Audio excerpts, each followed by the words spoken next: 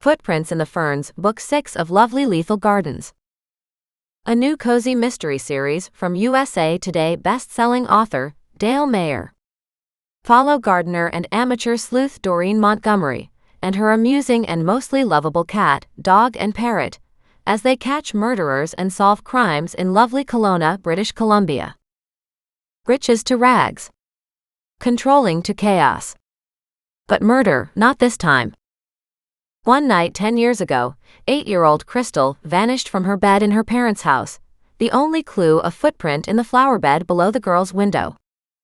Now that footprints reappeared, this time at the scene of another crime, and Doreen is under strict orders not to stick her nose into Corporal Mac Moreau's new investigation.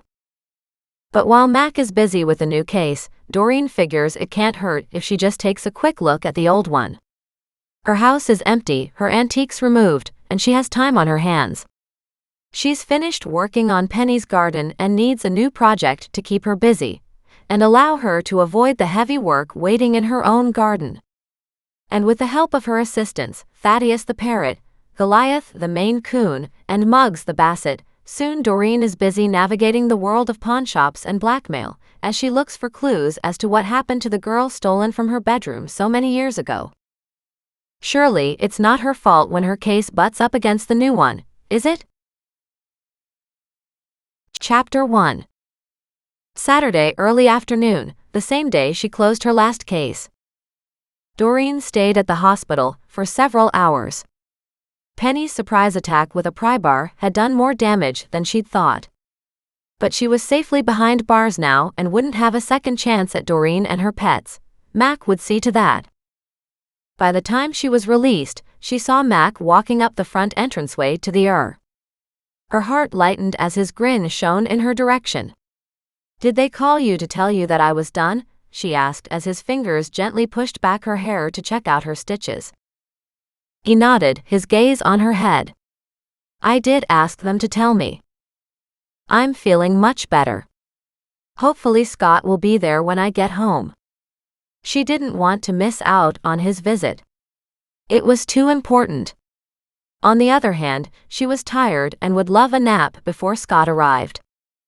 "I'm sorry I was detained. I had planned to be here earlier, but while I was at the office dealing with Penny, something else popped up. We have another case that just came in with footprints, very strange footprints, giving us a connection to a case from 10 years ago." "Oh, interesting." Doreen perked up. He shook his head. No, it's not a cold case. This is an ongoing one and not for you." "But it is 10 years old," she said. "So it's a cold case." "Nope. Not now it isn't," he said. "It's got nothing to do with you." She rolled her eyes and said, "Fine, I could use a break. I don't plan on solving footprints in the Ferns." He froze. "Have you heard of the case?" She tossed a look at him. "What case?" "A young girl was kidnapped from her bedroom," he said. "And all they left were footprints. Footprints in the ferns outside the house." Her jaw dropped. "Seriously?" "Seriously," he said. She chuckled and then reached up to her head and moaned. "How about you tell me more later? But not now." Chapter 2. Saturday afternoon. By the time Doreen woke up from her nap, her animals were curled all around her, as if understanding how badly hurt she was. Tired as well, she'd be happy to have a few days with no cold case to contemplate.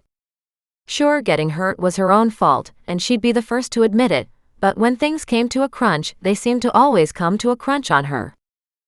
Mac was right. She kept getting hurt. She had to figure out how to close these cold cases without the same ending. The trouble was, when she talked about putting people away for life, not one of the suspects wanted to walk that path happily. They all tried at the very end to grab that last hope for a bit of freedom. She understood it in theory, but it sucked in real life. Groaning, she rolled over, spent the next few minutes cuddling the animals, telling them how much she loved them and loved having them in her life. Then her gaze caught sight of the time. It was afternoon already, and as far as she knew, it was still Saturday, which meant Scott should have been here already or would be at any moment. She took a deep breath and slowly sat up. The room spun a little, but it wasn't too bad. At least her head didn't boom. She walked into the bathroom and cried out in surprise at her face. She had blood along her temple and something on her cheek, which she scrubbed at. It looked like some medication or maybe iodine. She filled the sink with warm water and, using a washcloth, gently cleaned her hair and face as much as she could. Somewhat presentable, if she ignored the couple stitches sticking out of her scalp, she changed her shirt to something that didn't go over her head and hopefully wouldn't get more blood on it. Her jeans were bloodstained too. She stripped out of those and put on leggings. Barefoot, she padded downstairs gingerly, then through the kitchen to the laundry room, and loaded up the washing machine, removing any sign of her rough morning. Her animals had followed quietly behind her. "What's up, guys?" When none answered, she asked again, "Why are you all so quiet?" With an instinctive shake of her head, Doreen felt instant pain because she knew they understood she was injured. She smiled, slowly bending down to pet them all. "I'll be okay. Not to worry. Besides, I'm not so bad I can't feed you guys." After giving them food and moving carefully, she wandered the first floor. She didn't remember Mac leaving, but presumed he had, as the alarms were set on the doors again. She pulled out her phone and sent him a text, thanking him. Instead of texting her, he called her. "How are you feeling?" he asked. "Better," she said. "I'm up. I'm downstairs and I'll put on a pot of tea." "What, no coffee?" he asked humorously. "Nope, not today. My head is aching already. Don't think coffee would improve that." "I don't think the headache and caffeine have anything to do with each other," he said. "This has more to do with the pry bar you left on the workbench." "Is that what she hit me with?" she whispered, aghast. "I knew I should have found a storage place for that damn thing." "Are you okay to keep all the tools now, after what happened?" "Absolutely," she said. "It wasn't the tools' fault. Besides, I'll use them eventually." He chuckled. "I guess if I need something, I know who to borrow from. Anytime. I don't even know what half of them are called." "I know," he said. The irony wasn't lost on me. But to think she used one of my own tools. She probably thought it was still hers. And George, up in heaven, was probably rooting her on. "I wonder," she said. From his journal entries, it seemed like he was saddened by everything that came to pass. "I imagine he was. You've been asleep for a couple hours, so don't freak out when you look outside and see cop cars." "Why are cop cars here?" she asked in an ominous tone of voice. "Because they have to go through the garage, looking for forensic evidence. There's your blood and the attempted murder weapon, etc." She groaned and asked, "How long before the media finds out?" "Hopefully not until after Scott leaves." "Any word from him?" As a beep sounded, she glanced at her phone to see a text came in. "I think he's texting me now. I'll call you back." She checked the text and, sure enough, it was Scott, apologizing for being late. "You guys stay inside while the cops are here, okay? I'll be back soon." She walked out to the garage and asked the one officer she knew, "Arnold, how much longer will you guys be here?" Arnold just waved at her and said, "We're almost done." "Why?" "Because I have an antiques dealer coming to look at this stuff." She pointed around the garage. "I need him to have access." "Not a problem," Arnold said. "How are you feeling?"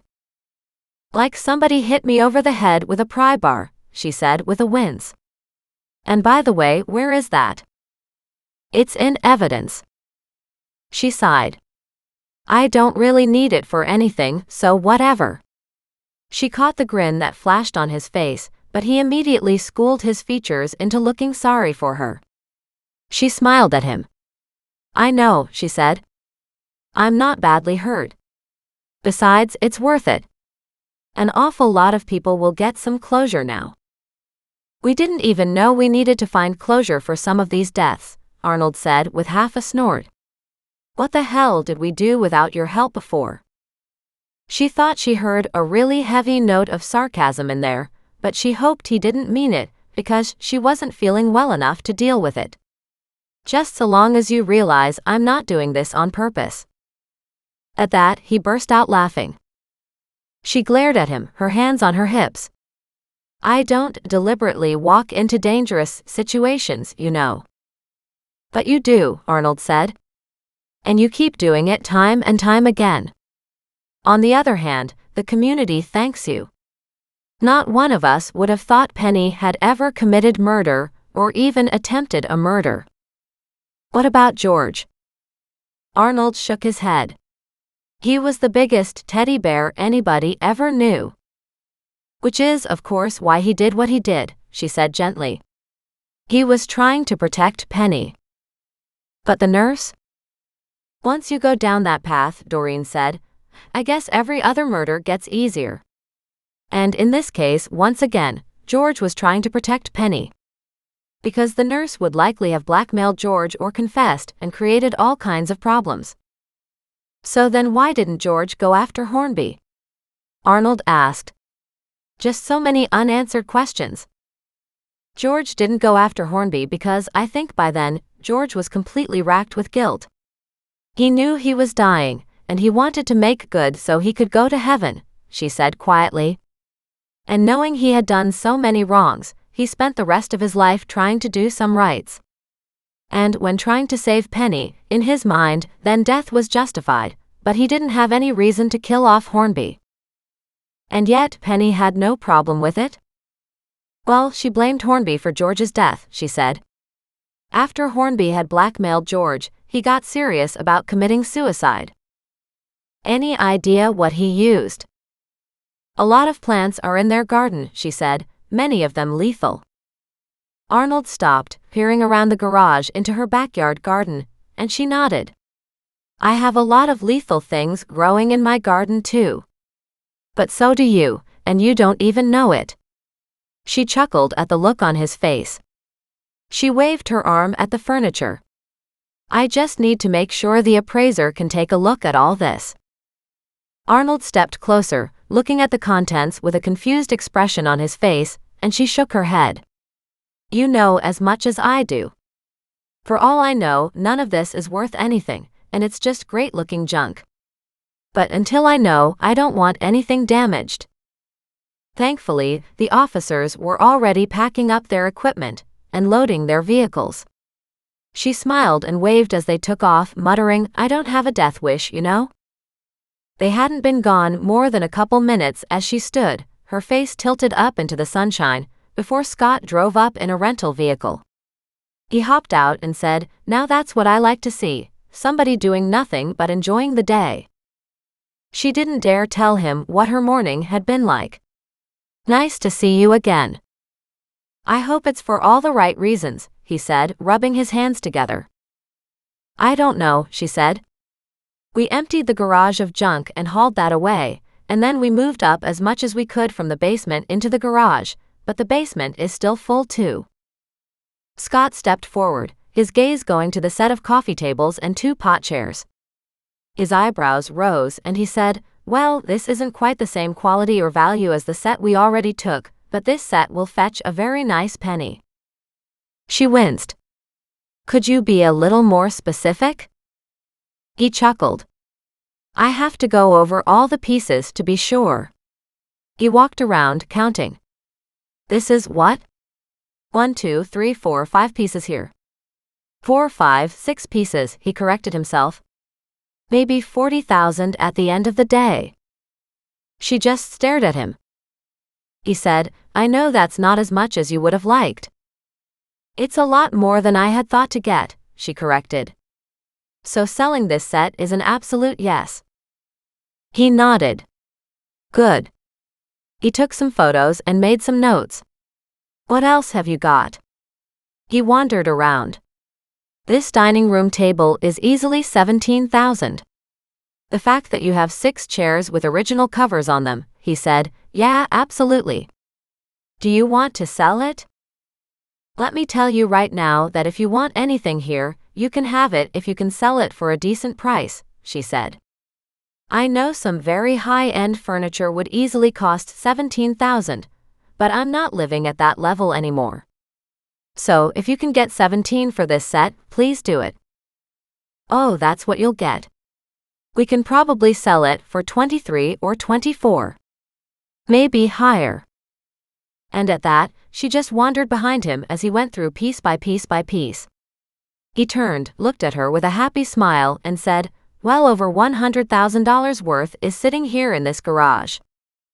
How much? She whispered. He repeated, 100,000. It depends on what we can do. These are cherry, specially made, and that maker's mark says they were done for a special occasion. I'll find out how and why and for whom, but just the fact that you have all the chairs in the set. The set almost always had 6 or 8. You've got 6. I can't guarantee there aren't more in the house or in the basement, she said. Good. After that, she wandered around in a daze as he finished up in the garage. Before going to the basement, she took him inside to the living room and the dining room, where she'd stacked up more furniture. He pointed out the 2 chairs that went with the set. Perfect. We'll take those 2 as well. He looked at the others, shrugged, and said, I really don't know what these are or these, unless we can find a few more pieces of it in your basement maybe. He took some photos, and just as she led him to the basement through the double doors connecting the 2 rooms, she got a beep that another text had arrived. She looked at it. Mac. She called him and said, Hey, Scott's here. We're going through the stuff in the garage and the house, about to take him into the basement. Does it look good? No, she said, it looks freaking fantastic. And I still want to know more about the footprints. He groaned. You know what? I'll just go to the library and waste hours and hours looking this stuff up. I'll give you what was released to the press, he said, but that's it. The child was never found. Really? No body? None. Send what you can to me, she said, and I'll give you any further details from here, but I've got to go. She hung up on him, and with Scott's quizzical face, she smiled and said, just a case I'm helping the police out on. She led the way down the stairs to the basement, where the rest of the furniture was stored. Scott stopped halfway down and exclaimed in amazement. She pointed to the far back corner where the tall boy was. I can't guarantee it's what you're looking for, she said cautiously, but I'm hoping it's the missing piece from the set you took out of here. He beelined for it and stood several feet away, studying it for a long moment. Then he turned happily and looked at her and said, You remember how we checked? I wondered if it might have secret drawers, she admitted. But I didn't want to try to open them and break something. Now that they were standing right in front of it, he reached around it. I looked it up, and this one is right here. He pushed something on the far back, and instead of a small drawer, a long and skinny drawer opened from the side. She cried out as he lifted up a long strand of pearls. She held out her hand for them and stared in amazement. These are real, aren't they? That, my dear, is not my field, he said, but they sure look good to me. He grabbed something from the drawer. And here is a small note too. Of course it was in the same feminine handwriting, presumably her great-great-grandmother's. It was a note about how she got the pearls as a gift from her husband, on the birth of their first son. Doreen smiled and said, I'm so grateful you found these drawers. I haven't even had a chance to see what's in the big drawers. We worked all yesterday and this morning to get access to the pieces down here. Scott looked around and nodded. I can't believe your grandmother had so much furniture stored away. Neither can I, Doreen motioned at the dresser and asked, Is there a second drawer? There definitely is. He popped open a similar drawer along the other side. Doreen smiled when he pulled out a long velvet bag. She held out her hand, amazed to see the dark green velvet. She opened up the end and carefully emptied the contents into her hands. A long jeweled necklace. She whispered, "It can't be real. Surely these jewels can't be real." Scott lifted the strand of green stones and said, "This is a gorgeous emerald necklace." She looked down at the rest still in her hand. A matching bracelet and 2 earrings. She wanted to cry for joy for that connection to her ancestors, more pieces of her family's history. There was also a crumpled piece of paper. She held it up and read it. "For the birth of our first daughter." He smiled and said, "You don't see gifts like that anymore. Now a wife is likely to get flowers for the birth of a child, but certainly not gems like this." Doreen smiled, gently placed everything in the velvet bag, and wasn't sure she could sell any of these. These were part of her family's history, an emotional and happy memory from her family. Something now very dear to her heart. Chapter 3. Saturday, late afternoon. By the time Scott left, Doreen's head was really pounding, partly from the earlier attack but also with the good news from Scott. Her mind was completely awestruck. Scott would come back later with more answers about his notes. He'd gone away to do some research, but had called dibs on several sets of furniture. He was curious about a couple odd chairs. In his words, he'd said, "At this point, I respect your grandmother's acuity in regard to antiques, so I have no idea why she has a few of these pieces here." "Well, I could ask her," she said. Scott looked at her and said, "I know it's an imposition, my dear, but is there any chance I could talk to her?" Doreen's eyebrows shot up. "I don't see why not," she said. "I'd have to call her, of course, and make sure it's convenient." "Absolutely," he said. "I've taken as many photographs as I want of everything here. And obviously the packers will come back and take that dresser." He looked at it and smiled. "I can't believe you've got a complete set now." He shook his head. "It just boggles the mind." "And I still have to empty those drawers too," she said. "Then, of course, as soon as I can, we'll get the items out of the dining room."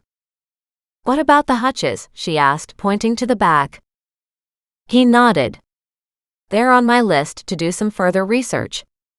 Maybe call your grandmother, see if you can set up a time to have a cup of tea or something, so I can talk to her. And I'll bring my tablet. We can ask her about some of the pieces in question." "Sure," she said, "I can ask her right now if you like." Of course, Nan hadn't been available. Scott had finally taken his leave as he said, "I've got work to do. I'm still in town tonight. If she's readily available early evening or tomorrow morning, that all works for me." As soon as he was gone, petting each of the animals as he passed through the kitchen, she dialed Nan again. And true to form, Nan answered this time.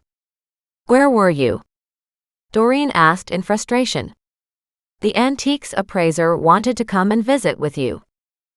"Oh, that would be lovely," Nan said. "How are you doing with the rest of that furniture in the house?" "The couch and matching chairs, even several coffee tables, he said he'd be happy to take. I think 3 dining room sets as well, and of course the tall boy we found. But there are a lot of odd pieces, Nan, and I guess he's curious as to why you have those." "Well, some were missing pieces from sets I heard about in the antiquity underworld," she said. "And then I brought them home, thinking I had a piece of history connected to something nobody else had because I had the odd piece." "Ah." Doreen shook her head. "But then why didn't you sell them?" "I couldn't be bothered," Nan said cheerfully. "I think there are about 6 pieces that belong to incomplete sets because I have the final piece." Doreen stared at her phone. "Okay," she said, "if we brought you the photos, could you tell us which ones?" "Probably," Nan said. "Did you find the paperwork yet?" "No," Doreen said, looking around her living room. "I thought for sure once we got rid of the main living room furniture, I'd find it." "It's definitely in the house. Make sure they don't take anything without you having checked it over," she warned Doreen. Doreen nodded. "I already found a set of pearls and emeralds. Nan, they're beautiful." Oh my, pearls and emeralds. I don't think I remember those. They appear to be great-great-grandmother's, Doreen said. They were in the hidden drawers in the tall boy. It had 2 secret drawers again, but they were long skinny drawers and full of jewelry. Absolutely stunning pieces. And they'll probably fetch a pretty price too, Nan said. Doreen nodded, but she wasn't sure she wanted to sell them. I still have to empty the drawers in the tall boy. What time can Scott come to meet with you? He's gone back to his hotel to do some research on some of the pieces you've got here. Good, Nan said briskly. Because every piece I bought for a reason. I'm hoping you'll remember the reason why, Doreen said dryly. We have an awful lot of furniture here that he's not too interested in. Hogwash, she said. He should be interested in every one of those pieces. I expect Scott to have his truck full, taking everything away. Then you can start fresh. That would be nice, Doreen said, but I don't think I'll have that option. Yes, you will. Just bring him here to talk to me. And in the meantime, find those papers. When do you want Scott there? He said later today or tomorrow morning works for him. No time like the present, she said. Bring him by at 6 o'clock if that's okay. If not, how about 7? Doreen nodded. I'll check in with Scott and see which one of those times works for him. You do that, Nan said. And in the meantime, find that paperwork. That'll help jog my memory. And she hung up. Doreen groaned. Just because Nan said Doreen should find the paperwork didn't mean it was that easy, but first she had to check the tall boy drawers. With the jewels still in her pocket, she went back downstairs into the basement and carefully opened each and every drawer, and found they were all full. She walked back up to the kitchen looking for an empty box, but of course there wasn't anything. Snagging a couple large plastic hampers, she carried them downstairs and emptied the drawers into the hampers. She unearthed everything from scarves to blankets to some small boxes. Arranging the contents side by side, she carried both hampers back upstairs and wished she had better light and an opportunity to sit down there and look at the items more carefully. She carried them right into the kitchen, where she set them on the table. Just as she was about to go through them, Scott called her back. She gave him the options to meet Nan. How about 6 o'clock this afternoon, he asked. I found out some interesting bits and pieces, and forgot to tell you about the china set you've got there too. I'll come by, pick you up, and we can go to Nan's place together. Perfect, Doreen said. I just emptied the tall boy. I'm still looking for the provenance paperwork. Nan wanted to see it too, because she thought it would help jog her memory.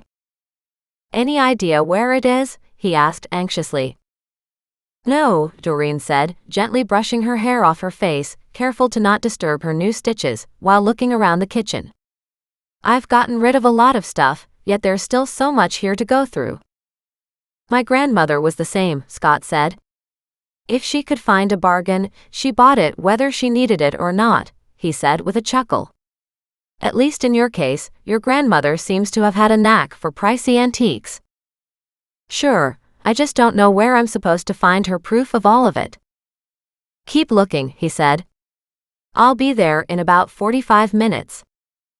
Knowing she didn't have time to go through all the items she'd pulled from the tall boy, she checked for an envelope of receipts or a folder of paperwork of any kind. But nothing like that was in the hampers. She headed back downstairs, knowing the hutches had drawers as well. She didn't know if they had any secret drawers, mind you, but those weren't likely if they weren't part of the same set. She started at the top right and went through the drawers one by one, and groaned at every one because silver and china were inside but no paperwork. By the time she'd gotten through everything with drawers she found in the basement, she got more and more frazzled. She looked around, but there was no cupboard, so she could see nothing else downstairs that would hide away Nan's paperwork. She'd forgotten to show Scott this stuff in this side room, the cold room as Mac had called it, and he probably needed to see this stuff too because who knew if any of it had any value. She took a couple more pictures of the big butter churn and a humongous mixer, but it was a floor model, like used in a commercial bakery, maybe? She wasn't sure. Still, no paperwork was located. If it had been her, Doreen wouldn't have kept it very far away. It should have been upstairs in the office. But Nan had no office in this house. Doreen stopped, thought about that, and realized the kitchen served as Nan's office. She headed back upstairs, her gaze going around the dining room, finding no paperwork there. She went around the living room, nothing there. She checked the front closet, found nothing there, and headed into the kitchen. The downstairs wasn't very big, so unless the provenance folder was upstairs in her bedroom, it had to be in the kitchen. Her gaze landed on the huge pantry full of shelves and more shelves. While some were built in, it seemed Nan had added a couple cherry standalone shelving units on the short wall. While some canned goods and pet food were in here, most of the shelves held paper goods, whether loose pages or bound books like cookbooks. She'd been in and out of that pantry lots of times because she stored some of Thaddeus's and also Goliath's food there. She pulled open the door and frowned at the shelves stacked full of stuff, and definitely lots of papers were on most of them. Clearing off the kitchen table, she put her hampers off to one side, knowing their contents could very well be as valuable as anything they'd found so far. She removed all the paperwork from the pantry. She didn't have much time before Scott returned. She had one shelf emptied when she came upon several brown envelopes. One was income taxes from God only knew what year. As she peeked inside, she could see several years' worth. She checked the others, and one more was income taxes as well, but they were from 20 years ago. She shook her head, placed them off to one side, and looked at the third envelope. It opened on the side with a twine thread that wrapped around a button to tie it shut. She opened it and gently removed the papers inside. She pulled up a chair to take a quick look and cried, "Eureka!" It appeared to be full of paperwork and receipts and bills of sale. Knowing she was out of time, she closed it up again, grabbed her shoes and a sweater, fed the animals so they wouldn't go hungry while waiting for her to come home, giving them each a hug and a kiss, then secured her home, and stepped onto the front porch just as Scott drove up. She met him in the driveway, and as she got into his rental car, he looked at the big envelope folder that she carried and asked, "Is that it?" "I'm not exactly sure," she said. "I haven't had a chance to take a closer look. I figured if I could show it to Nan, she might recognize it." "Good idea. Now where do I go?" he asked. She pointed out the directions, and within 6 minutes, they pulled into the parking lot of the retirement home. She led him through the front doors and around to Nan's apartment door. Doreen figured it would be unlocked, and it was, thankfully. She called out and led Scott through to the patio. Nan looked at her in surprise, then at the garden path, and said, "Oh, you didn't walk?" "No," Doreen said. "Sorry, no animals with me today. I'll bring them and the jewelry another time." She stepped to the side and said, "Nan, this is Scott Rawson from Christie's auction house." Nan rose and in a smooth motion held out her hand, almost as if he should kiss it. Scott stepped forward, leaned over her hand gently, and whispered, "Lovely to meet you." And damn if Nan didn't simper. Doreen just stared at her, seeing a side of her grandmother she rarely caught glimpses of. But it was amazing just how much her grandmother responded to the male attention, and yet shouldn't be so surprising, and how young and lovely she looked. "Scott is in awe of your antique finding ability," Doreen said. Nan just chuckled. "I don't know about that," she said. "I just had fun with it." "And it shows," he said. "Would you mind if I record our conversation to help me remember all the details about your pieces that we'll discuss tonight?" "Of course not. Please do." Nan nodded. A wave of her hand was added too. "A large group of us really enjoyed our antiques. We used to go hunting them. Always taking great pleasure when we found a piece the others had missed." "Did that happen often?" Doreen asked, confused. Scott shook his head. "I would imagine not often, but with big sets, pieces are often lost, and then sometimes a piece gets separated and nobody realizes its value, and they toss it. In our case, Nan said, we went to a couple big estates where sets had been sold and individual pieces had been missed. I believe one estate involved a family dispute where one of the sons got a smaller portion of the inheritance. So, in defiance, he took his portion out by taking a few pieces of every one of the antique sets of furniture in the house. Obviously, he didn't need the money, but he was more intent on making sure everybody else didn't get the maximum money either when selling the incomplete sets. How did you get a hold of that then? Scott asked curiously. He was a friend of mine, she said. He was getting rid of stuff once he found out he had cancer. So I bought the whole lot off of him. So that's why you've got just a pair of chairs here and there? She nodded. Absolutely. And a couple of those other pieces are very expensive. Scott frowned, held up his tablet and asked, these? Nan looked at the photo. Those aren't as valuable. She flicked through the pictures on Scott's tablet and then stabbed her finger on one of the photographs. These two came from one of the big sets. She flicked over more pictures and then said, these two, and these two. Scott looked at the photos and chuckled. Well, you're right about 4 of them, he said. The other 2 pair aren't as valuable, but it's not about their antique status. I don't think the son cared about value as long as he made sure he broke up the sets so nobody else could sell them for as much money, Nan said. Families are interesting critters. Now the trick is whether anybody who has those pieces is looking for the missing pieces, Scott said. She nodded. I figure an auction house like yours, once you put it out in the catalog of what's coming up for sale, should attract some attention. You could be right there, he said, nodding. He pointed to one picture of the hutches in her basement. This is an interesting piece. Where did you get that? She launched into a tale. I'd been down at the local antique store where Fen was fed up with having no money, getting no sales, and living in a town full of people too penny pinching for what he needed to thrive, to even survive. He had rent to pay, she said, so I bought it off of him cheap. How cheap? Nan thought about it for a moment and said, I'm not exactly sure, but I think about $400. Of course it's worth about $17,000 now. You know that, right? Nan laughed. Poor Fen. He could use the $17,000 too. I know that feeling, Doreen said, shaking her head. So, Nan, is everything in the basement valuable? Most of it, yes, Nan said. It's hard for me to say everything is because, at one point, I was struggling to find room to store stuff. She held out her hand for the tablet Scott had. Would you mind? He handed it over, and she slowly flicked through the pictures, coming up with an interesting story for several of them. Scott was recording this conversation, so he had something further to document the provenance of all Nan's finds. There was nothing quite like people's memories. When Nan ran through all the photos and pulled out 3 pieces she said were really just garbage, Scott nodded and said, You do know your antiques. I know some of them, she said. Those hutches downstairs contain all that damn silverware because it was impossible to clean. Silver? Scott asked.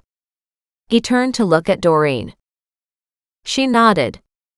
After you left, I took a look in the drawers and there is a lot of silverware, she said.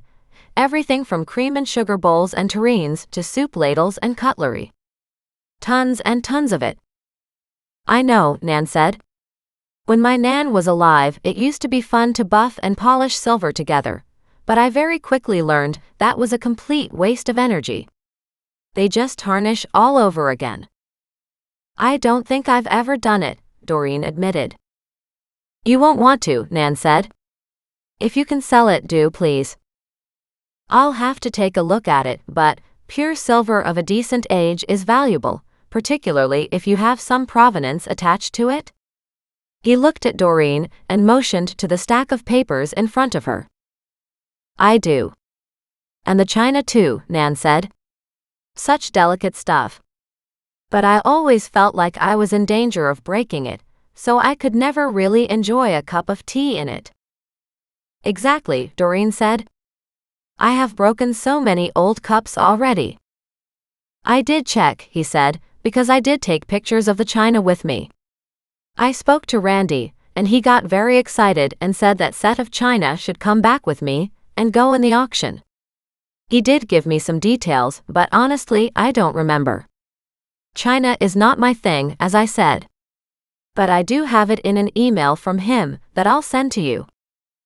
That would be good because lots of boxes of that are in my dining room now too. 3 sets, Nan said.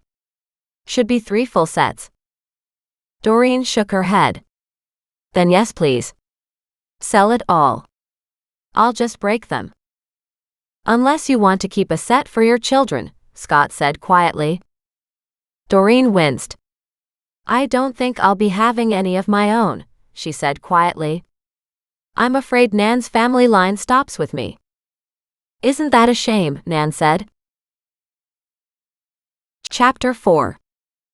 Saturday early evening. Doreen held up the large envelope she had brought with her. Nan, do you remember this? Nan looked at it and smiled. You found it, she said. Doreen handed it over to her. But what did I find? She asked. A lot of the paperwork is in there. There could be a couple more folders like this somewhere. I don't remember if I finally organized everything into one folder or not. She opened it, flipped through, and brought out some of the paperwork. She smoothed her translucent, bony fingers over the surface and said, See? This is a letter from my Nan on that couch set you took away already. She handed it to Scott. Here's something on that couch still in the basement. She handed that over too, and then she chuckled. I paid Fen $420 for that hutch. Here's the proof. Scott eagerly took the pages and smiled. This is perfect, he said. This is exactly what I need. Nan was busily shuffling through the paperwork. There's so much here, she said, but with a happy sigh. I did have a lot of fun. Doreen, you should have a nice little retirement fund by the time you get this all cashed out. Doreen stared at the paperwork, then at Nan, and asked calmly, Are you telling me that you have proof of purchase for every major thing in the house evidenced by one of those pieces of paper? Nan looked up at her. Of course, she said. I never got rid of anything that was valuable. Nothing. Well, unless I could trade it for something better, Nan said. It might take you a little bit to figure it out, and hopefully this paperwork will make it easier on you, but I never got rid of anything. You'll have to sort through the pieces Scott wants, and then maybe he can help you figure out how to sell the rest of it. Slowly Scott nodded and said, Absolutely I can. He held out a hand and asked, Do you mind if I look? Nan handed him the stack of papers, and he flipped through it page by page, setting off sheets on one side and a stack on the other. He picked up the smaller stack and said, These are definitely pieces we'll take this time around. And, of course, I want the letter from your grandmother and a few other pieces there. Finally, he looked at the larger stack. And I haven't even seen these yet, but now that I know you bought them, we'll go back and take a look at them in person. Doreen sat back, her heart full of joy. This has been a perfect day. It has, Nan said. Okay, so what will you do about that new murder mystery? Doreen stared at Nan. Then she shook her head and casually brushed her forefinger to her lips, tapping it to make sure Nan knew to be quiet.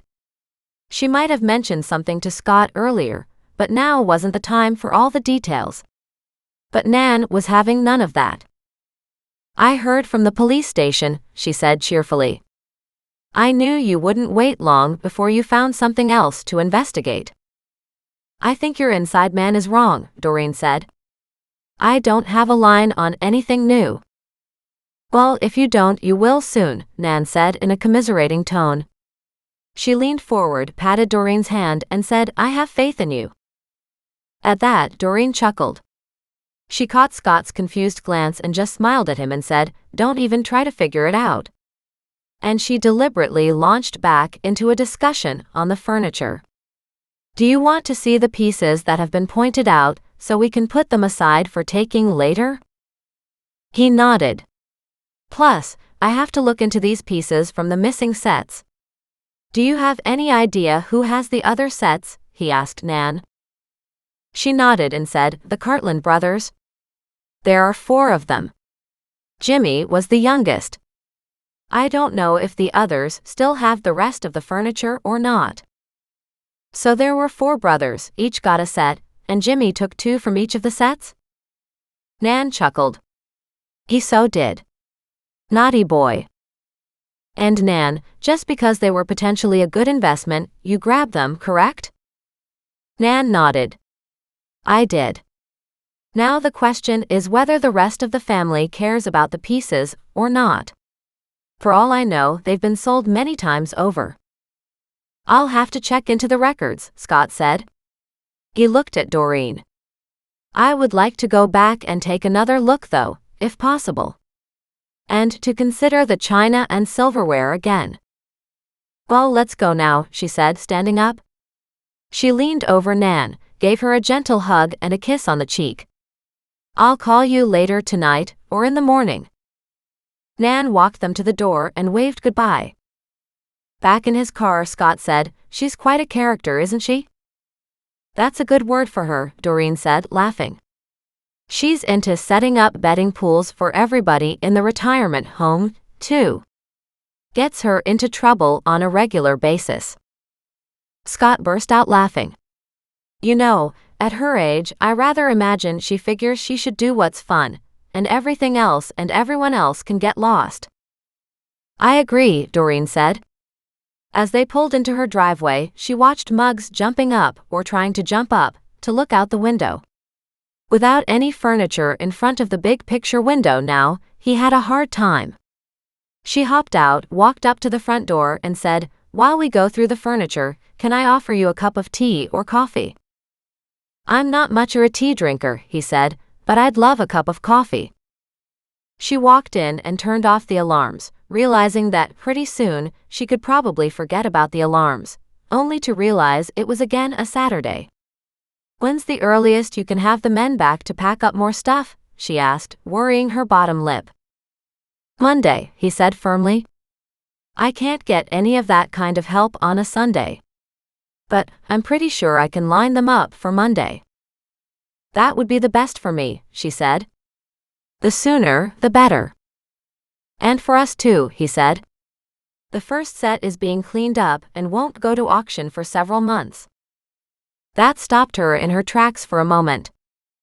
It takes that long to get the pieces readied, photographed, into the next catalog, and then distributing that catalog to the clients.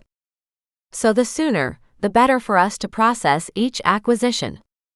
Especially so that the tall boy can take its rightful place along with the rest of the set. She carried on slowly. I guess that makes sense. Everything takes time, doesn't it? Absolutely, he said, looking at her. I guess you had hoped for the money before then, huh? When you're broke, money never comes in fast enough, she said cheerfully. But I'll make do. And if there's hope of getting some decent money in a few months, that would be good. Then she stopped, studying him with a narrowed gaze, and asked, or do you not pay for 90 days after the auction either? 30 days, he said. We have to give the patrons a little time, and that's usually 48 hours to clear their purchases, and then we have to do the banking ourselves. So it could be 4 months before I get any money? Is that what you're saying? She asked, calculating the money in her bank account, in the bowl upstairs, and in her wallet, the cash Nan had given her. Not to mention her earnings from gardening for Penny and Mac. And then she nodded. I'll be fine, she said. If nothing else, I can always get more jobs to help me out. What kind of work do you do? She gave him a droll smile as she set their coffee to brew. Lately, gardening jobs. Before that, I didn't have to work. I was married to a very wealthy man. Nice, he said. Are you sure you're okay to let go of the antiques then? Very much so. Anything to do with that old lifestyle is best gone from my current life, she said with a cheerful smile. She led the way back into the dining room. These are all the dishes, the 3 sets, and your men put them all in the boxes the last time they were here. He glanced at them, took a couple of photos, and said, I remember these. She walked through to the living room and the other odd chairs that had been put out first by her, and then by Mac. And I think these were probably the 8 odd pieces Nan was talking about. He nodded. The 4 pairs. He knelt forward, looked for maker's marks, nodded, and muttered to himself as he wrote down notes and took more photographs, and then finally he said, let's go take a look downstairs. She led the way into the basement via the living room, and he headed right for the tall boy. He sighed with joy as he looked at it. I had to reassure myself again, it really was here, he exclaimed as he turned to her with a bright smile. I still can't believe it. I think that's why Nan grabbed those chairs out of each set, she said. Just because she knew they would complete the sets. He chuckled. Smart woman. He ran his hands lovingly down the sides of the dresser. This definitely has to go back with me on Monday. He looked around the room and sighed. There's some really nice furniture here. A couple pieces over against the far wall are shaker style. Not as much money, but they're still very nice pieces. If I could get closer to them, I could probably find out the maker and the year, and maybe do some research and see if it's something I could take to the auction house too. He looked at it and said, it's not my area, but I have seen them go through Christie's, so I'm pretty sure it wouldn't be a problem. I see 1 side chair, 1 small couch, and a coffee table in that set. She nodded. It's quite nice, fairly plain. It's the shaker style, he muttered. He tried to upend a single chair, but there was so little room to work with here that he had trouble. He wrote down notes and nodded to himself. She stood quietly, well accustomed to Scott's system by now. She would in no way cause any interruption and break his concentration. He was assessing the pieces, and he could take every last one of these as far as she was concerned. By the time he had completed his review of the inventory in the basement, he just shook his head in wonder. Now up to the garage. They walked up the big wide staircase, opened the double doors at the top to the garage, and he again worked on the pieces there. Finally he straightened and nodded. I'll do some more research, but I'm revising the initial number of pieces. Originally I said I wanted 15. He checked his notes. I can't remember now. I have 17 here circled. But I'm thinking upward of 30 at this point. And I do want to find out about those 8 chairs. If nothing else but for the curiosity of it.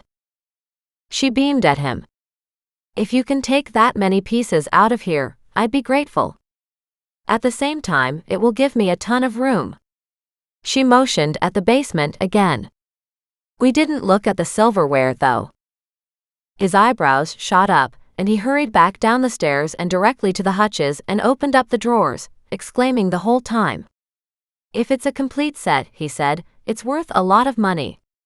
He counted the pieces, turned to her, and shook his head in wonder. There are several complete sets here. We'll put those through the auction house too. She felt almost faint with joy when she heard just how much he was taking. She tried to do a count from the basement and the garage, but it was hard to imagine all the pieces he was taking. Just remember that if you want everything, you can have it, she said with a bright smile.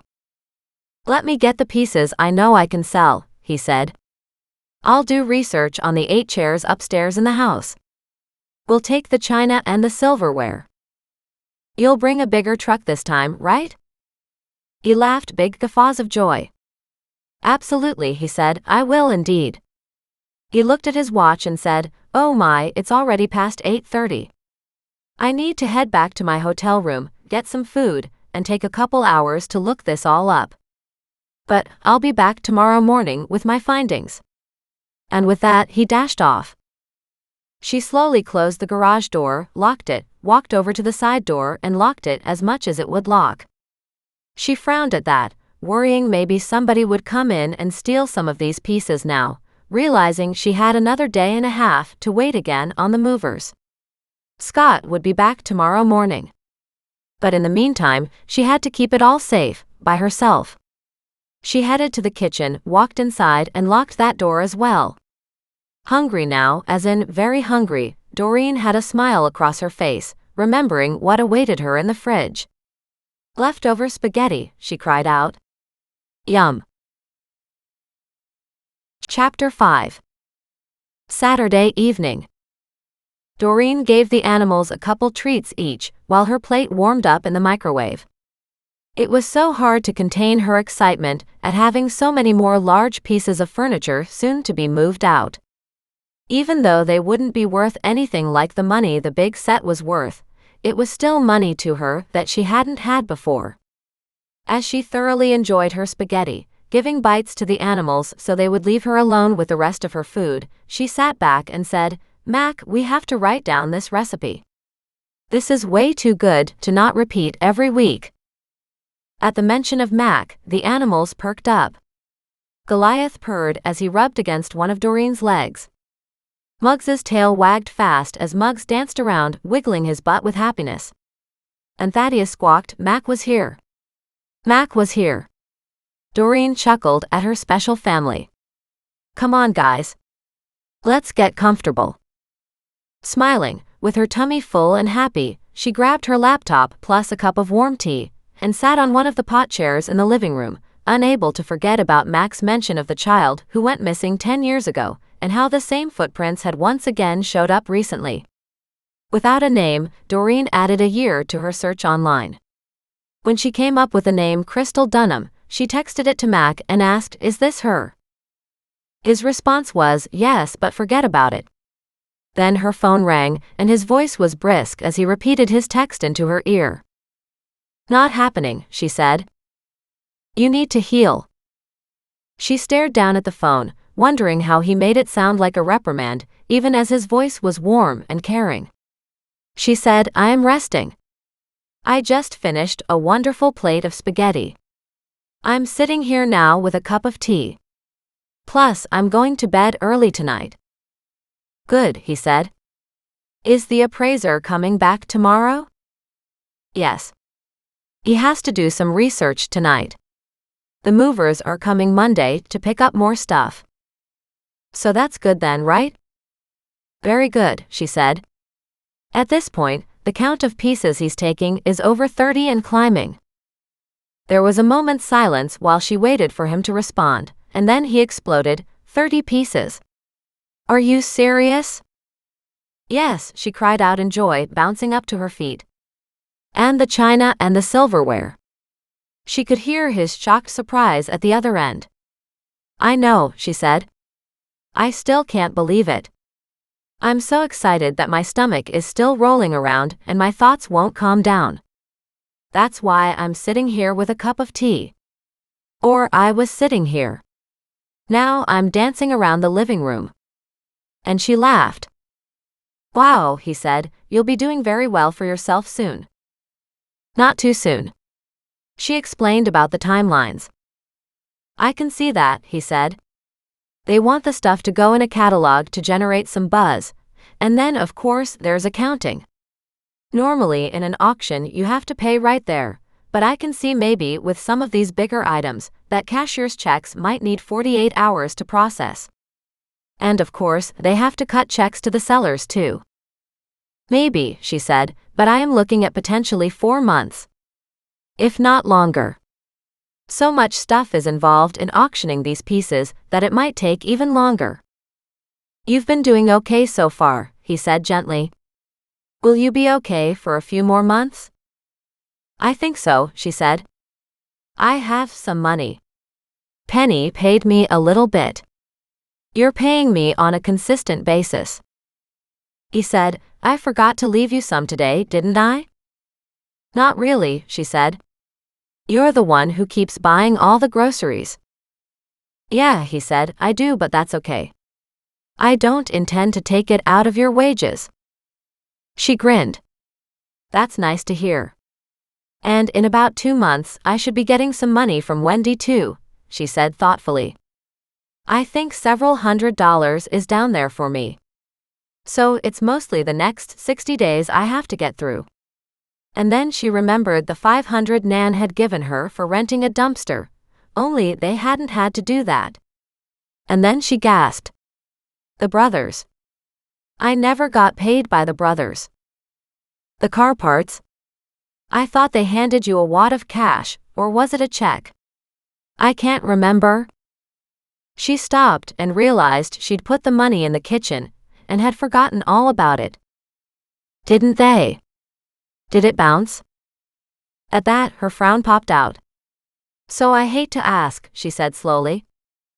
Ask what? He said impatiently. Remember that the only stupid question is the one you didn't bother to ask. What's a check and why would it bounce? She muttered.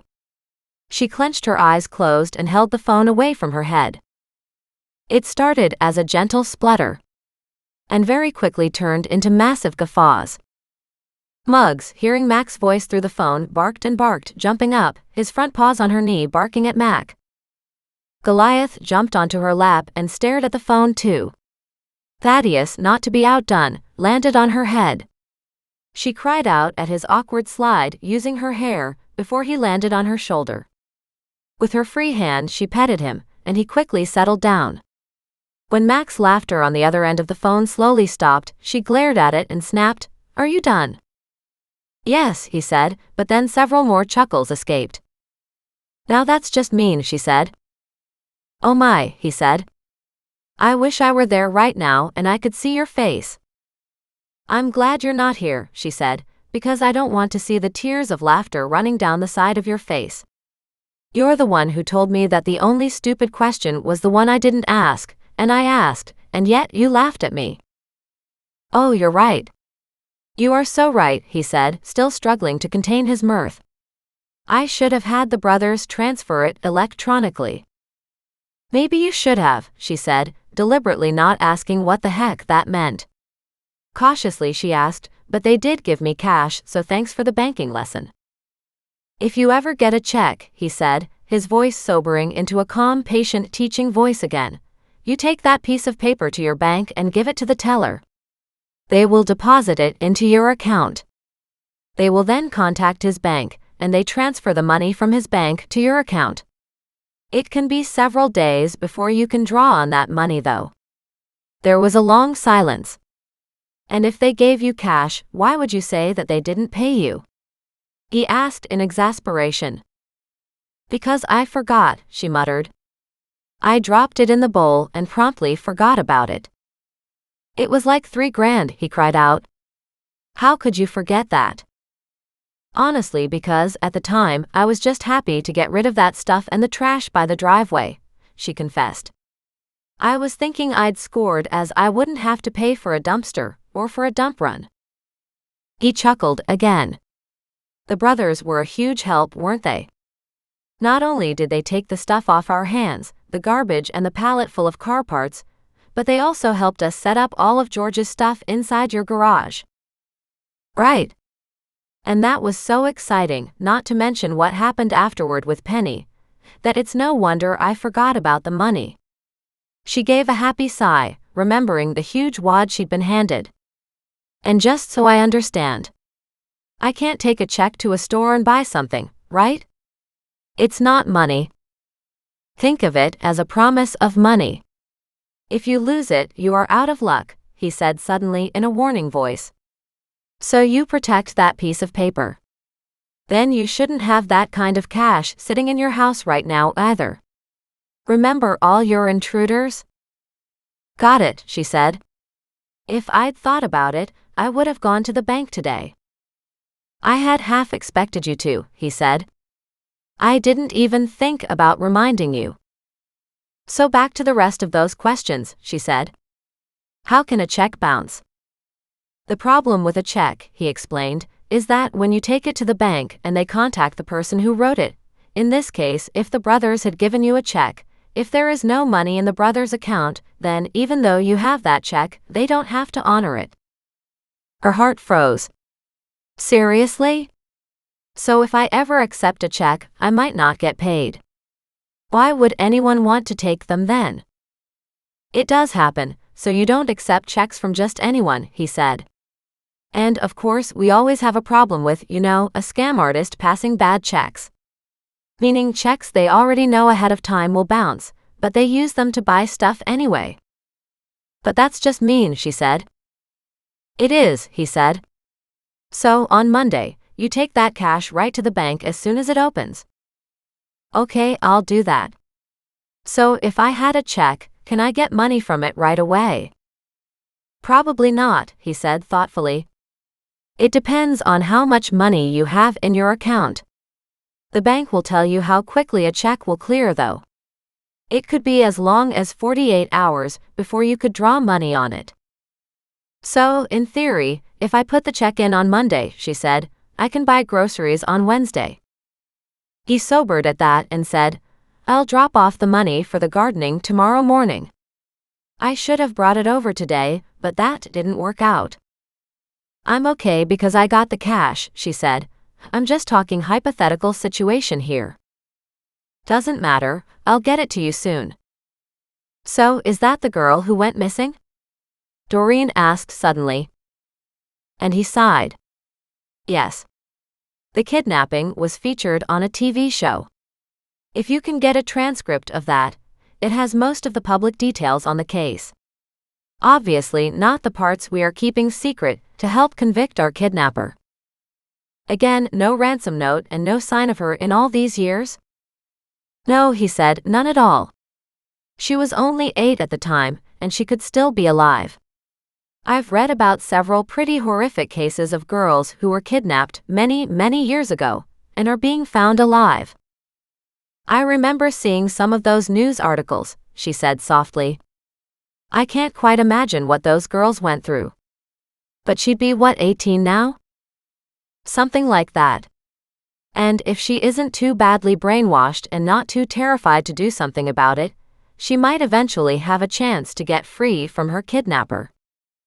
Right, she said. Okay, I'm getting off now.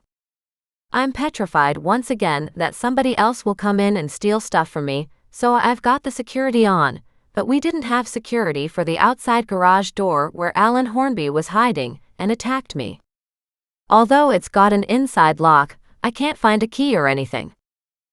As long as it has an inside lock, make sure that's set as well as locking the big garage door, then close and lock the kitchen door and set the alarm, he said. You should be fine. Nobody even knows about all the other pieces on the property. Good, she said. Anyway, I'll let you go. I'll start researching Crystal's case. And she hung up. Chapter 6. Sunday early morning. The next morning, Doreen woke groggy and tired. After all the excitement, Doreen's head bashing by Penny and the nerve-wracking visit with Scott, Doreen's body was just worn out. She lay here for a long moment, cuddling Muggs, who leaned against her belly, his legs stretched out in front of him. Goliath was curled up on the pillow beside her, and as soon as she moved, his engine kicked in with a huge guttural roar. She smiled and petted him, looking around for Thaddeus, who was on a cardboard box now. I'm sorry, Thaddeus. I need to get you a roost up here, don't I? His claws needed to be wrapped around something in order to sleep properly. He could curl up on her shoulder, but she felt that, on a mattress or something soft, he didn't do as well. He really needed places for his feet to firmly grip, and now that the 4-poster bed had been taken away, that was a problem. She felt horribly guilty. You've done so much for me, she said, and here I haven't done anything for you. The closet door was open, and she could see the hanging closet rod. Maybe I can figure out how to make you a freestanding rack.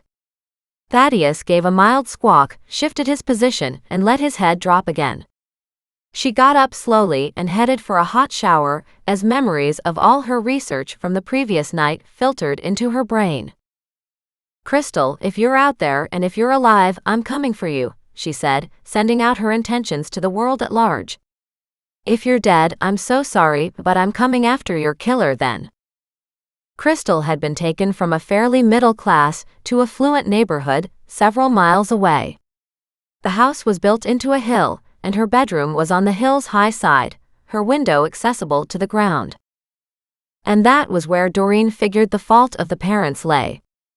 But of course, nobody ever expected a child to disappear overnight and to never be seen again. Doreen had found a transcript of the TV show and had printed it off but had yet to read it. She figured she'd do that with her early morning coffee. After a long hot shower to loosen up her sore muscles, taking good care of her sore head and her stitches, she stepped out, dried carefully, finding that just bending to dry her legs and feet had her head pounding. She put on a loose t-shirt and leggings, and then padded downstairs with the animals at her heels. Except for Thaddeus. He was crooked into his favorite place at the corner of her neck and shoulder. Downstairs, she went through the ritual of once again putting on coffee, one of the most comforting routines in her world. She smiled at that realization. Then she placed Thaddeus on the table, gave him extra seeds because he was feeling poorly and because he'd had a bad night, and then proceeded to feed the rest of her animals.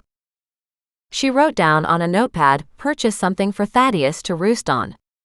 She still had the one roost in the living room and that was fine, but he needed another one upstairs too. It wouldn't hurt to have a few hanging around, maybe even a swing or something he could sit on. She'd have to look at the pet stores as soon as she got some of this money cleared, to see if she could find something meant for birds like him.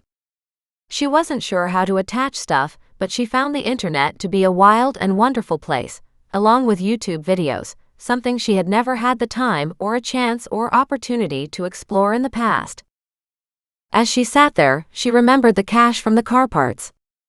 After going to the kitchen and getting it, she counted it, then tucked it into her purse. It was too big a wad for her wallet. As she checked her wallet, and there was the $500 from Nan. For the second time in many, many months, she felt absolutely wealthy. With a comfortable sigh, she sat back and said, "You know what, guys? We haven't done too badly. We haven't done too badly at all." She poured coffee, made herself a piece of toast, and found the leftover muffins from Nan. With a second cup of coffee, she opened up the back door and sat out on the deck with the transcript pages she'd printed off. She took a pen with her and highlighted the items of interest. 8-year-old disappeared during the night, nobody heard anything. The window was on the shadowy side, and they had a large fern bed. Footprints were found across the grass but only had slight indentations. And there had been an oddly shaped footprint in the ferns too.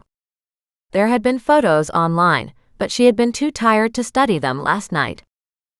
She read through the rest of the transcript to see what happened during the abduction. Parents were home, Crystal was an only child, had lots of friends, appeared to be loved by everybody, and of course, as always, there were no suspects. Doreen wondered at that, then figured it was probably the standard dribble the police said to the media.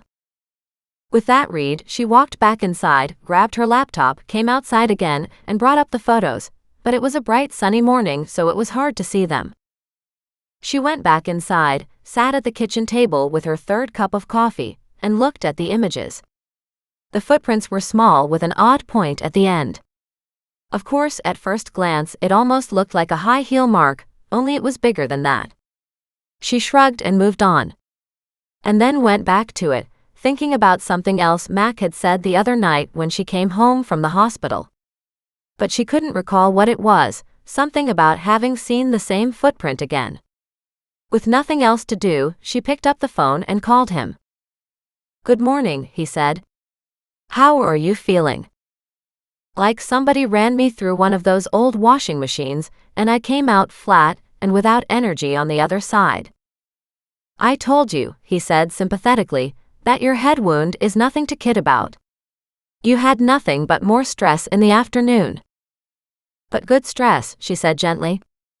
"I just went through the case files of what I have on Crystal's disappearance," she said. "And I remember you mumbling something about how you were excited to find the same footprint." At first, there was silence on the other end of the phone. In an odd tone he asked, "You remember that, do you?"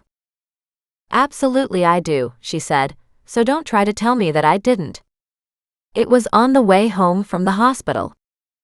Yes, we have another case, he said. It has a similar looking footprint, he added for emphasis. But that doesn't mean it's the same. No, she said, and that first footprint doesn't reveal very much. What do you see when you look at it? I see the spike of a high-heeled shoe, she said, but obviously it isn't. Mac paused, then asked, why would you say that? Because it's too obvious, she said. If you're stealing a child, would you wear high heels? That's hardly the best footwear for packing off an 8-year-old. Plus, it was dark and she had to climb a hill. That's not easy in heels either. But of course, the police would look at that and think some woman was looking for a child of her own. Also, the hole is bigger than a heel spike. Interesting, he said thoughtfully. I mean, obviously we had to consider that it might be a woman. But I don't believe we ended up with that suspicion. But the footprint never made any sense to us. Of course not, she said. And this new case? I can't tell you anything about it, he said, his voice businesslike and official. She rolled her eyes, knowing it was too bad he couldn't see her, and asked, if you could see me right now, what do you think I'm doing? He laughed. You're rolling your eyes at me and making a face. You know me too well, she said, chuckling. And why can't you tell me anything about the new case? Because it might be connected. Nope, can't be, she said, otherwise you'd have an Amber Alert out. So therefore no missing child. How very right you are, he said. In this case, we found the footprint, and we found some things missing from a child's bedroom. But the child is still there. So it's not a missing child, it's missing children's things, and the only evidence you have is the fact that some items are gone, and this similar footprint? Yes, he said, and that's all I can tell you. Chapter 7. Sunday late morning. Doreen thought about it for the rest of the morning while she worked in the guest bedroom upstairs, rearranging some of the furniture so it was easier to sort out what Scott was taking and what he wasn't. She still wasn't sure about the 8 chairs and was hoping he would explain more when he came by this morning. She also needed to do some major house cleaning. By the time she was done vacuuming and dusting, she found she'd missed a call on her phone. She quickly dialed Scott and said, sorry, I was cleaning up a bit. Not a problem. I was wondering if I could come by again now, or whenever it's convenient for you. Absolutely, she said, I'll put on some coffee for you. Thank you, he said, surprised. I should be there in about 10 or 15 minutes. Knowing she only had a few minutes, and with her thoughts on the cold case rolling through her head, she sat down to her laptop to quickly investigate the child's name and her family. As far as Doreen was concerned, somebody had to know who that little girl was and had to know her very well to know where she slept and to access her room. Of course, the fact that there were similarities to another case was fascinating too, because why would somebody steal another child's things 10 years later? She wondered at the dates. She sent Mac a text, asking if the day of the week on both cases was the same but in different years. He came back with a surprised yes. How did you know? I didn't, but I was wondering, she texted. She made some notes for herself on a new notepad and stuck it in a blank folder. When she got up, she saw Scott pulling in her driveway. She walked out to the front to greet him and he said, I should have asked if I could photocopy those papers in Nan's file. Oh my goodness, of course you can, she said. I can work on that now. Nan doesn't really have much of an office. It's at the back of the kitchen. Scott walked into the kitchen, where the coffee was just now brewing, and lifted his nose appreciatively. He looked around and groaned. She does like to collect stuff, doesn't she? Doreen nodded as she saw this area of the house for the first time through Scott's eyes. The pantry door was open, exposing the floor-to-ceiling shelves, tons of bins and baskets and stuff filling the space. Next to the pantry was an alcove, and the printer, scanner, copier was there. She pulled open the provenance folder and scanned things through the copier. Will a PDF work? Yes, he said, and if you don't mind sending me everything, I can sort it out on the other end. But it might include paperwork on some of the pieces you aren't taking, she said. That's fine, he said. I can sort through that too. Maybe I'll have a better idea of some of the pieces she bought, which I don't recognize. He glanced around and said, Do you mind if I take another look at the dining room chairs? She just waved him toward the dining room. Take a look at whatever you want. He walked through into the other room, while she continued to scan. She should have thought to have done this first thing this morning. Why hadn't she? Irritated at herself, she finally finished the job, and saw no sign of Scott. She walked through the dining room and into the living room, and then opened the living room door to the basement, and went downstairs. He was down toward the end, where the stairs led up to the garage. She called out, Are you okay? Yes, he said, his voice threaded with excitement. I missed this piece last night. He looked down at a small night table. It's small enough that it was half under these pieces, but it's a very valuable piece. She looked at it, shrugged, and said, I'll take your word for it. He chuckled. So, if you're good, we'll make that 30+ pieces. I've lost count. I'm happy if you take every piece here, she said boldly. Seriously, I don't want anything that's worth a lot of money. I'll just worry about it being devalued every time I use it. Or about intruders wanting to steal it. He said, It's still really hard to see what's here because it's so jammed in together. I was hoping the paperwork would help me clarify that. Did you book the movers for tomorrow morning? He nodded almost absent-mindedly. Yes, I did that yesterday, but it would be nice if we could get everything this time around. I know. I was thinking that myself. What about the 8 chairs in the dining room? She asked hesitantly. I contacted Christie's about them, and they're willing to take 2 chairs for 2 sets, because several incomplete sets have been sold through the auction house. They figure they might sell the matching pair. I have yet to contact the family members, and Christie's isn't interested in taking the other 2 pairs of chairs. She nodded with disappointment. Well, it's still half taken care of, she said with a wry smile. I left a couple messages with the family members about the pieces that belonged to their sets. Just then his phone rang and he looked at it and grinned. Now that is synchronicity. He answered the call while she stepped back, realizing she hadn't yet taken him into the other half of this room. She wandered up and down the aisles in the cold room, looking at the shelves, looking at the pieces that were so not from this time that they were fascinating. Finally, he came around the corner to her. They want them, but they don't want to pay much for them, he said apologetically. How much are they wanting to pay? She asked.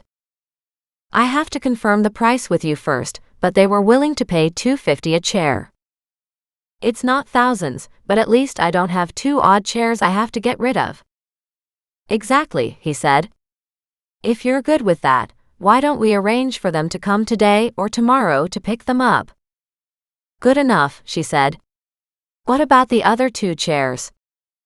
Still no answer, he said. Are they worth much more than that? Not really, he said. At this point, the price is what people are willing to pay. We'll still have that problem when we go to auction. You could get a better price for a lot of items, and you could get a much worse one. Right, she said, understanding. But 500 would be 500. And I could have it this week maybe. Exactly, he said. If we could get that for the other pair, you'd have another 500, and I'm taking the other 4 with me. She nodded, then turned, pointed, and said, I didn't get a chance to show you the stuff in here. I don't think it's up your alley, but I don't know. He stepped in, noting how different the smell was. This must have originally been a root cellar. And then he caught sight of what looked like a butter churn and a huge mixer on the floor, and his gaze turned rapturous. Wow. Your Nan was a smart lady. Why is that? Because these pieces, although nothing like the other antiques she bought, definitely have a lot of value attached to them too. He ran his hand lovingly down the beautiful butter churn with its big handle rising out of the top. He pulled the lid off and looked at the churning paddle on the bottom and said, "This would be more of interest to a very specialized collector. Again, not my field. But I'll contact somebody about them. Christie's does occasionally take in pieces like this. I'm surprised Nan doesn't have any artwork." He marveled as he looked at the full shelves. "I don't know if she does or not," Doreen said. "I haven't looked really well down here." "And did we even look at the paintings upstairs?" "I did," he said, "but nothing of any value is there." "That's good to know," she said cheerfully. "That means I can get rid of them. Some of them are pretty ugly." He chuckled. "Again, it's not necessarily my field, but I didn't recognize any of the artists. What you need is a local antiques dealer who maybe can sell some of the stuff for you and give you a commission on it." "Absolutely," she said. "Maybe Fen can do that. I really appreciate your help, Scott." He stepped back and took several photos and sent them off. "One of my colleagues has a passion for this old kitchenware from the pioneering days. And some of this appears to be from ancient England. Almost medieval times, except it can't really be that old. They didn't have these metals then," he said thoughtfully. He stepped back with a happy sigh and said, "Your house is a gold mine." "It has been so far," Doreen said. She led the way back upstairs. "If you want to keep working down here, that's fine by me. I'll go up and see if all that scanning came through." "If you don't mind then, I will stay here," he said, heading back into the furniture section. Doreen walked back upstairs, her steps light. If she could just empty this house of all its furniture, she'd have so much space. Sure, some pieces weren't worth much, but other pieces were obviously worth a lot. And for the first time, she found herself thinking of this as her house. In the kitchen alcove, she checked on the scan and found it was all good, quickly sending Scott an email with the PDF attached, and then sent herself one with the attachment as a backup. Then she placed all the paperwork back in Nan's folder, and put it on the shelving in the kitchen pantry. As she looked at the shelves, she just groaned at the books, the loose papers, and all kinds of other stuff. She'd deal with all that later. She returned to the alcove, happy that Nan's old printer still worked. That was all Doreen cared about in here. Except for the small hutch the printer sat on though. She looked at it, frowned, bent down, opened the doors, and found even more paperwork underneath. She groaned and pulled that out. She hadn't even considered that paperwork would be in here when she went looking for Nan's provenance file. She flipped through some of the loose papers, but there wasn't anything of interest. Unless this hutch. When she heard Scott's voice behind her, she called out, "Is this of any value?" He took one look at the hutch and smiled. "It is," he said. "May I?" She backed out of the alcove and stepped into the kitchen area. He bent down, checked it out, and said, "I could take this too if you want." "I want," she said. He nodded. "You'll have to unload this hutch before I can take it, and then you'll need something else to hold the printer." She winced at that. "I can move it to the kitchen table, but that's not ideal either." "This piece was probably put in here because it fits," he said. "Often, that's the only reason things get moved where they are." "Once you take away all the rest of the furniture," she said, "I'll see what's left, what would work here for the printer." He chuckled. "There won't be a lot because we're taking most of it." "Then you're helping me clean out Nan's junkyard," she teased. "Her expensive junkyard," he corrected with a smile. He turned toward the pantry, looking inside, and said, "An awful lot of papers and books are in this pantry as well." "I know," she said, groaning. "I have no clue what to do with these books, but they're ancient." He looked at them, and his jaw dropped.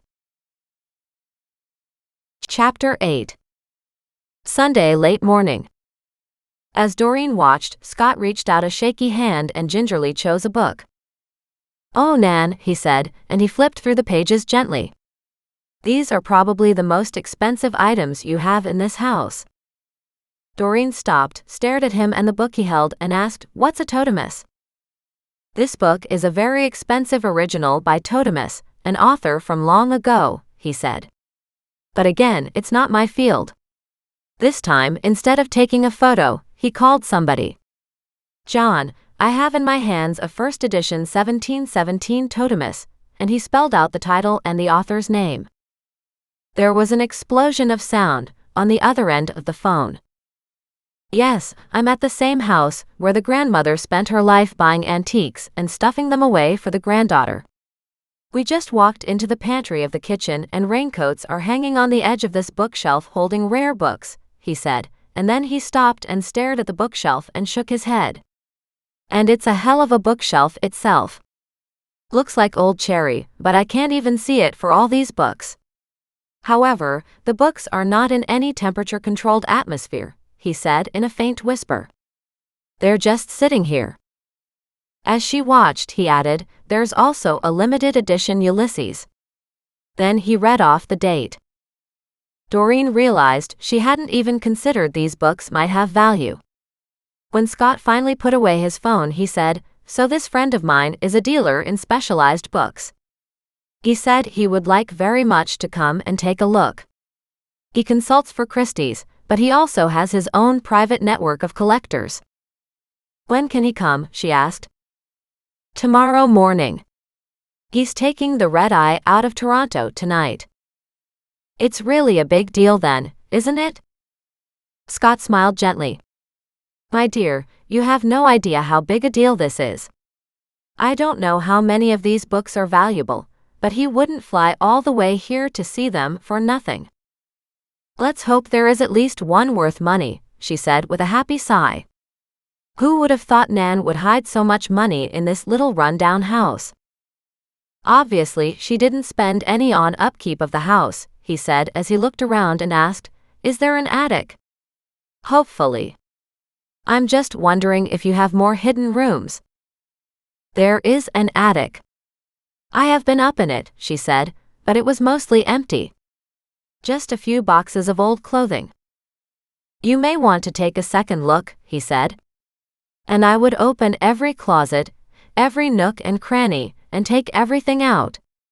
That's the only way you'll know, particularly with John and me both here tomorrow." "Sheet music?" she asked. His frown was instant. "What do you mean?" "I just caught sight of it in that hutch underneath the printer," she said slowly. "It was a large folder, and I peeked in, and it looked like sheet music." He shrugged. "I have no clue. John might. I don't know." She walked over to the hutch and opened up the double doors underneath. On the bottom, where she had flipped through the paperwork, she pulled out the folder and noted its leather binding. "I think I need to contact Nan again," she said. Slowly, she held out the binder. He looked at her, then looked at the sheet music. "None of this means anything to me," he said, "but John might know." "Good enough," she said.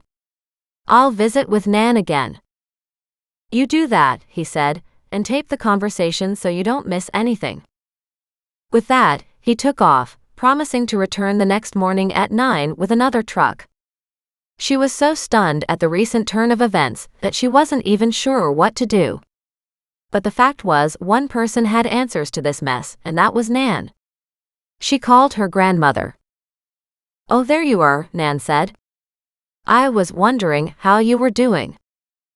Nan, did you know some of these books in the kitchen pantry might be valuable?" "Of course they are," Nan said. "I bought a whole pile of valuable stuff, thinking of you." That just boggled her mind.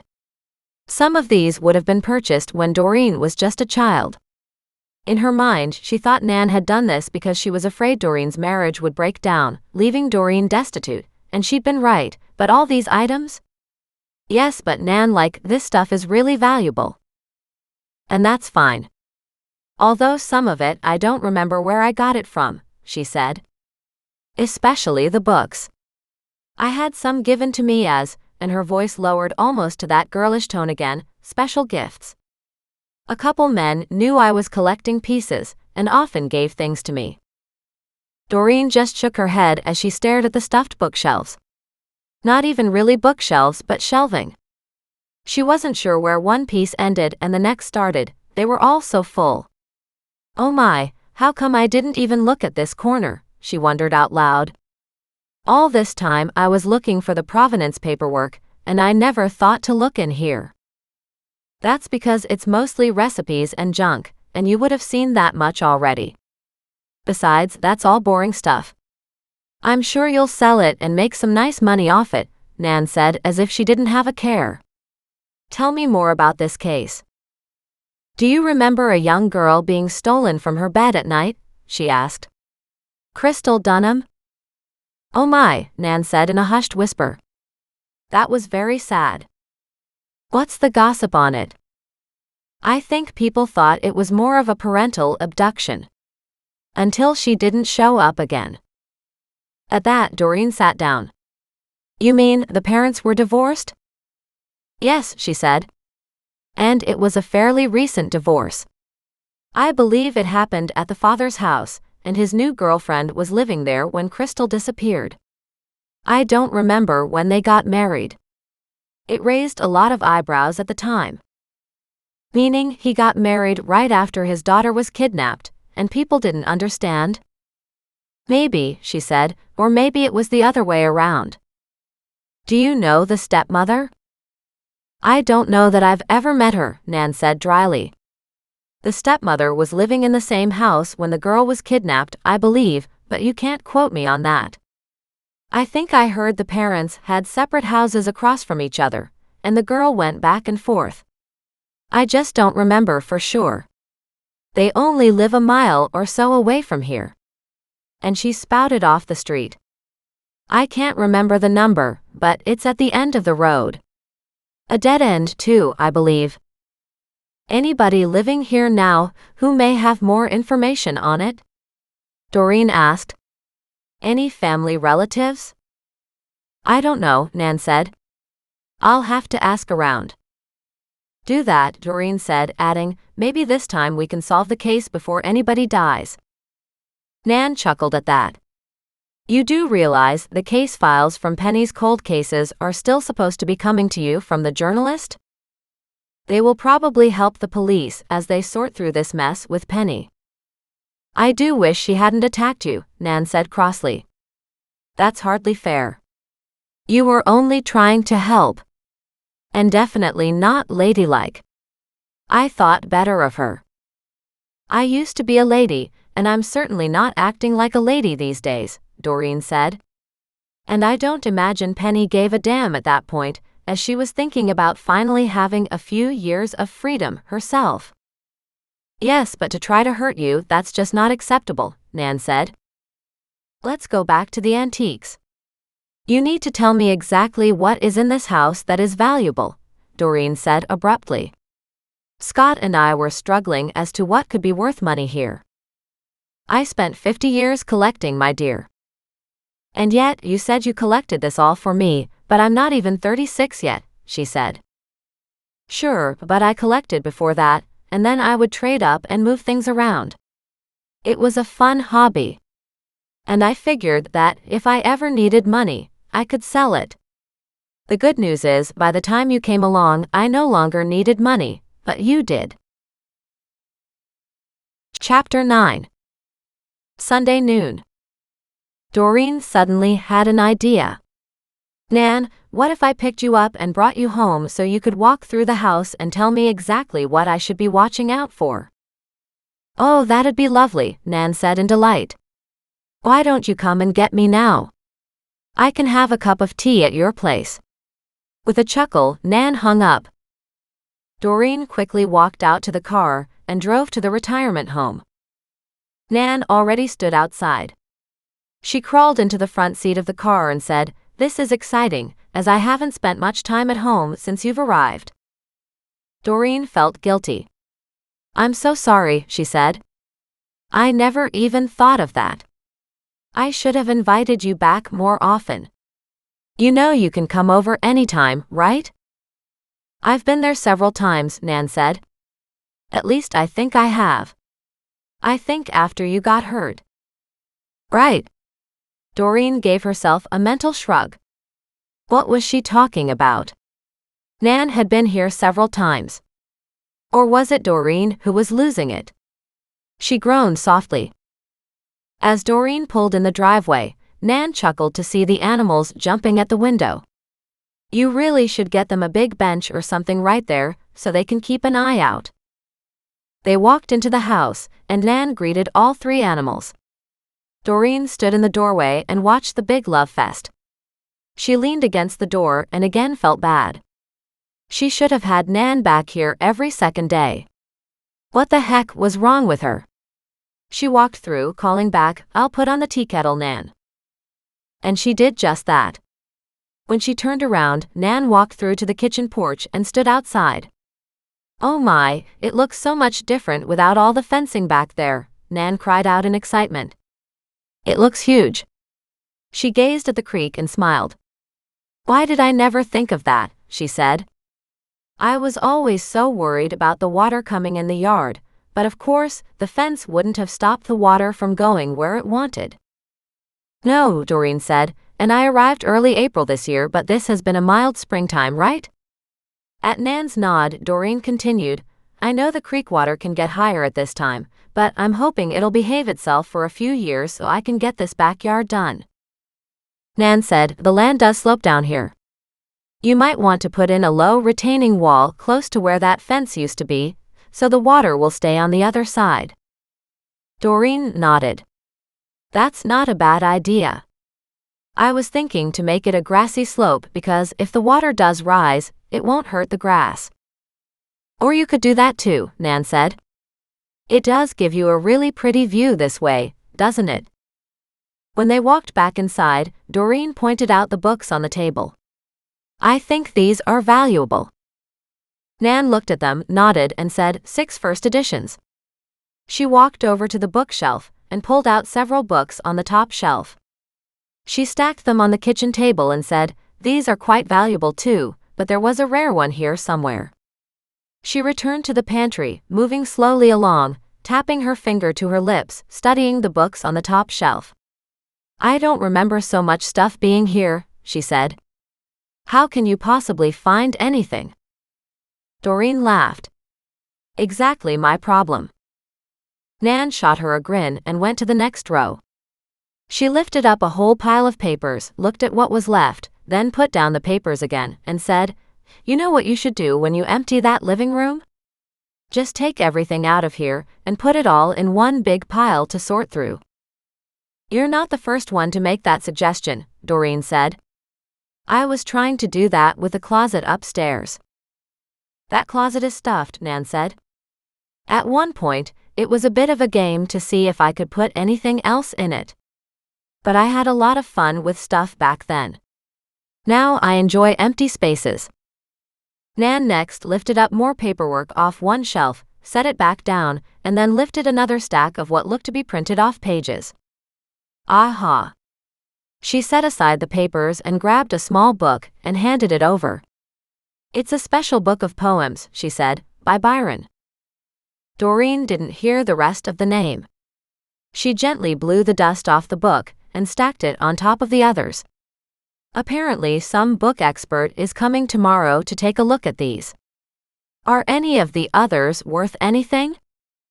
Those are the big money, Nan said, pointing to the stack on the kitchen table. But you might as well take them all off the shelves, give them a good dusting, and let him pick and choose. I know another couple are worth a little bit, but I don't think they're worth anything like what these are. Nan pulled out the rest of the books and stacked them on the nearby kitchen chair. I'll just leave them here for him to sort. I don't think any more books are in the pantry, but there's everything else still. She turned and scolded Doreen. This place really is a mess. Doreen's jaw dropped. Seriously, she cried out. I've only been here barely a month. This is all your mess. Oh, I know, Nan said complacently. The good news is I don't have to clean it up. She gave Doreen a big fat smile, then chuckled. You do. Doreen groaned and heard the tea kettle whistle. She walked over and made a pot of tea. What about the sheet music? She asked Nan. When there was no response, she turned toward Nan and said, Nan? But Nan appeared lost as she looked at her quizzically. Earth to Nan, Doreen called out. Earth to Nan. Nan gave her a small head shake. Music, she said with a smile. Yes, some of those were original songs, unpublished by some artists. I bought all that stuff in an estate sale, and he was an artist himself. An artist? A musician, Nan said with a wave of her hand, as if that lumped everybody who did any creative form of work as an artist. He was a very interesting chap. Do you know if the music has any value? I paid a pretty penny for it, Nan admitted. At the time I was sleeping with him, only he was looking for somebody to look after him. Doreen just blinked at the idea of Nan sleeping with the artist. So he was looking for a sugar mommy? Yes, something like that. I guess a patron is what they would have called it way back when. We were together for about a year, she said. And then his music took a darker turn. I couldn't stand his moodiness. We broke it off. I'm not even sure where he is now. I think he died of an overdose, she said thoughtfully. If we had his name, it would help. Not really, Nan said with a shrug. He never made it big, and the music isn't his. It belonged to another artist. I think 3 packets of music are around here somewhere. I paid for them at different times, I believe. It should be in that paperwork. Doreen brought out 2 more packets of music she had taken from the hutch. At that, Nan studied the hutch and said, You should probably get your Christie's guy to look at that piece too. He already has, she said. He wants to take it. So empty it and move all that stuff off the top. Just make more of a mess. Nan laughed. Which is why, Doreen said, I'd like to go through as much of this as possible before they get here, and then if they're interested in selling anything, I'll let them have it. Of course you will, Nan said. I don't remember half of the stuff anyway. Lots of it'll be useless. I went through phases where I bought and sold more exotic books, then furniture. At the end, it was all just stuff of value that would make a difference to you and none to me. Is the tea steeped, dear? I suddenly want a warm cup of tea. Doreen nodded and poured 2 cups, added milk, and asked, Do you want to sit here or outside? At that, she found the chairs in the kitchen were half full of books now. She groaned. I really do need to get this place cleaned out. Of course you do, Nan said.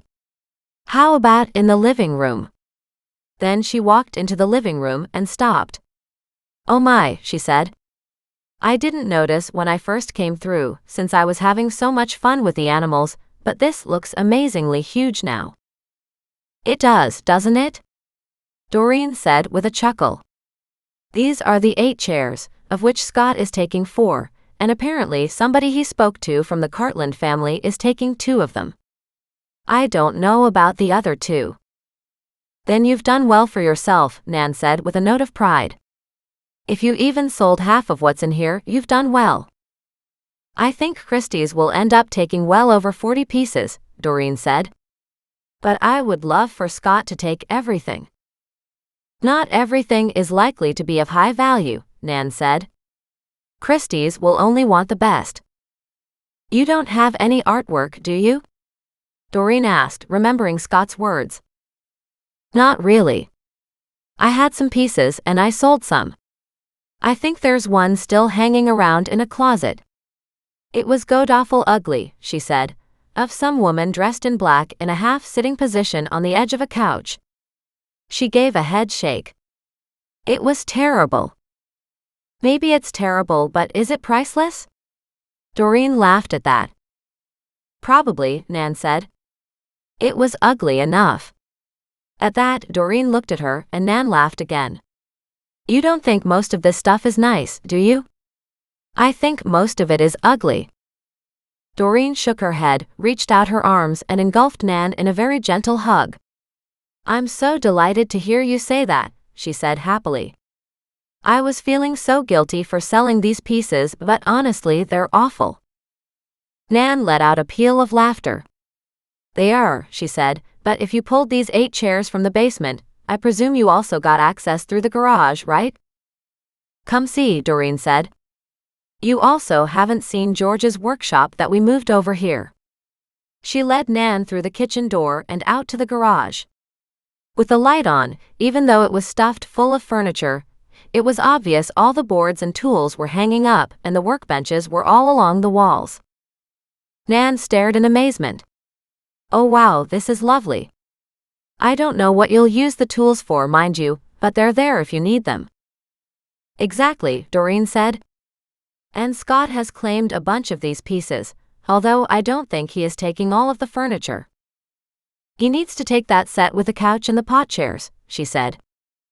"Yes, and the 3 coffee tables that go with it, so that's 6, plus the tall boy still downstairs in the basement, and I think the 2 dining room table sets with the matching chairs," she said, pointing out one dining room table with the chairs upside down on top of it. "I don't know about these pieces here." She motioned to a couple dressers close by. Nan shook her head. "I don't remember either of them," she said with a shrug. "But that coat rack, it's original." She pointed to a tall piece standing in the back corner. "That's worth a lot of money." "I don't think he mentioned it, but I can't remember anymore," Doreen said doubtfully. "You need to point it out. It was in the White House way back when." "I don't remember the history now. I think it's on the receipt." "Maybe," Doreen said with a shrug. "I'll mention it to him at least." At that, Nan wanted Doreen to open up the double doors to the basement. She opened them and they walked down the stairs. "This is one of the best ways to get stuff up and down," she said. It was ingenious. "Any idea why they had these stairs put in?" "Nope, but whoever did, like I said, it was a perfect solution. This house is old. It was built like in the 1930s, even the 1920s maybe," Nan said. "I'm not sure what the double doors were used for, but these doors were here when I moved in, and I thought it was pretty amazing to have access to the basement from so many avenues." Downstairs, Nan looked at the half-cleaned-out room and shook her head. "Still so much stuff is here." "I know," Doreen said dryly. "And I've worked really hard to clean it out. Hopefully he'll take most of this." Nan walked over to a hutch and said, "He needs to take this, that, and the silverware inside." Doreen nodded. "And I think one of the dining room sets down here too. I'm not sure." She looked at the furniture to see more dressers, more chairs, and more dining room tables. "Did you buy all this stuff randomly?" "I was part of a large group of some really avid antiques buyers. It got to be more fun to bid against them and just take stuff out from under their noses.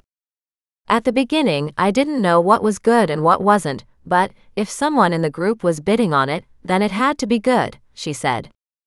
"Of course they burned me a couple times, and I ended up with pieces of junk, but that was pretty fair on their part too. I made them spend more money on some pieces and literally didn't let them get some pieces they really wanted," she said with a small shrug. She turned and said, "Now, how about we go sit outside?" And she made her way back up the stairs. At the top, Doreen closed and locked the doors again and led them back into the kitchen. "Did you think of anybody at the retirement home who might have any connection to Crystal's family?" "Haven't had a chance yet," Nan said. "I've got to think about some of the Dunham family history, but I can't remember anything about it. I think her mother worked at the hospital though." "The hospital?" "Yes," Nan said, "but I don't remember much. Just that she was a nurse. I think a nurse. Maybe she was the dietitian at the hospital." She shook her head. "For all I know, she could still be there." "If she is, I'd love to talk to her," Doreen said. "But of course, it'll be painful to bring up that case." "Not as painful if you solve it," Nan said with a crafty tone of voice. That's what's needed. Her whole life's been put on hold, waiting to find out news about her daughter. That would be heartbreaking, Doreen said. I can't imagine. Exactly, Nan said. Her name is Clara, she cried out triumphantly as she pulled the name from her head. And I don't think she ever remarried. So you should find her on the staff list at the hospital. I'll take a look. Doreen wrote the name down on her notes. Nan finished her cup of tea and said, You don't have anything to go with our tea, do you? Not really, Doreen said. We could go out for lunch. That would be lovely. Nan looked at her in delight. Why don't we go to the Chinese food place? I haven't had their buffet in years. Chapter 10. Sunday lunch. On that note, Doreen grabbed her purse, intent on paying for lunch. She locked up the animals, grateful for a chance to get out of the house as she drove to the restaurant. After they were seated, she got a text from Mac. She told him where she was and then walked around the buffet with Nan, filling her plate with food. She hadn't realized what a huge selection of food was here and how cheap it was. Even if she just had one meal a day here, she'd never starve again. Then she mentally calculated what that price would look like on a monthly basis, and winced. Maybe it was still cheaper to learn to cook.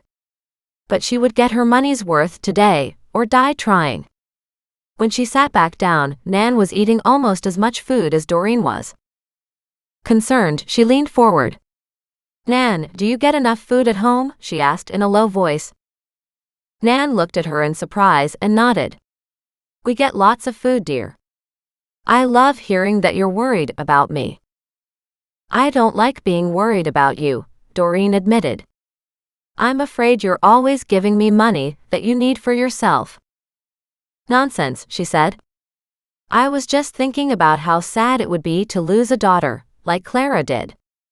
And that firmly brought the conversation back to the cold case. There has to be a reason why Crystal was singled out. One article one read was about a man who'd been doing odd jobs for a family, and who had stolen the girl from her bedroom. She was found a good many years later, but of course, that's not the same thing as what's happened here. No, but it doesn't mean it isn't similar, Nan said thoughtfully. I'd love to think that little Crystal is alive. I know, Doreen said. Yet it's got to have been pretty rough on her if she was somebody's captive for such a long time. And yet in some ways maybe not, Nan said. She took several more bites. Crystal and Clara didn't look alike, she said abruptly. Doreen, in the act of taking a bite of her chicken wing, slowly lowered it as she chewed. What do you mean? They just didn't. I can't remember the details now though. She frowned, stared at her plate, and then off into the distance. Doreen rushed to make her feel better. It doesn't matter that you can't remember every detail, she said. It was 10 years ago. Because she was young and often kids don't look like one parent or the other. Sure it was, Nan said, but she didn't look terribly convinced. But you can probably get an image of Crystal online. I have seen a picture of her, Doreen admitted. But I haven't pulled one up of her mother. It's a pretty small town. And after the kidnapping, Clara didn't want to move away because she was afraid her daughter would come home looking for her, and she wanted to be here. That pulled at Doreen's heartstrings in a big way. I can see that, she said, but it still breaks my heart to hear it. I know, Nan said. It's just brutal, isn't it? Yes, Doreen said. Even hearing about people losing their pets makes me feel terrible. If somebody stole mugs, I don't know what I would do. Right, same for Goliath and Thaddeus, Nan said. I wish they would let us bring pets into a restaurant like this. I know, Doreen said. I miss them. When I'm gone too long, I find I have to run home so I can cuddle them. That's the way it's supposed to be, Nan said stoutly. By the time they were done with lunch and Doreen had Nan back to her Rosemore apartment, Doreen was more than grateful to head home herself. As soon as she got in, she sat down in one of the pot chairs and spent time cuddling all three of her animals.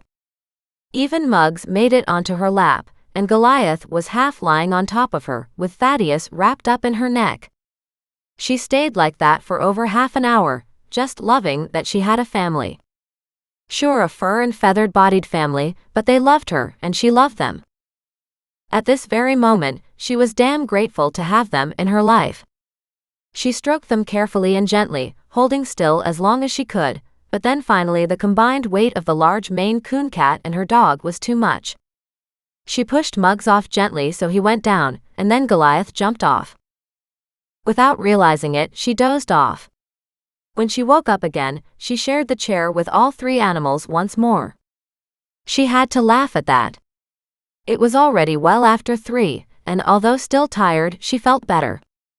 The events of the last few weeks, especially Penny's attack, had caught up with Doreen. She needed a good night's sleep, but maybe fresh air would help for now. She straightened up, walked into the kitchen to find treats for each of the animals, and then said, "How about we go for a walk?" They all jumped up and down, and Muggs did something she'd never heard before. He opened his mouth and howled. Back at her laptop, she checked how far away Clara's house was, using Google Images to pick out the correct one, if Nan was right. Doreen guessed it looked to be a good 2 miles from here, so it would be a 4-mile walk round trip. She winced at that but filled a bottle of water and said, "Come on, guys. Let's go." And they went out the front door this time and back toward town. "It's really nice out here today," she said to Muggs. He barked a couple times. She followed the creekside path, everybody more than excited to be out and about. "We haven't done enough of this. At least not walks to explore." She laughed at Goliath racing ahead and rolling around on the path while waiting for the others to catch up. Lately their walks had led to Penny's house. Doreen had no clue what would happen to Penny's house now that Penny was in jail. Although if she was released on bail, she needed a place to live. And could still sell it from inside the jail if she didn't get out anytime soon. And Doreen certainly had no desire to keep walking in that direction. Instead, she walked toward where more Chinese food was, not the buffet restaurant but her takeout place, and as they walked past it, Mr. Fongwu was there. He waved a hand and she waved back and smiled. A hairdresser was next door. Doreen didn't know the lady's name because Doreen had yet to take the time to look after her own hair, but everybody held up a hand and greeted her as she went by. In her old hometown, that would never have happened. Everybody would have looked the other way, so you wouldn't make eye contact. But here, everybody was so friendly. By the time she walked past what she figured was the 2-mile mark and came up to the street where Clara was living, Doreen found a ravine and some hilly ground.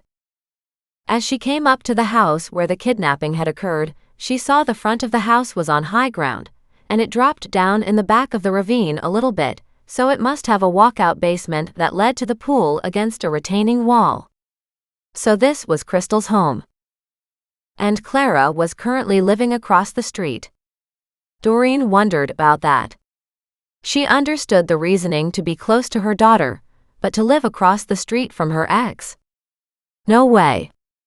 Doreen walked along the block itself, and it came to a dead end. She walked back down on Clara's side, studying her house and its proximity to where Crystal's dad lived too. "If I ever divorce with kids caught in the middle," she said, "I'm not sure I'd want to stay on the same block. I guess it would depend on the relationship with my ex." As she walked past, she had to step out of the way of a small red car that pulled up and parked in the driveway. Doreen walked past as the car door slammed shut. Then a woman called out, "Are you Doreen?" Doreen turned, surprised, but she nodded. "I am." The woman smiled, motioned at all the pets around Doreen, and said, "Those really are a dead giveaway, you know." "I guess they are," Doreen said. "But they're family, so I don't even think about it." "What are you doing in this neighborhood?" the lady asked curiously. "I was looking for other places to walk," she said. "The animals and I like to explore a lot." "Do you live around here?" the woman asked. I don't remember seeing you here before. Doreen decided that good manners only went so far and she said, No, not really. I live a few miles away. I didn't catch your name, by the way. The woman looked momentarily embarrassed and said, Sorry, I'm Clara. I'm Clara Dunham. Oh, hi, Doreen said. She glanced across the road and back at Clara and frowned. Clara nodded. I see you've heard about my case. I'm sorry, Doreen said, nodding. Losing a child has to be completely heartbreaking. It's the worst, Clara said simply. It's seriously the worst.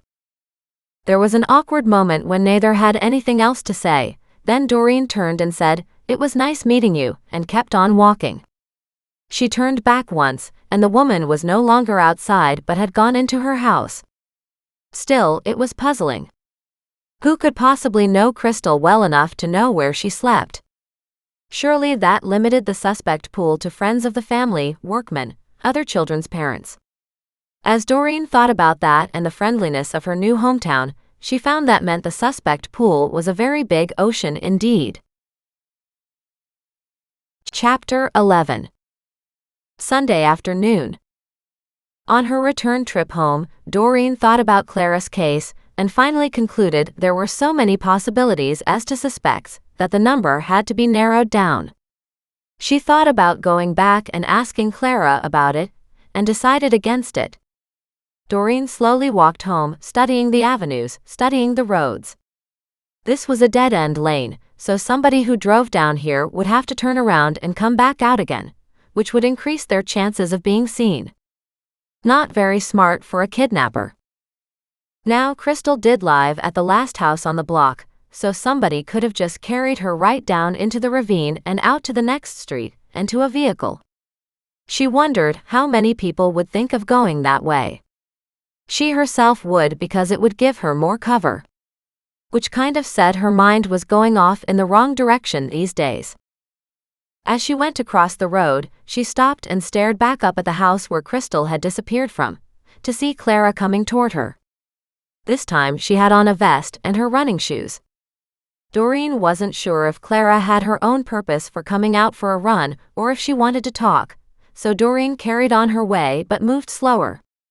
When she heard her name called, she turned around and saw Clara with a frown on her face.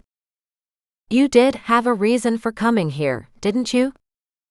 Goliath wound through her legs, but Muggs barked a couple of times, then just sat and stared at her. Clara ignored them both. Her gaze stayed locked onto Doreen's face. Obviously you know I'm interested in cold cases, Doreen said simply. I wonder at the circumstances of this one. It's hard to imagine your daughter's life being reduced to a cold case, she bit off, a little temper attached. I'm sorry. Doreen winced. I didn't know your daughter, but I feel for both of you. I'm just getting to know who she was. She was a wonderful, bright, outgoing, bubbly young girl, her mother said warmly. She wouldn't kill a spider. She'd pick them up to move them out to the bush. And how many people could possibly know where she slept? Not very many, her mom said. She just moved into that bedroom a couple months earlier. Her father had used it as an office before. When we divorced, I moved across the road so we could share custody of our daughter. She'd come back and forth but could still see both of us if she wanted to. It was not as common a methodology for divorced couples back then, but it was working for us. You have no idea who could have done this? Doreen asked curiously. Her stepmother, Clara said. Crystal and Mary never got along. Was Mary there the whole time? Doreen asked. She moved in a few weeks after we separated, Clara said, her voice stiff. And you'd think that, after all this time, I wouldn't care. But it still rankles.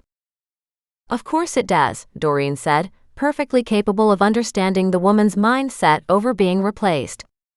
After all, that was exactly what had happened to Doreen. What about friends, family friends? Anybody you know who had a record, or had any kind of suspicious or overly affectionate relationship with Crystal? The woman winced at that. Honestly, in the previous months, it had been pretty rough. Nobody was coming by because of the divorce. I know Crystal complained bitterly that she had lost a lot of her friends because she couldn't have them over anymore, and that was causing some trouble with her and her father too. What was her relationship like with her father? Very loving, very caring, Clara said gently. It's one of the reasons why I moved across the road, so we could both be involved in her life. Crystal loved both of us, Clara said. And then Mary moved in, and I know Crystal was no longer as happy to be over there. Is Mary still there in that house? With Eric? Yes. Did they go on to have any children of their own? No, Clara said. Neither have I. When you devote 8 years of your life to the most precious thing in the world, and then somebody takes it from you, it's pretty hard to recover. I'm so sorry for your loss, Doreen said. There was a moment of uncomfortableness while the woman nodded, her gaze searching Doreen's. Do you think you can help? She asked abruptly. Doreen shrugged. I don't know, she said as honestly as she could. The fact that I've had beginner's luck looking into several of these cases gives people an overconfidence in my abilities. But that's not necessarily true. Besides, Mac is helping you too, isn't he? Or I'm helping Mac, Doreen said with a chuckle. He's not allowed to tell me much about any active cases. I can get the same information from witnesses myself though, and that helps. Of course, I have a transcript of the TV show that was produced to try to find Crystal too. Clara nodded absent-mindedly. The footprint appears to be the biggest piece of evidence, Doreen said. But it's not much to go on. The police thought I did it, she said abruptly. And I immediately thought Mary did it. You're a nurse. I highly doubt you wear high heels, Doreen said. But it's a great way to throw off the police's suspicions. Exactly, and Mary runs a clothing boutique downtown, she said. She's always dressed up. Which would then make it obvious she was involved, Doreen said. No, I highly suspect it isn't a female at all. You have to remember, or maybe you don't even know, Clara said, Crystal was tiny. She was 8, but she was the size of a 6-year-old. She would never be more than 5 feet tall. She was a beautiful china doll. And it still hurts so damn much. All I can say is that I'll look into her disappearance, Doreen said. No guarantees though. I'm hoping your reputation is not based on beginner's luck, Clara said, because I really want answers. But more than that, I want my daughter home again. Suddenly she burst into tears, whirled around, and ran back up the hill to her house. That left Doreen standing here, awkwardly watching as Clara ran, her long legs eating up the block as if she were used to running. And with that kind of stress, maybe jogging was an avenue that helped her to deal with her loss. Doreen didn't think she could deal with it anywhere near as well as Clara had. Doreen turned slowly and headed back home again. Well guys, for better, for worse, it looks like we have ourselves another mystery. Because no way I can turn my back on poor Clara. And I especially can't turn my back on poor Crystal, she said. Muggs woofed in agreement.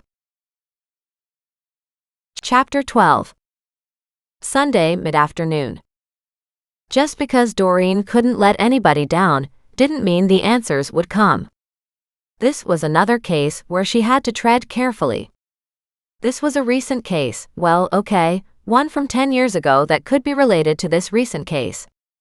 Still, that put the original event in the cold case category, but it wasn't like it was 20 or 30 years ago, where half the population of Kelowna didn't even know about it. Most likely, this case was still on everybody's mind. It was certainly still on Clara's. Once back home again, the doors locked, Doreen headed to the kitchen and her trusty teapot. She had only sat down for 5 minutes before Muggs jumped up on his back legs before her. She looked at him and frowned. Did I not feed you? She promptly fed them all, watching as they buried their faces in their food. Somehow she planned these walks for an hour, but they often became 2. She should get a pedometer to track her footsteps. She imagined it would surprise her just how many thousands she'd taken in a day, and that could account for the fact that she still hadn't put on any of the weight she'd lost after separating from her husband. Her husband would approve of this look. He had always preferred the bony hips and the thin shoulder blades and collarbones, like cover models. Doreen was actually putting on some muscle with her gardening work. When she thought about how she had manhandled a lot of the tools and done the gardening at Penny's place, she figured gaining muscle was a lot better than being skinny. Just the thought of Penny brought a sense of disquiet to Doreen. She'd really liked the woman. But when you find out all the secrets somebody is working hard to keep hidden, you learn a lot about the person behind it all. Doreen was sorry she hadn't met George, who'd done something for his wife to keep her safe, and had held that secret deep inside until it was like a poison, fearing everything bad that happened since then had been his fault. Doreen didn't have any right or wrong answers on fate or karma or good versus evil, yet she figured a lot of the evil came in the two-legged form. As she sat quietly musing away, surprisingly tired, Muggs came to her and jumped up again on his back legs. She reached down and scratched his long ears. "What's the matter, boy?" He woofed a couple times, and then walked back to the living room and turned to look at her. She frowned but got up and followed him. Left behind, Thaddeus squawked and said, "Wait, wait, wait," and he dashed off the table to land on the floor with a hard thump and proceeded to waddle behind them. Goliath wouldn't be left alone either, and sauntered forward. Doreen stood in the living room and stared at Muggs. "What's the matter?" He barked several times. She frowned and then realized with horror that he stood atop the hidey hole entrance. She walked over to him and asked, "Really? Are you sure?" She kept her voice at a whisper. He barked again and again. She didn't know what to do now.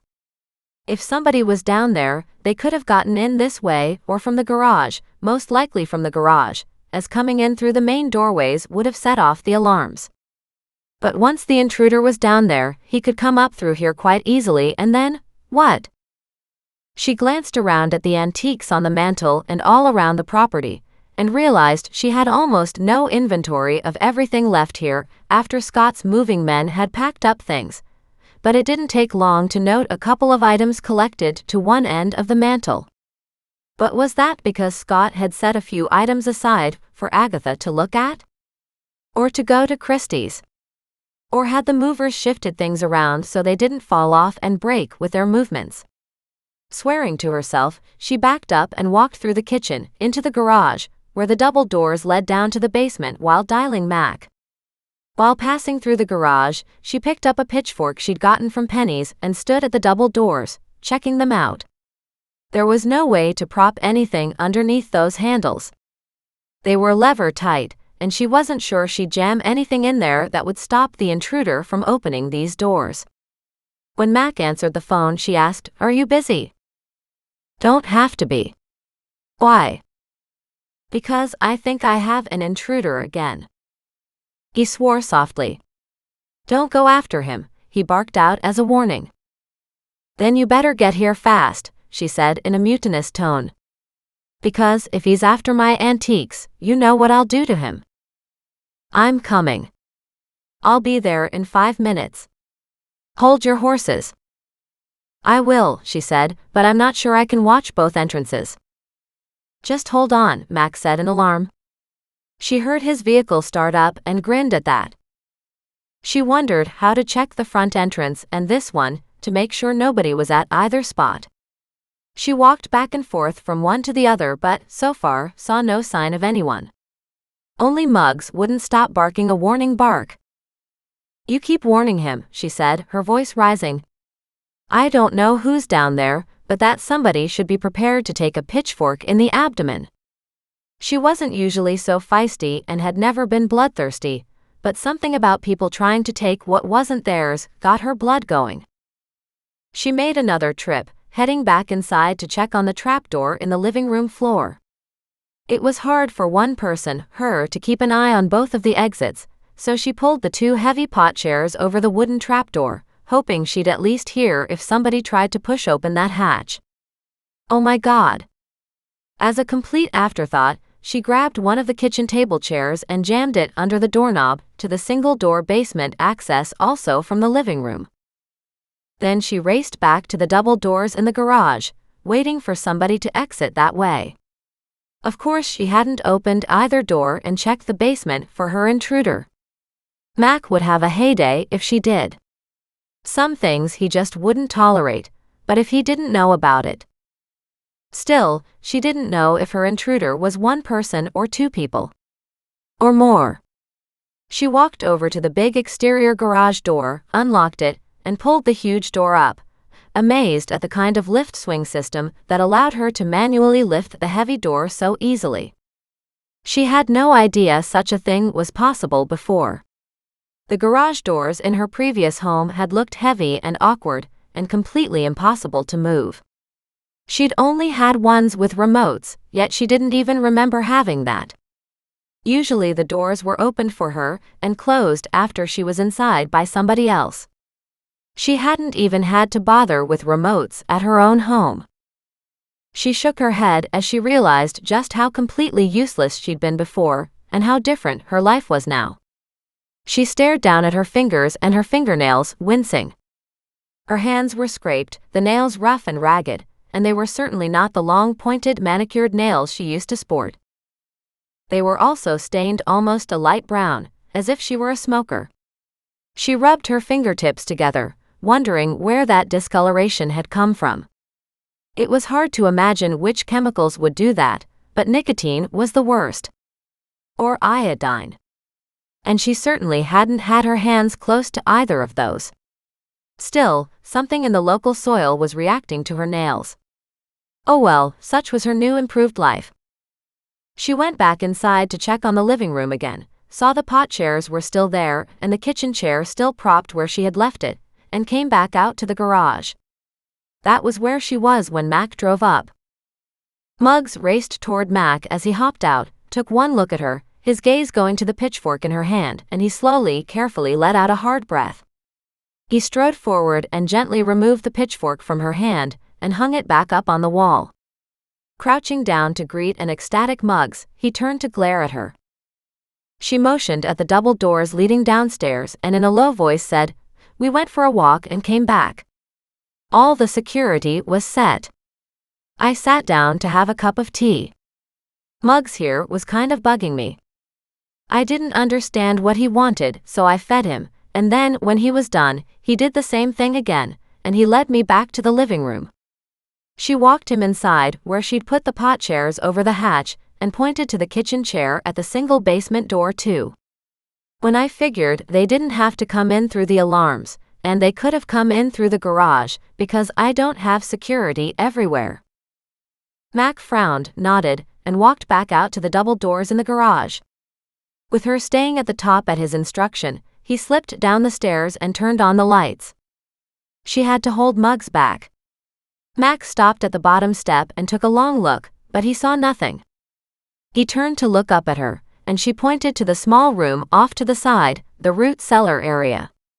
He nodded and tiptoed forward, so he could look around the corner. Mac disappeared from view while she watched and then listened. She heard a shout, various sounds followed by a kerfuffle, and no way she could just wait here. What if he needed her help? She snatched the pitchfork off the wall again. With Muggs barking and urging her on, she raced down the stairs. As she came around the corner into the cold room section of the basement, she found Mac with a man on the dirt floor pinned under his knee. She flicked on the light and smiled. "You got him," she cried out in delight. Mac nodded, looked at her and groaned. "Put that pitchfork back," he ordered. "And get Muggs to quiet down." She lifted the pitchfork ever so slightly in defiance. "He was breaking into my house," she snapped. "If you weren't here, you know I would have taken my pitchfork to him." She squatted and placed a calming hand on Muggs. Mac lifted the guy's head and turned it over so he could see Doreen with her pitchfork. "This is what you would have come up against," he said, "and that's the easy part." The kid just groaned. Mac lifted him up so he stood on his feet, but had his arms pinned behind his back. Doreen looked at her intruder and cried out, "I don't even know who you are. What are you doing in my house?" He just stared at her and frowned. "You're working with them, aren't you?" she snapped. "You're working with Darth." The kid looked surprised when she brought up the name. He frowned and then shrugged. "He said he had left some stuff here, and you were trying to steal it from him." She snorted at that. "He's in jail because he broke into my house and stole things from me," she stated.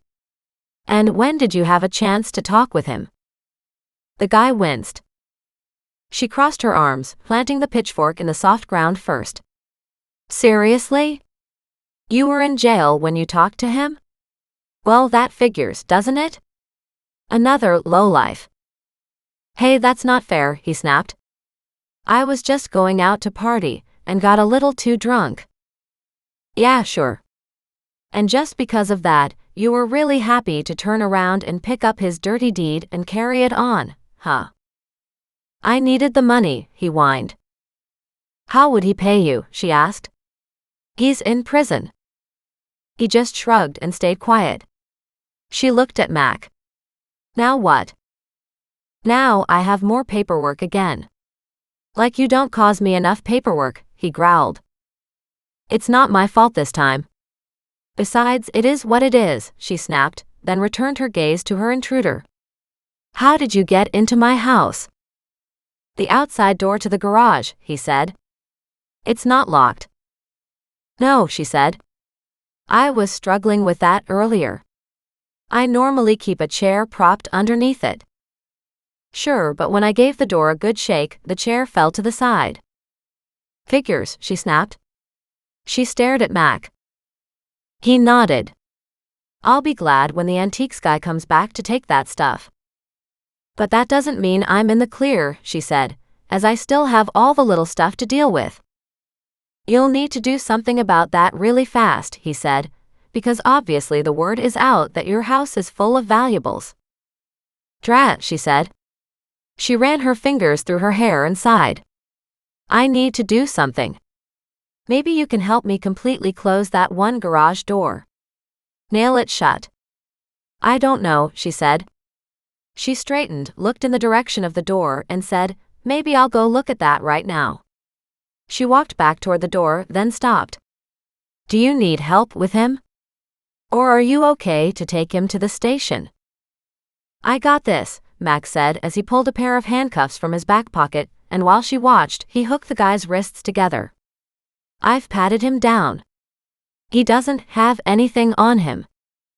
Probably making a pile to take out later." She grinned at her intruder. "See? Crime doesn't pay. And you're going to jail again. That's what you deserve," she said triumphantly. "How dare you come into some poor woman's house and steal from her?" "Hey," the guy said, "I don't have anything on me." "Have you tried getting a real job?" she asked in a snide voice, holding Muggs close. "No," he snapped. "Have you?" She grinned and said, "I already work. Part-time, but at least I do." And she turned and walked away. She wouldn't tell him that she was working in Mac's mother's garden. Her intruder didn't have to know that detail. Back up in the garage, she navigated around the furniture and walked over to the door in question. Sure enough, the chair had fallen to the side. Frowning, she picked it up, opened the door, closed it a couple times, and wondered what she was supposed to do to secure this door. It wasn't like she had much in the way of spare wood to put over it and to nail it closed. And if she did the same on the outside, what would stop anybody from pulling the boards off there too? The door opened outward, and of course, lovely Hornby had shaved it down so it was easy to open. Too easy to open. She studied the bottom, wondering if she could jam something underneath to stop it from opening, but it would have to be cleverly concealed to stop anybody else from getting in. She made her way back into the kitchen and grabbed a cardboard box, and with her trusty scissors, headed back out to the garage. She cut off one flap from the box and folded it, and, using a crowbar, jammed it really tightly underneath her unsecured door, so it was almost impossible to see. When Mac came up with his prisoner, she walked over and said, "Do you want to try opening that door for me?" He shoved the thief into a kitchen chair and told him to sit. With Doreen standing guard with her trusty pitchfork, Mac tried the door. He looked back at her and raised an eyebrow. She beamed at him. "Now I think we might be safe." He shrugged and said, "Well, it's good. Could put a couple spikes through here too, but it's not likely the best idea. It'll crack the core of the door. This is pretty tight." He motioned at his prisoner to get up and said to Doreen, his voice raspy, "We'll talk about how you handled this later." She just beamed at him. "Whenever." She walked both of them to Mac's car as he seatbelted the guy into the back seat. She stood there, frowning at Mac. "I don't think you should take him alone." "He's not going anywhere," Mac said. "I'll lock him in. We have a cage behind my seat. I'll be fine." But he grinned at her. "Nice to know you care." Then he remembered something and pulled a roll of small bills from his pocket. "Before I forget again, here's your gardening money." "Thanks." Happily she took it and stuffed it in her pocket, but then her frown returned as she looked at the punk kid in the back seat, smirking at her. "I don't like his attitude," she announced. The punk's smile fell away. She felt better after that. Then the punk glared at her and said, "I don't like your attitude either," mimicking her voice. Again she just glared at him and watched as the two left. Muggs lay at her feet, seemingly content. Chapter 13. Sunday late afternoon. Now that Doreen was alone again, and her house empty of unwanted persons, she couldn't rest until she did a thorough check through everything. She should have had Mac check the whole house. What if somebody had come out from one entrance while she and Mac were at the other? After a quick search, starting upstairs and working her way downstairs, Doreen noted that her animals seemed unperturbed. Feeling better, Doreen locked up the external doors again, along with the unsecured garage door now jammed tight, the big external garage door shut and locked, the internal kitchen door shut and locked and with a kitchen chair jammed under its knob, and she then set the security. She stood in the middle of the living room and brushed her hands together. "There," she said, "that should fix it." By now it was nearing dinner time. She was tired and fed up, and oddly pissed off that somebody else was trying to steal her antiques. She had to get through today on her own, guarding her pricey collections, and then tomorrow she'd be fine, once Scott got here in the morning. The moving guys would be here again for those big-ticket items.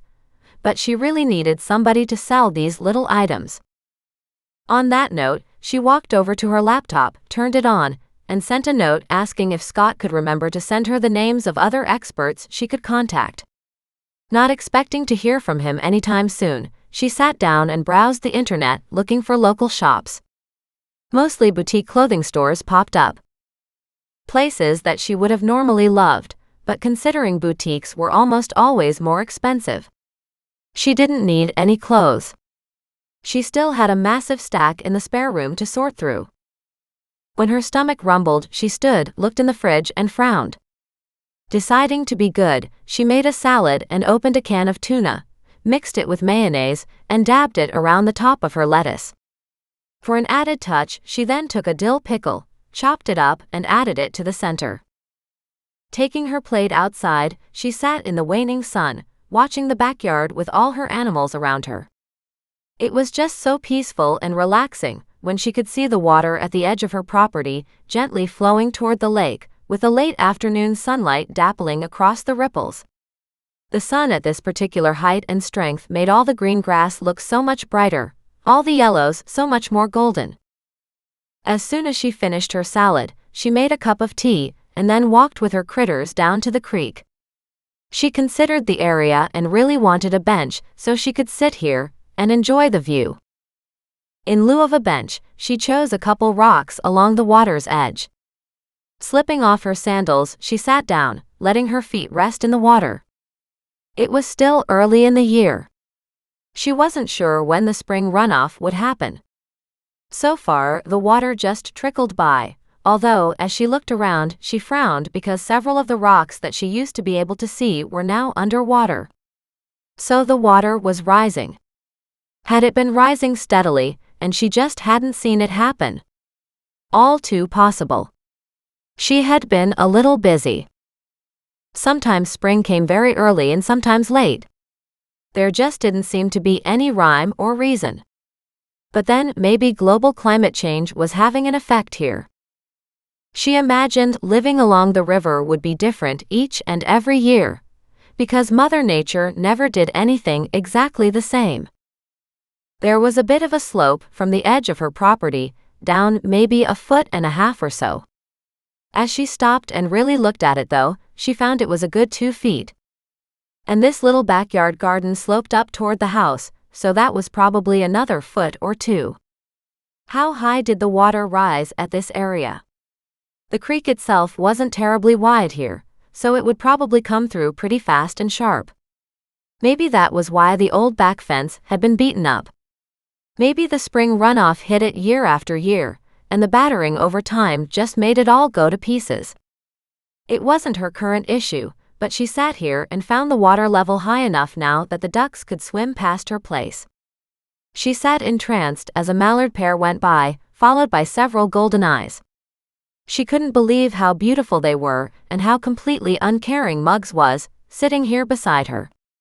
She put a hand on his neck in warning. "We leave all of Mother Nature alone," she said in a firm voice. But true to Muggs, he turned and looked at her and raised an eyebrow as if to say, "Who are you kidding?"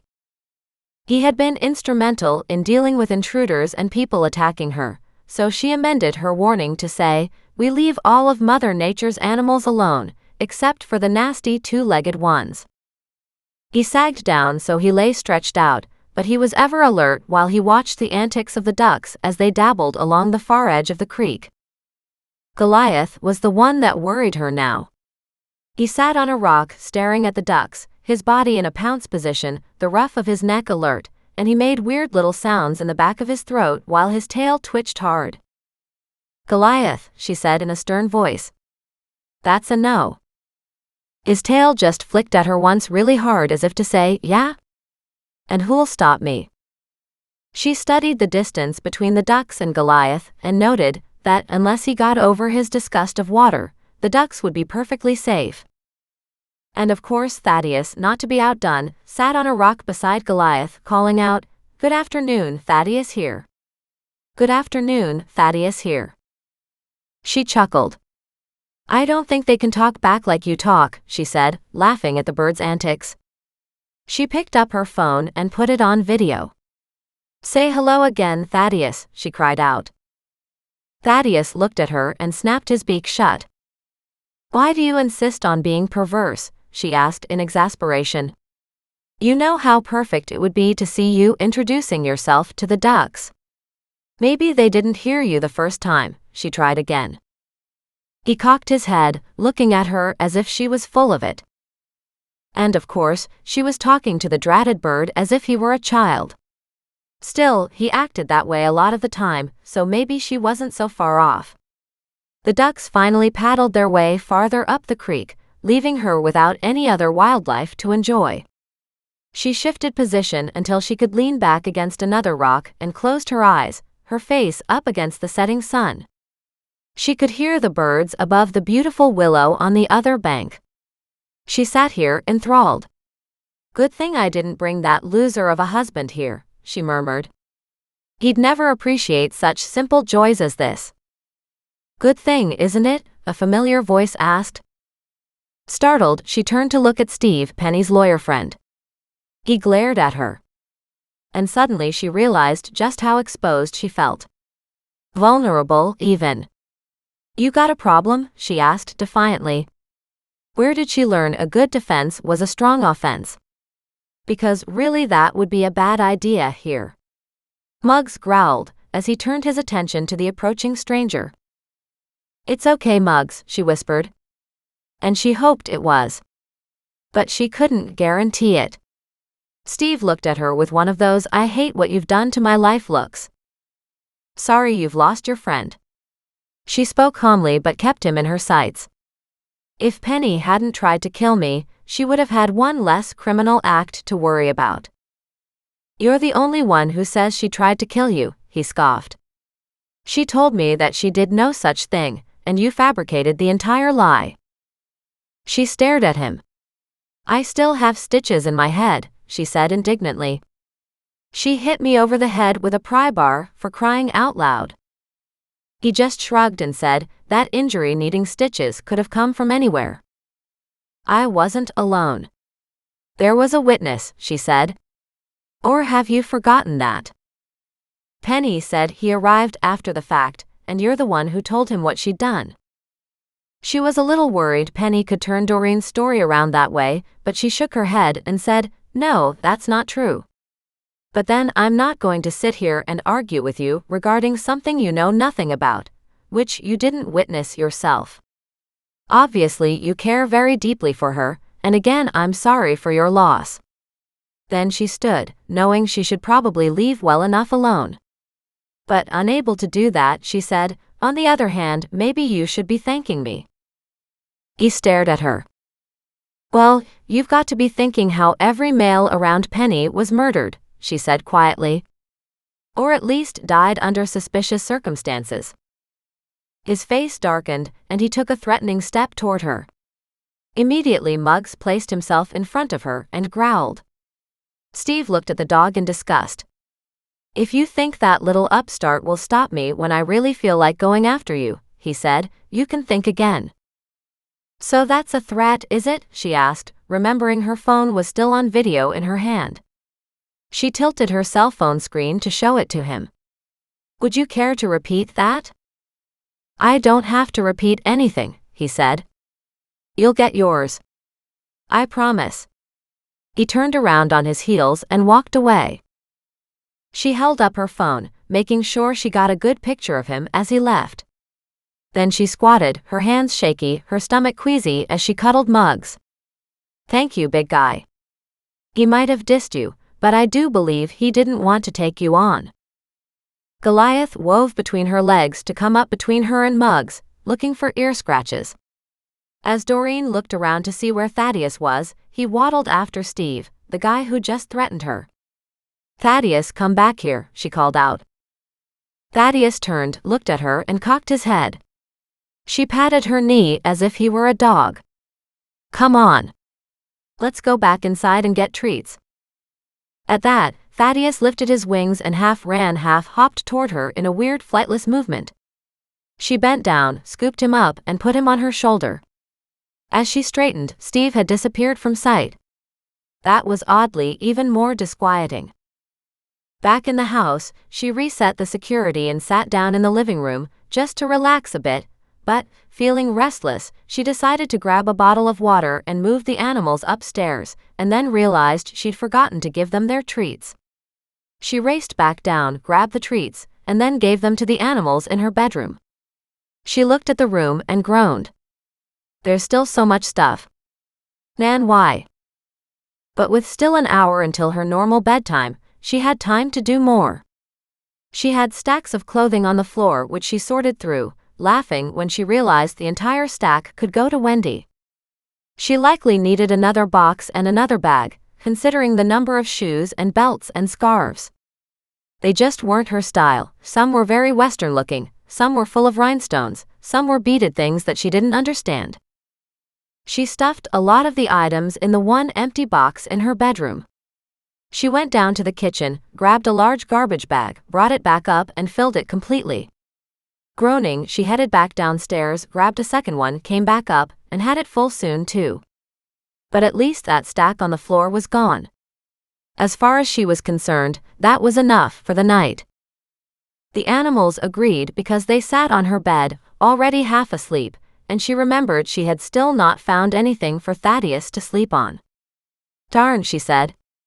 Noting the hook in the ceiling for draping a hanging lamp, she wasn't sure just what she could do, but she had a really big rectangular scarf hanger. Nan loved her scarves apparently, about 4 feet long, with one bigger round section at the bottom where Thaddeus could perch. That might work. Climbing on a sturdy chair, she hung it from the hook on the ceiling. When she jumped back down, she studied her new roost for Thaddeus. The biggest ring was really thin and would be hard on his claws. He'd have to hold on really tight. Not sure he could even do that. So she grabbed a couple of the scarves and wrapped them around the biggest ring, turning it into a padded perch. Now he had something bigger to hold on to, and it was soft enough to not hurt him. And the best part was, she could reach him on it without a chair. Thaddeus had watched her curiously as she started and finished this project. When she scooped him up and placed him on it, he squawked several times and then moved around a little bit from side to side as if assessing the best place to sit. Then he lowered himself and perched. She looked at him and smiled. "I know it's not quite big enough," she said apologetically.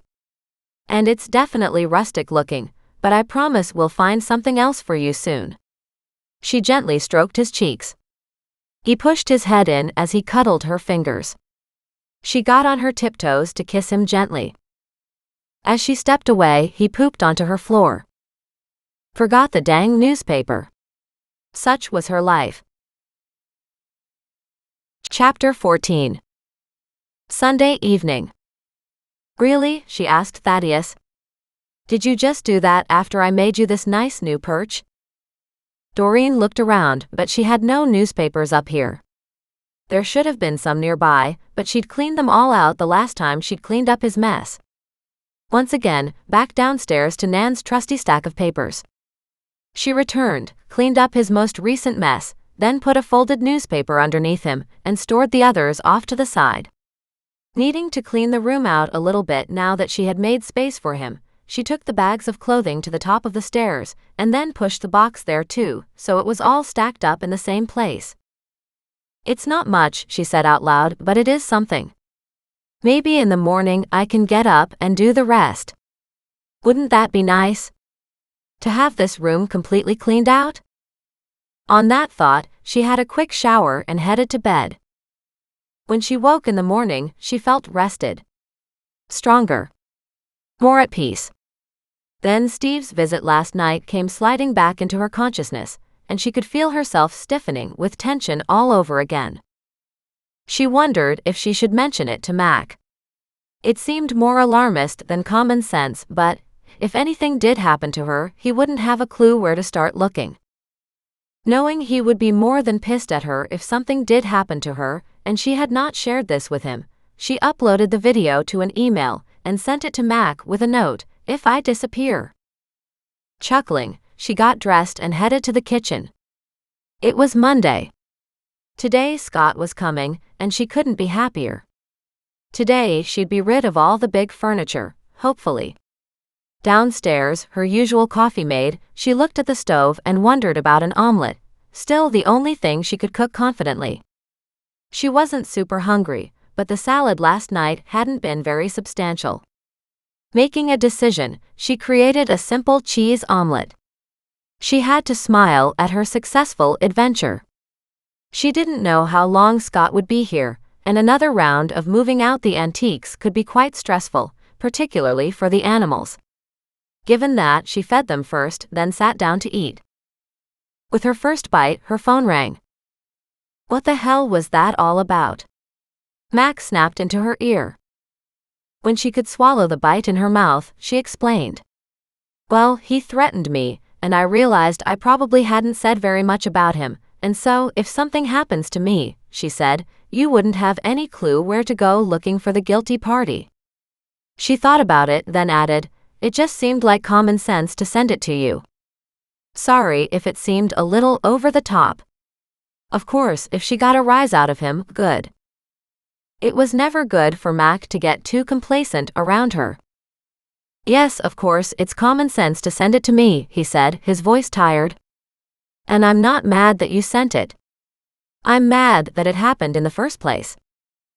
"I understood him to be an old friend of Penny's," she said, "and I don't know what that means in this instance. But he's obviously angry about what happened to Penny, and Penny is obviously trying to use the argument that we faked her attacking me." There was silence on the other end, and Mac laughed. It's a good thing we have photos of the wound matching up with the murder weapon, or the attempted murder weapon, that you couldn't possibly have hit yourself with. It couldn't even have fallen off one of your racks and hit you with enough force to cause that kind of damage. Plus you saw me, right? Yes, he said, I came out while she was attacking you. No way she'll get off on that charge. Doreen felt some of her tension ease back. Well, she certainly has Steve believing her story, so I'm sure a lot of people will. I'm the upstart. She's the one who's been here forever. And murdered her own brother, he reminded her. Tried to kill Hornby. Sure, but look at the circumstances, she said gently. You know, a lot of people will have sympathy for her. Most will understand why she did what she did. And shooting Hornby. She stopped and frowned. Nobody liked him anyway. True, he said thoughtfully. On that note, we should probably do a reenactment, so we have a video for a court trial. What does that mean? It means I want you to come into the station today, and we'll take more pictures so the guys can put it through reconstruction software and show how it happened. Okay, she said, but not until after Scott arrives, and only if he doesn't need me. Right, he said. That should be today too. Absolutely, at least I haven't heard anything different. And I really need this stuff gone, she said fervently. What about the little stuff? I'm not sure, she said. I sent Fen an email last night looking to see if he knows anybody else who can recommend a buyer for some of these items. And what about your Scott guy? Can he give you names? I have no clue, she said. He told me that he would send me some names, but that hasn't happened yet. He's pretty excited about the gold mine he's found here. Maybe he's just too distracted. Do you know how many pieces he has taken? No clue. Besides, he's hopefully taking dozens more today. But that reminds me. The other 2 chairs haven't been picked up yet. She frowned. And he didn't give me the contact information for them. He's coming this morning, so maybe you can get that to happen today too. Right, she said, because $500 is $500. Is that what someone's paying for 2 chairs? He asked in surprise. Yes. That's the deal Scott made. Honestly, I don't know what I would do with just 2 chairs. And that'll leave me with literally 2 chairs left. If need be, he said in that casual male we can do anything attitude, we can do a dump run. Right, she said. Also, do you have a place in town where I can drop off chairs like that? Like a church bazaar or something where people can come and get stuff they might need? Sure, he said, a lot of charities around here might pick that up from your house. Really? She asked. That would be awesome because then I don't have to fit all this stuff into my car. I already have bags and boxes to take to Wendy's again. He laughed. Will you ever get done with that master bedroom? It's almost there, she said. I've got everything out of the closet, but now I could use a dresser and maybe a set of shelves. We took out a set of shelves already from the master closet that were pretty well stuffed with all kinds of junk, but if you want it back in there, we can move it back. I'll think about it, she said. Just then she heard vehicles. Hey, I've got to finish eating before Scott gets here. What are you eating? A cheese omelet, she said triumphantly. And a piece of toast and fresh coffee. Wow, okay, so that's just mean, he said. I missed breakfast. She could now hear voices. I gotta go, she said. It sounds like they're here. She hastily took a couple more bites as she waited for people to come up the front steps. She still had half an omelet in front of her, and that didn't look like something she wanted to warm up later. She put it on top of her piece of toast and cut it in half. Now it looked like an egg sandwich, and she walked to the front door, munching on it. She opened the door to see the moving men with a massive truck backing up into her driveway. Scott looked at her and smiled. She waved, finished her sandwich half, and realizing they would still be a bit, raced back to the kitchen and picked up the other half. She gobbled it down in 4 bites and moved her dishes to the sink. She washed her hands and went back out front. Scott was propping open the front screen door. Muggs was out on the driveway, making a nuisance of himself.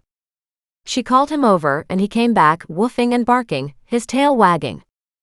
"Since when did you become such a social dog?" she asked him. He just woofed some more. Scott called out a few of the men's names. She recognized a couple of them. They grinned at her and said, "I guess we're back for more." "Lots more apparently," she said in a laugh. "I'll be happy when the house is empty." "I can imagine," they said.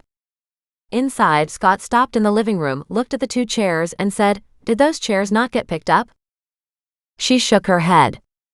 "No, and you didn't leave me the buyer's contact information."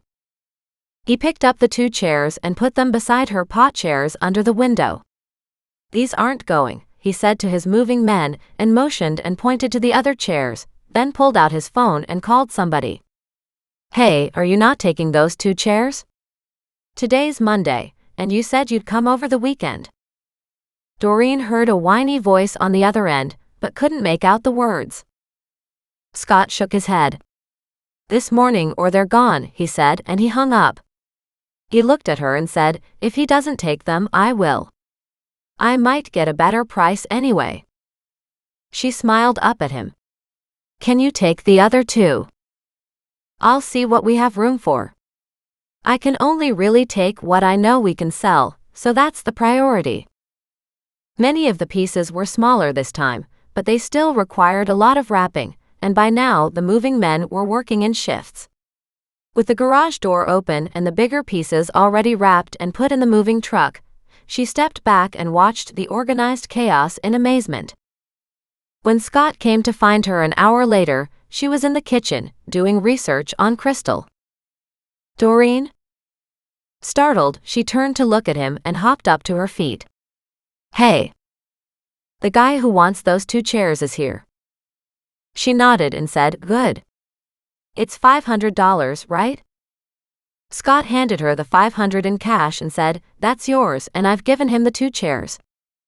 "Perfect," she said, loving the feel of that much money in her hand. She folded it up and tucked it into her purse with the other money, just now realizing how wealthy she was becoming. At least for her, it was wealthy. It also reminded her about going to the bank. And she couldn't have been more grateful. She motioned to the coffee pot and said, "Would you like me to put on a fresh pot?" His eyes lit up and he nodded. "And then I'll go back out and work on the garage. We've got to get a lot of that stuff before we head down to the basement. There's no room to haul the basement furniture through the garage if you don't clean out the garage first." He nodded, but he was back a moment later and said, "There's a woman at the door looking for you." Surprised, Doreen headed out to her front steps. There was Clara. "Hi, surprised to see you here." "I know," Clara said, "and obviously it's a really bad time. I'm on my way into work. I just wondered if you'd found out anything about Crystal." Doreen was overcome with guilt. Not only had she not found very much, but she hadn't put too much effort into it. She shook her head. "No, not yet," she said. "Sometimes it can take time." Clara's face fell. "I know," she said. "I just figured that you being as good as you were." Feeling that was more than a little unfair, and yet, hating to disappoint a bereft mother, Doreen motioned to the moving men and said, "I'm also involved in a lot of things right now that cut into my time, and I do want privacy for the work I have to do," she said, her voice lowering at the end. "I'm sorry. I didn't even think of that," Clara said, glancing around. "It's not exactly something you can do as part of a tea session, is it?" She backed down the steps to get out of the way of the men. Doreen followed them as they moved out more stuff from the dining room, remembering the fragile china dishes. She called out, "Those dishes aren't wrapped. They're just the way you guys put them in there the last time." The men nodded and said, "We have special boxes for these." At that, Clara said, "Look. I'm sorry. I didn't mean to intrude." Backing up over the grass, she added, "I'll talk to you later." "Actually," Doreen said, speaking softly, "I need a picture, but most helpful would be an aged version of what Crystal would look like now. Do you have any photos of her? I know she's grown up now and will look very different, but it would be something. And also a picture of your ex-husband and his new wife." Doreen was hoping to scan those in, and then ask Google to find more matching images online. It was a thought anyway. Surprised, Clara said, "Oh my goodness, yes, of course. That's foolish of me. Of course you need those things. I can access them at work. I'll email some of those photos." Did she have any favorite toys, and did they go missing at the same time? Clara stopped, looked at her and said, "Yes, she did." "How did you know?" Doreen didn't say anything, but it made sense. The problem was, only toys had disappeared so far in this other child's case, and that made her more than a little worried. Like a teddy bear, a little doll. "Do you have any photos of those?" Clara hesitated. "I don't know," she said honestly. "But I can look." "Good. And in that email, write down anything you know about what disappeared with her. The clothing she had on, if her pillow went, whatever toys went, if she had a little girl purse, anything." She wrote down her email on a notepad and handed it to her.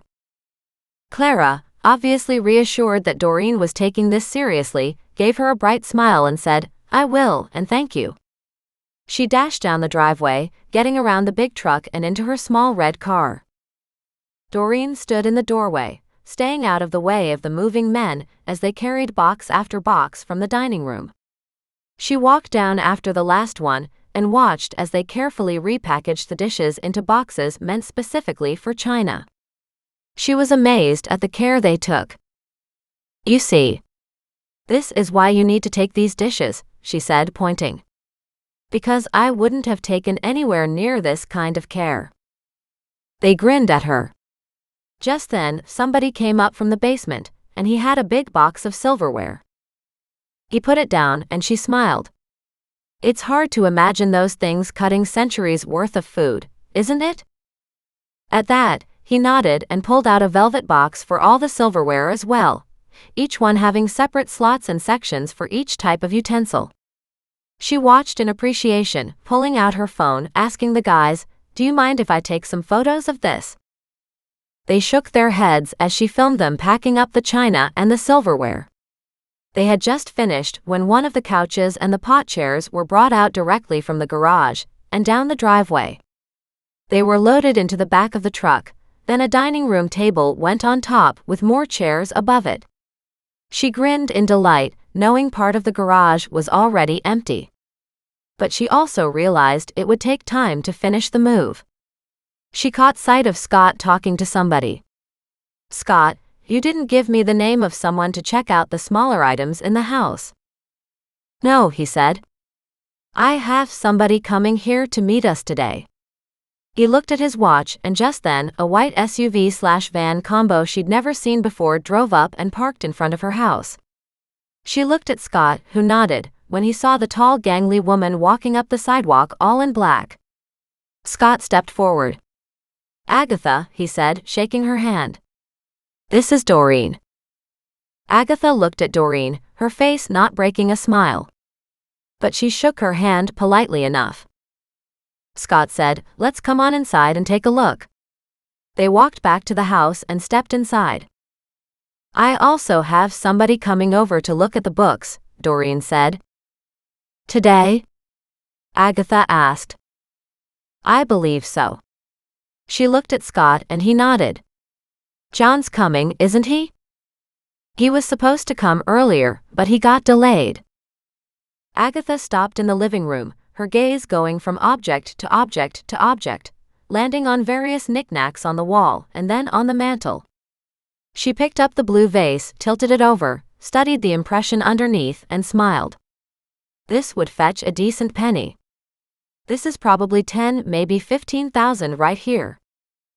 Doreen gasped, then held her breath, as Agatha shook it ever so gently and then carefully upended the contents. Scott and Doreen chuckled. "We found those in there last time," she said. "We were looking for a way to hold them. We thought they were marbles, but they're too big." "They are indeed too big," Agatha said, rolling them around in her fingers. "But I have seen such things before." She put them down along with the vase on the mantel, and picked up the small clock beside it. And that started it. She went over piece by piece. By the time she had examined everything in the living room, she turned to Doreen and said, "Do you have anything else?" Mutely, Doreen led the way into the dining room. The guys had moved all the boxes of china, but still there were pictures and candlesticks on the wall. Agatha beelined for the candlesticks, nodded when she checked a few things underneath, and muttered when she disconnected one from the wall and checked underneath. She turned to look at Doreen. "These are 16th century. We'd be more than happy to sell them through Christie's." Doreen's jaw dropped at that. "But they're just candlesticks." At that, Scott chuckled. "Doreen likes contemporary stuff," he said by way of explanation to Agatha. She caught the moment of disgust in Agatha's gaze before she shuddered it away. Doreen felt she had to apologize. "I'm sorry," she said. "I just don't have any appreciation for this stuff, so I'd much rather not have it around. I don't want to damage it. Somebody else will enjoy it much more than I will." Agatha nodded. "This painting as well," she said, "and those two paintings. Those two are a matched set, and this one is a well-known French painter from the early 1900s. The three of them will fetch a very nice price." "I hate to ask, but what's a very nice price?" Agatha looked at the three paintings, shrugged, and said, "Probably 100,000. Doreen, her hand to her chest, sagged against the wall. "Are you serious?" Scott shrugged and said, "This is why you shouldn't listen to me when it comes to items I'm not an expert in. I didn't think they had any value." At that, Agatha burst out laughing. "So far, they are the most valuable things in the house." "Except for the books," Doreen said apologetically. "I think Scott said they're more valuable." Agatha turned to look at Scott. "Really?" He nodded slowly. "I think so. But we'll have to wait for John to be sure." Chapter 15. Monday late afternoon. Doreen was a little overwhelmed, make that incredibly overwhelmed, by the time both Scott and Agatha left, both promising they would return on the next day because they hadn't brought in supplies for the paintings to be packed up properly.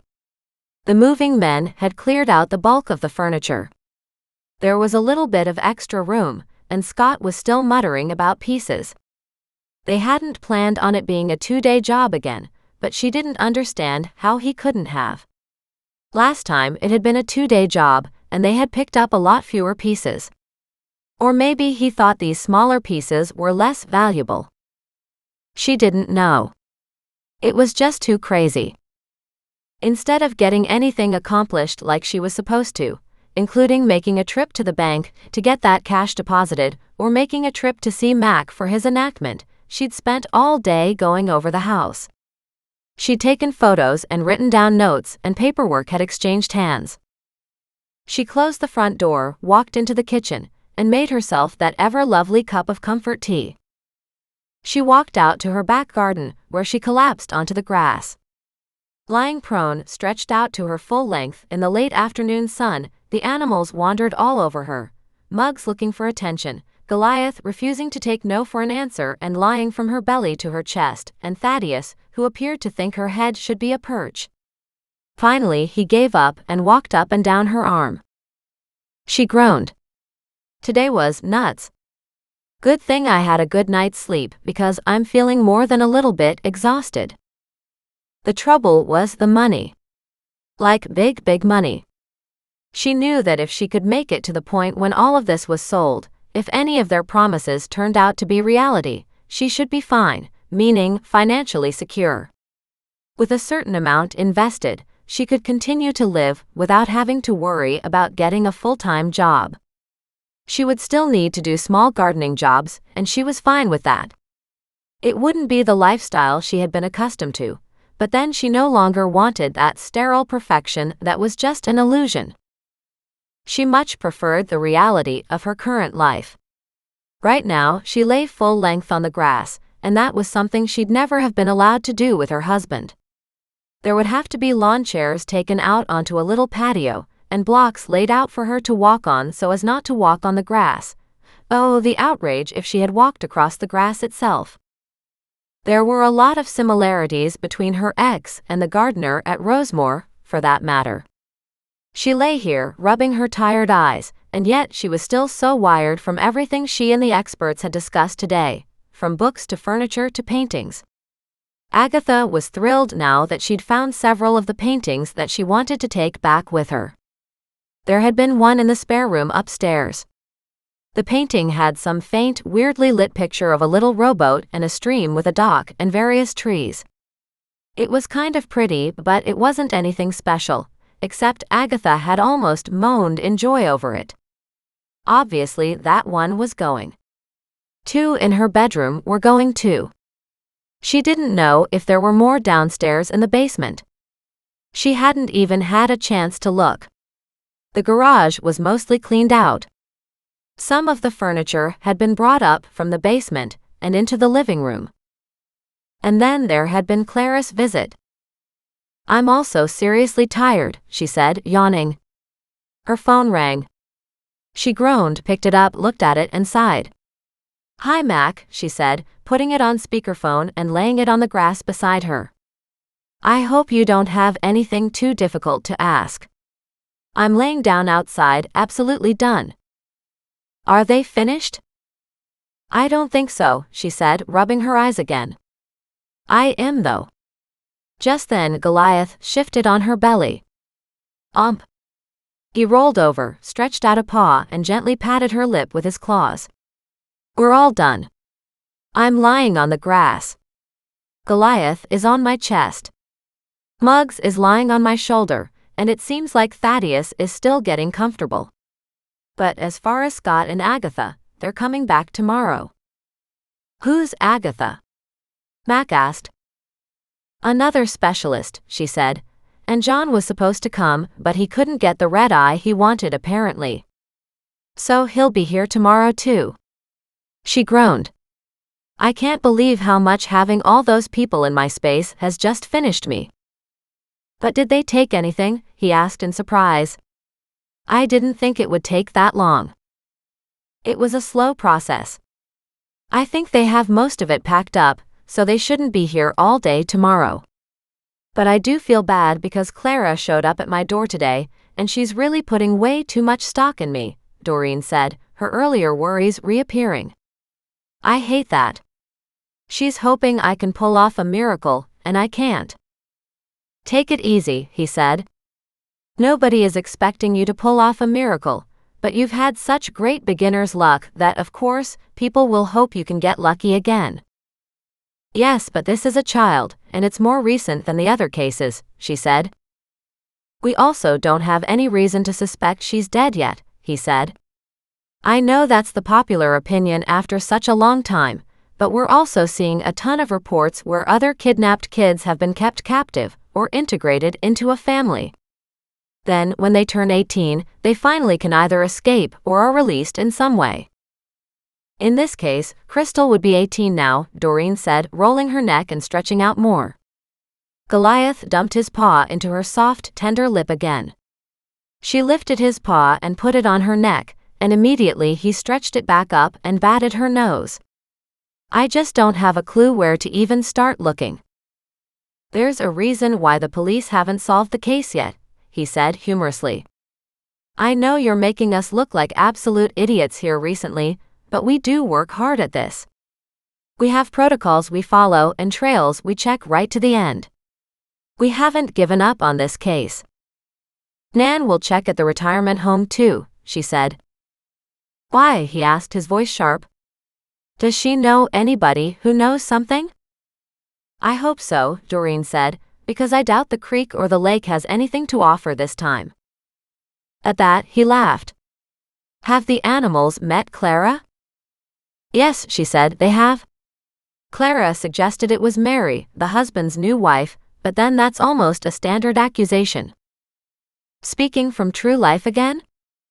I try to forget that aspect of my life. Yet I was thinking about your brother not too long ago. Has he said anything to you about my case against my lawyer? I hate to bug him, as it's really not been all that long since he said he'd look into it.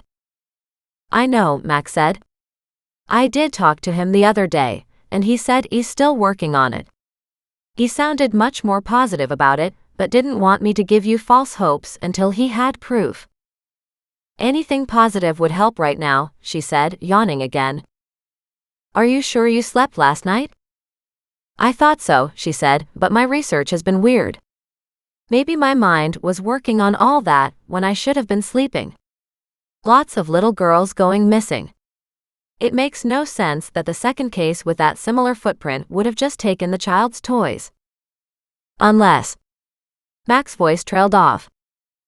I know, unless they intended to take the child at the same time and were interrupted, or were planning to abduct the child at a later date. We did toss around the idea that maybe they were just after the toys, that maybe they had another child who needed toys, and that somehow somebody had seen these and thought they would be ideal. It would be an easy job, so why not? Nah, she said, that's too obvious. You can apparently pick up toys at second-hand stores really cheap. So what do you think is going on? I think the toys were supposed to go with the child, and for whatever reason, the child was left behind. Left behind, he asked, his tone turning curious. You mean as in a choice? She sat upright, thinking about what she just said. What if the child was chosen, and the toys were taken so the child would be more comfortable, but something happened to make them realize the child was not a good choice? Silence was heard on the other end. It's certainly not out of the realm of possibility, but why wouldn't they have left the toys? Maybe they took them first, maybe threw them out the window, and intended to grab the child and pick up the toys again on the other side. That's possible, he said. And what kind of scenario can you possibly envision where the child didn't fit the kidnapper's choice? All kinds of things come to mind, she said slowly, hating to even think about the term good enough, because every child was perfect as far as she was concerned. But then she was biased because she didn't have any of her own. With half a smile at her own humor, she said, what if the child was on medicine? What if the child was sickly? What if the child was meant to be a female and potentially was living as a male? She said cautiously. At that, Mac gave a strangled exclamation. I can't say we came up with any theory regarding children born with ambiguous genitalia, he said. How many times has that happened? Per my research. In today's day and age? More than you would expect, she said slowly. People are choosing to let their children identify their true sex in whatever way they want. My other theory is maybe the parent was abusive, and the child could have been damaged, physically and/or mentally. Okay, I can see how some good Samaritan would want to take the child out of there and save it. In which case they'd make a second attempt. But kidnappers? Still, there was some talk about abuse with Crystal, he said quietly. So maybe that is what happened. Oh, now that's interesting. I didn't realize that, Doreen said, staring off at her house. Clara is supposed to send me a list of what went missing with Crystal, and the clothes she was wearing at the time. Clara feels Crystal's stepmother wanted to get rid of Crystal, so she and Eric could have a better life without the baggage of children. You know that the two houses are across from each other, right? What do you mean, the two houses? Clara, when she moved out, moved across the road, she said. So the houses literally face each other. This way her daughter could go back and forth and see both parents. Apparently the parents themselves were okay with that and thought it was an ideal situation, but not the new girlfriend/stepmom. They're married now. Clara said Mary wasn't a fan of kids. But Crystal was hardly a toddler, and if they were living that close, then both parents would have their freedom because the other could look after the child while one went on dates or trips or whatever. In theory, yes, Doreen said. Honestly, I'm so tired, none of this is making any sense. What did the animals think of Clara? Muggs didn't like her, she announced suddenly. He barked at her several times and then backed away. Does that tell you anything? She was fairly aggressive at that point because she was asking me what was going on, what with me taking a walk in her neighborhood. He didn't seem to react the same way when she came to the door this morning, she said, but then it was chaos here. We had moving men in the living room, in the dining room, in the garage. There were trucks and vehicles all over the place. I was surprised Clara stopped. Look. You always seem to end up in trouble with this stuff, Max said. And I know you're feeling very sympathetic toward Clara, but you can't be sure she doesn't have a hand in her daughter's disappearance. He took a deep breath. So I hate to say this, but don't be too trusting. Let's not let Clara turn into a Penny scenario. Chapter 16. Monday night. So I hate to say this, but don't be too trusting. Let's not let Clara turn into a Penny scenario.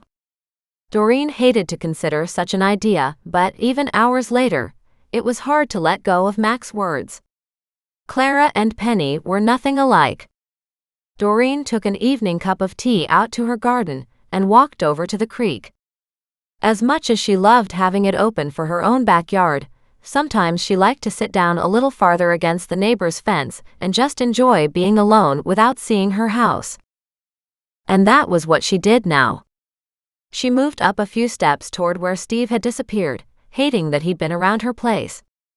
She sat down on a large stone backed up close to the old man's fence so she could sit comfortably cross-legged with her back supported and just enjoy the trickling water. She let the information flow through her brain to see if anything would come up when Clara, true to her word, sent an email with photos and a list of items. The little girl appeared to be bubbly and happy, with braids on the side of her head and a big smile on her face. She looked well-adjusted and from the photo at least didn't show any signs of abuse. But then abuse was an insidious thing that could often be hidden behind clothing or an unsmiling face.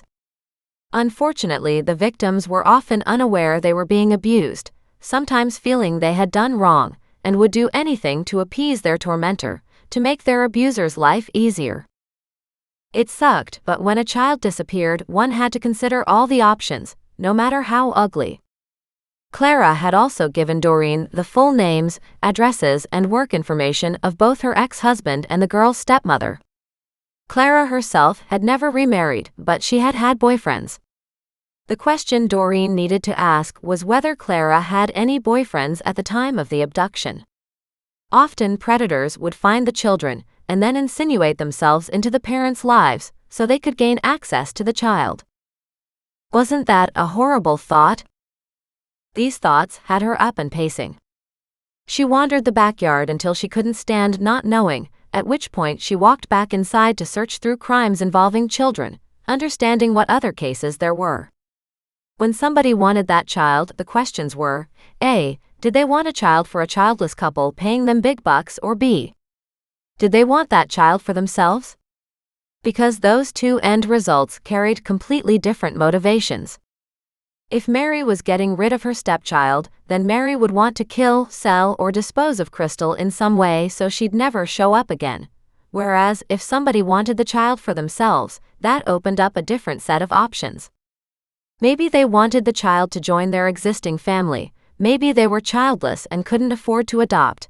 Maybe they thought this child was having a terrible life and wanted to spirit her away. Maybe there was a sexual motive, which seemed to drive most predators. And how sad was that?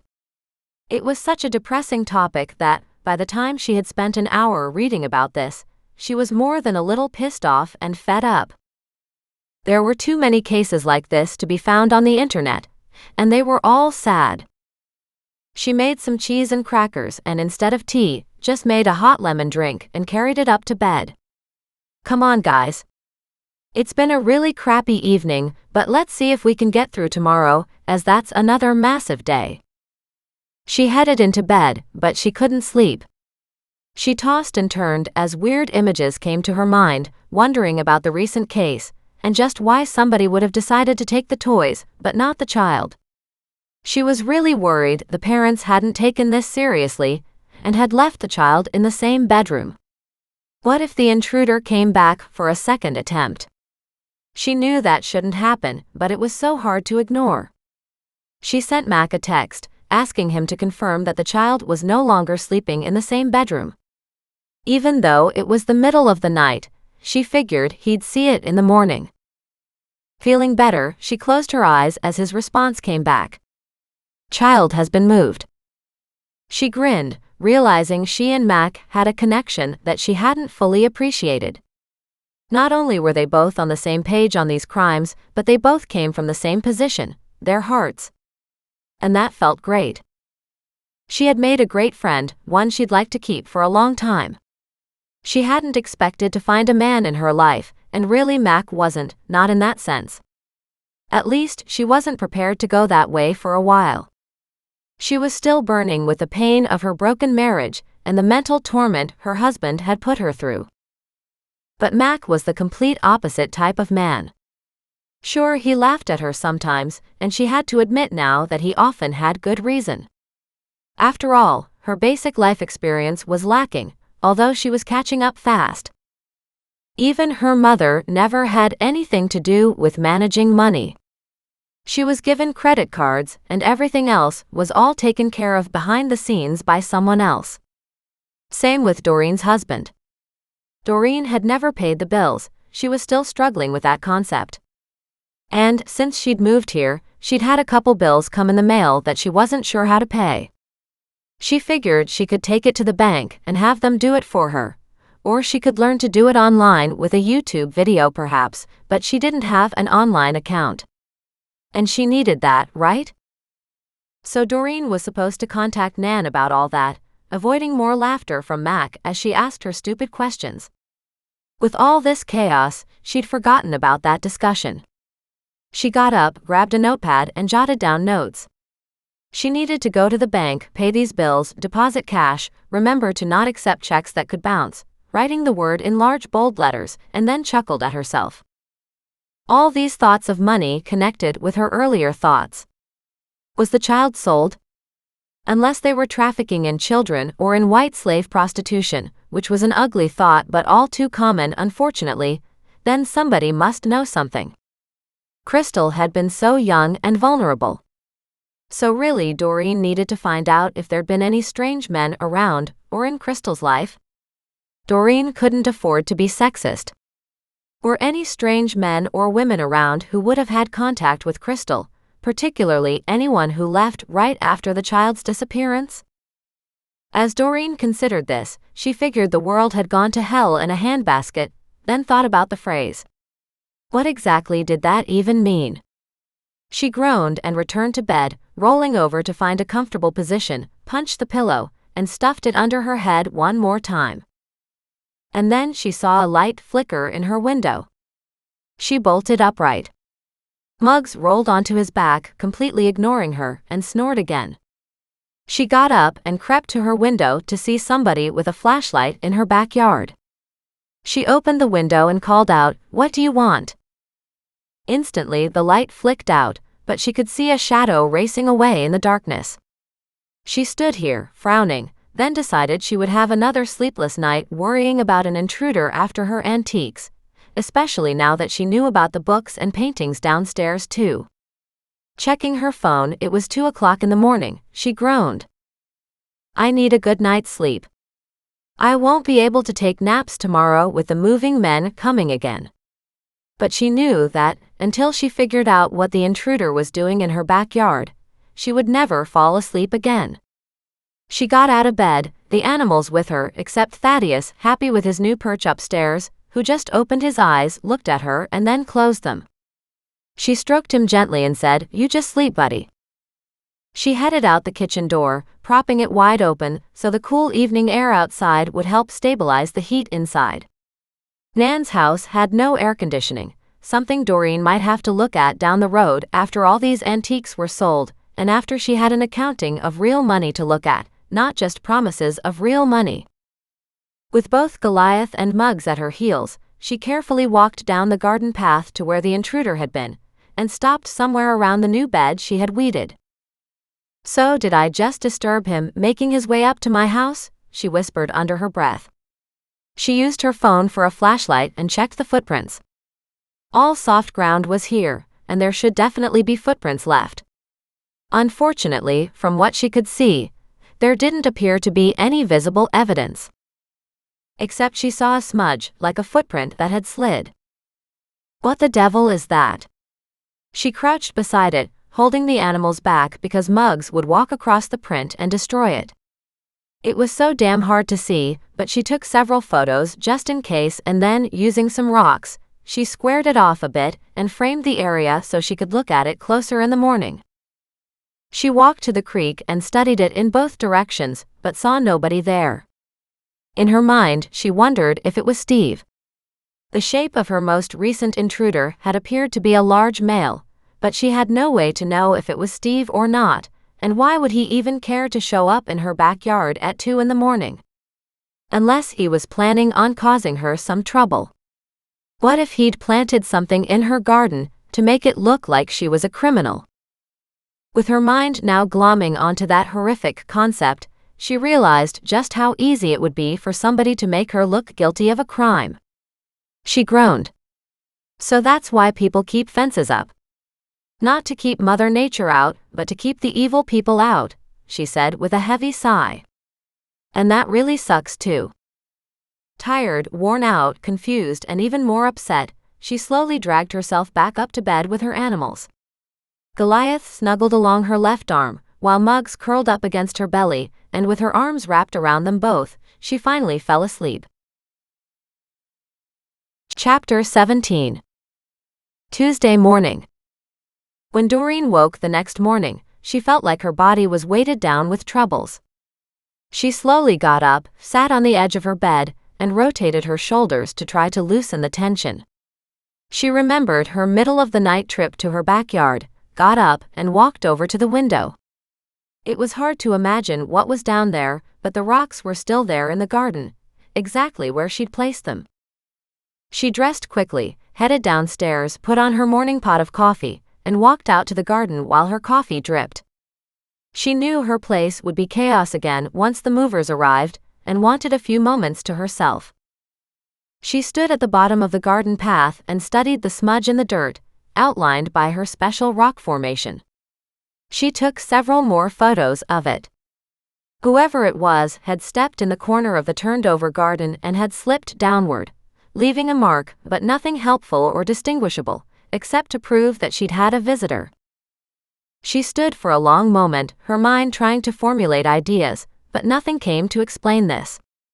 Because if her intruder had come across the grass, which she had witnessed it from her bedroom window, surely there'd be visible tracks of his footprints in the dirt as well.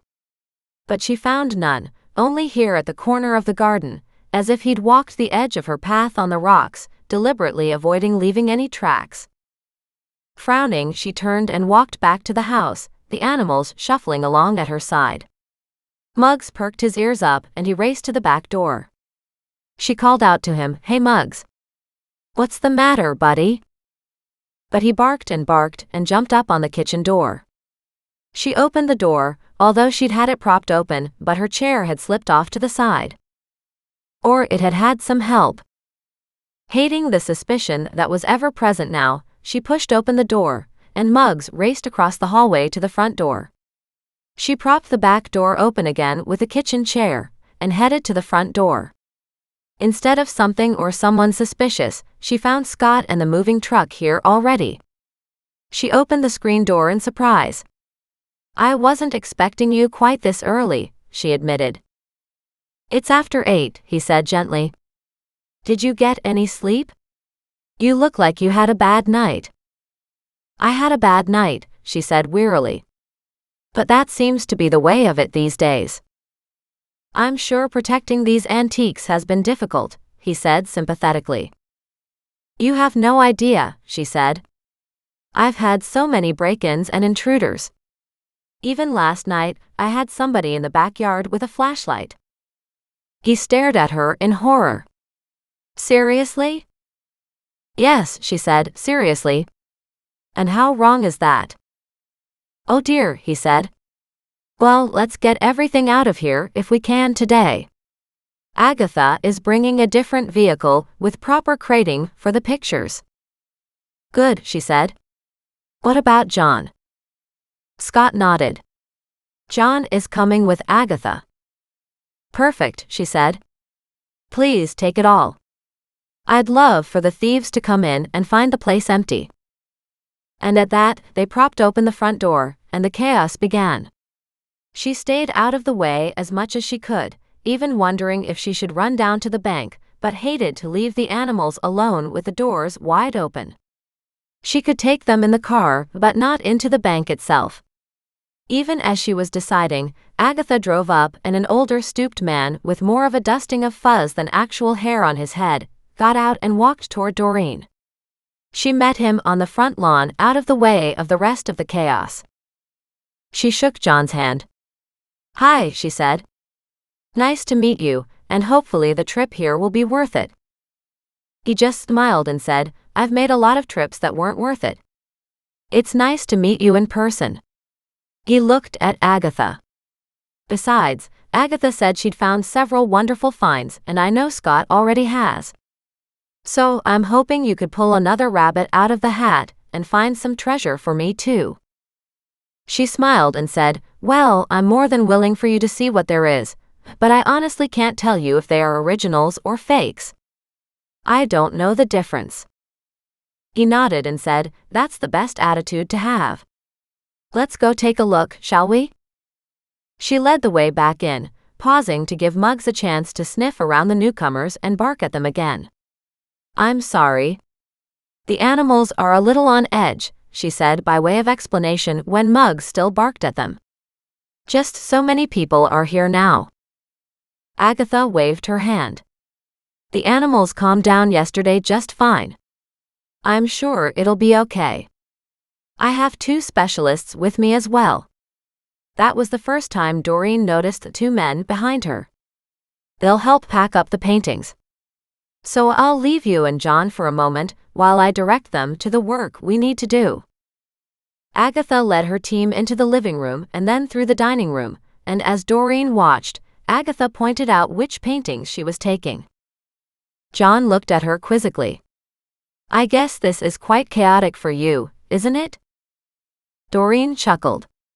"Chaotic, wonderful, scary, all of the above," she admitted.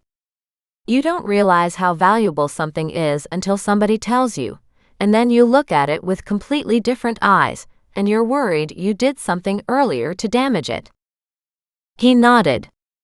"Maybe you could show me the books, and I could be the first one to be done." She gave him a wide smile. "Come on," she said. "We're in the quiet corner of the house." She led the way through to the kitchen and then to the alcove where she kept the printer, next to the pantry. "So this is the area of junk," she said with a half a grin. "And I hadn't realized the books stored here in the pantry were worth anything. I had my nan over, who is responsible for all the purchases in this house, and she pulled out the ones she thought were the most valuable and stacked them here." She turned and pointed to a few books on the chair at the edge of the table. "So maybe start with those." "Good," he said. "It sounds like she has already done half the work for me." Doreen pulled out a second chair before motioning to an empty one and said, "If you would like to sit, enjoy."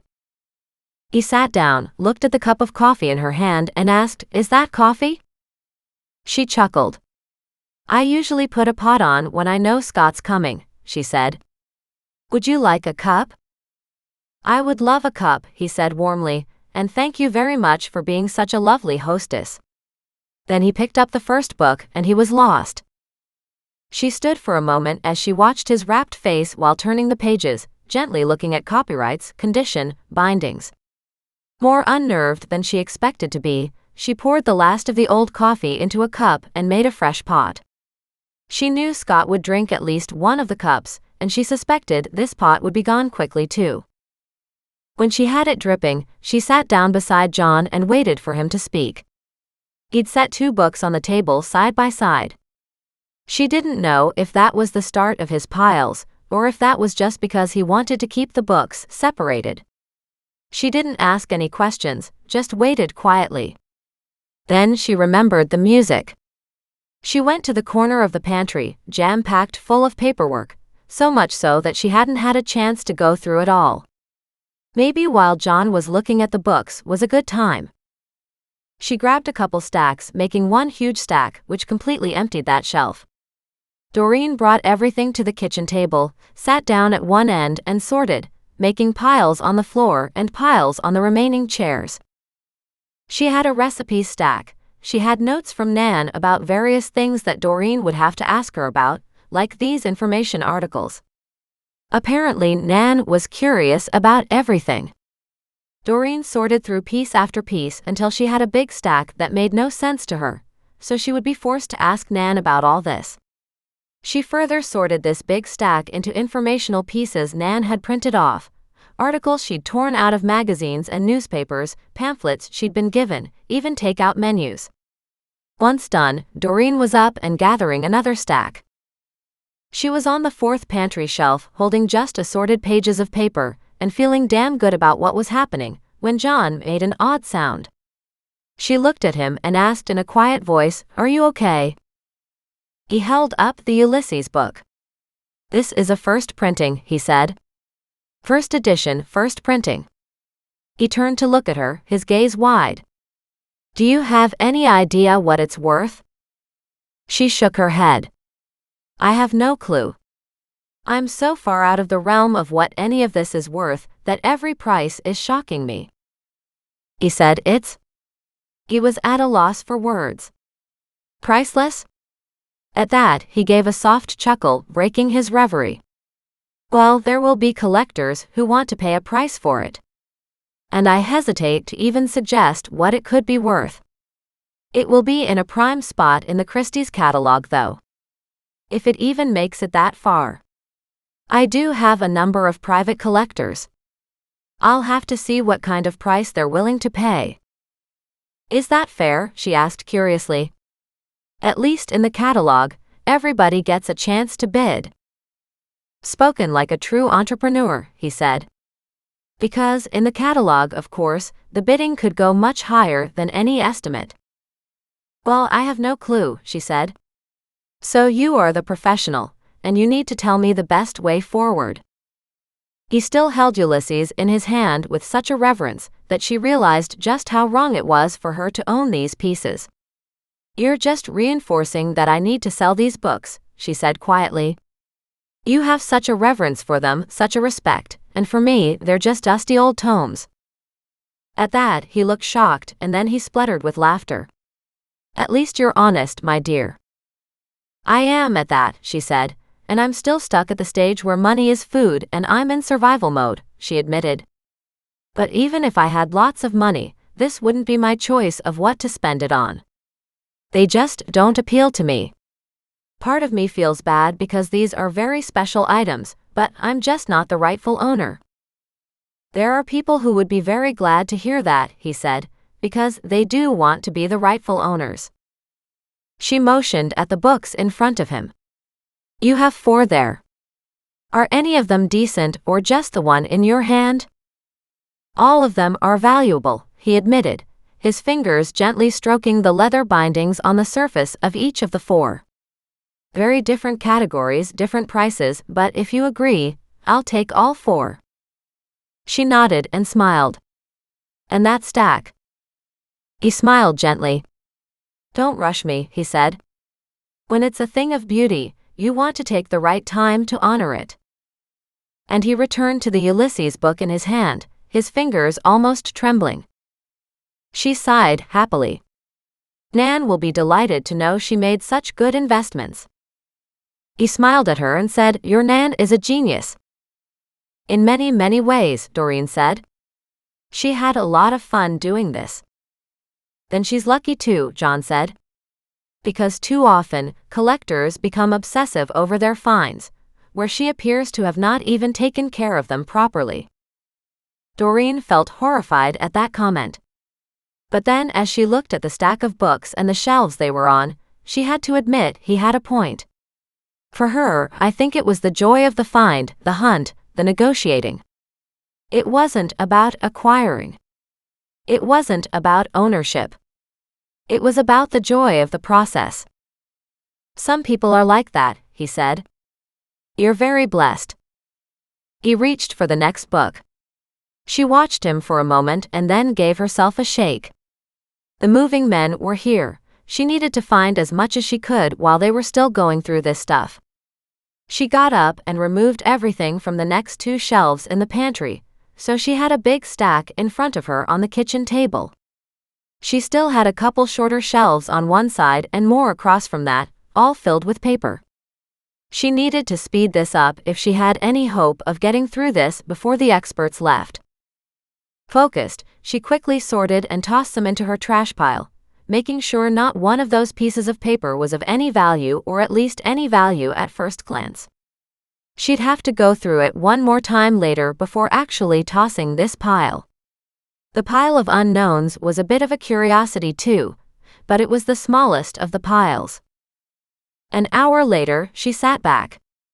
She refilled everyone's coffee and returned to the 2 short shelves in the pantry. She removed everything from those 2 shelves, stacking it up on the kitchen table, and went through it all. When she turned around next, Scott smiled at her stacks of paperwork and said, "At least you're getting through some of this now." She nodded. Those 2 shelving units in the pantry there, the standalone cherry ones, let me know if they're of any interest to you or whether I can fully reload them again, she said with a laugh. He examined them both and said, "Just go ahead and refill them, but maybe with a little bit more care." She nodded. "I will do that." She had stacks everywhere, but one of the biggest piles was designated as garbage trash. She grabbed a large brown paper grocery bag, found she needed 2 of them, and filled them both full of stuff she wasn't keeping. With some of that cleaned up and 3 good stacks on the table now, she went back to another bookshelf in the pantry. She started with the little one this time, where she had moved recipe books to the far side, and then realized the front closet had more recipe books too. She removed the items as fast as she could until the small shelving unit was empty. Then she began in on the bigger shelving unit again. By the time she'd emptied the top 2 shelves, the table was stacked full of stuff again. She groaned. Working as fast as she could, she sorted piece of paper after piece of paper. If she couldn't tell what it was, she stuck it in the Ask Nan pile. It took an hour before she could finally lift her head, and John stared at her in amazement. She glanced at him and smiled. "Lots of this stuff is just junk," she said, motioning to the pile on the floor.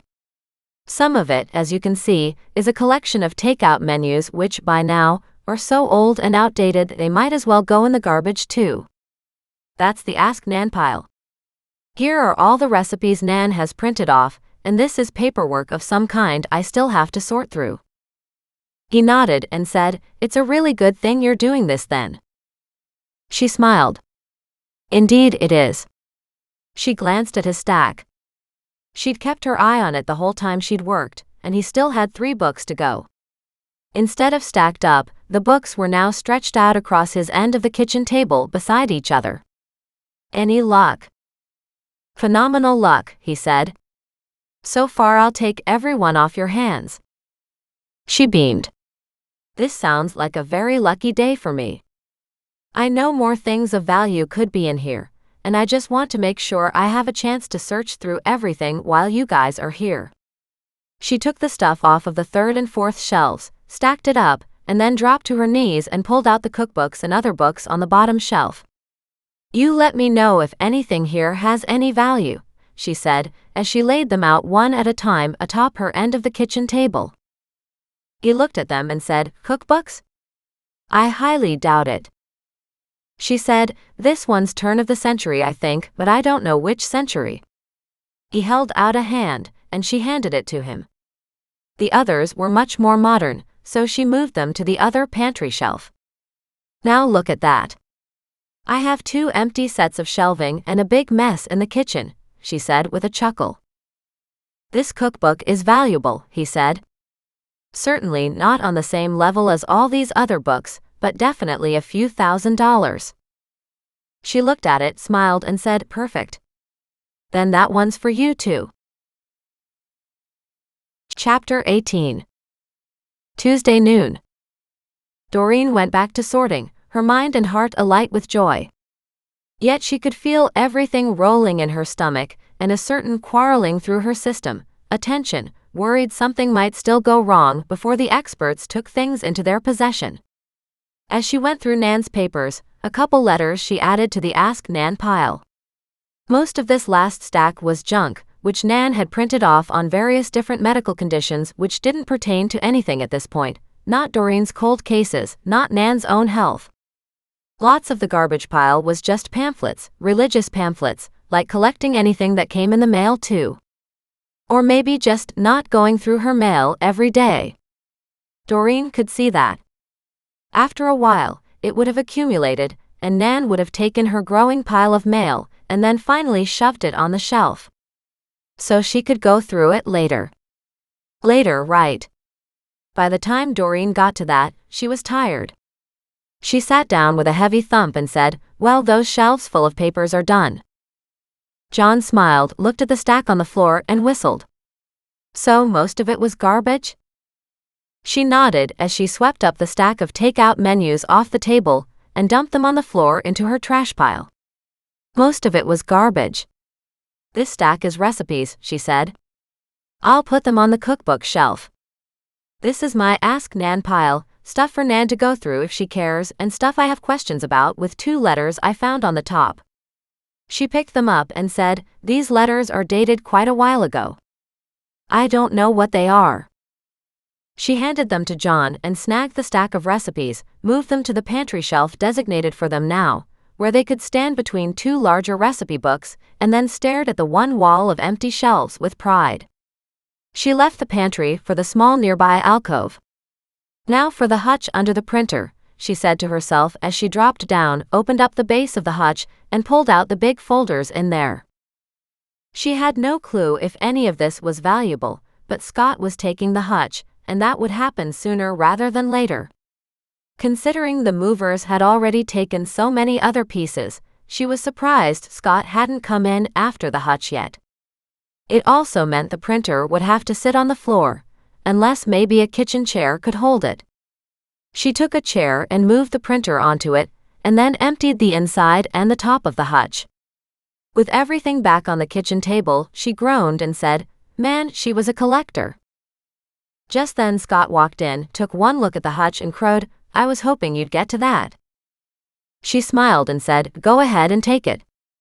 I still have no place to put some of this stuff, but it's empty." He looked at it in admiration. "Looks like you've done a tremendous amount of clearing out.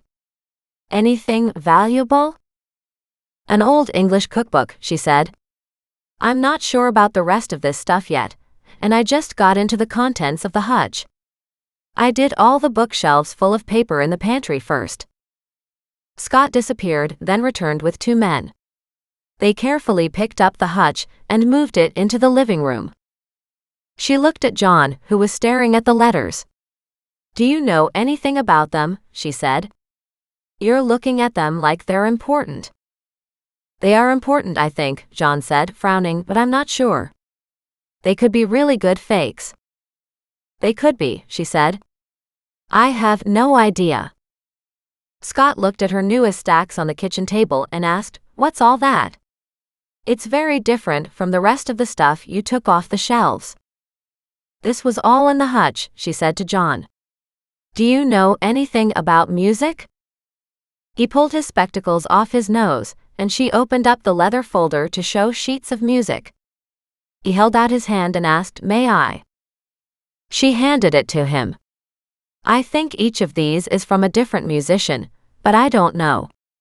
Nan tried to explain some of it to me, but it was a little confusing."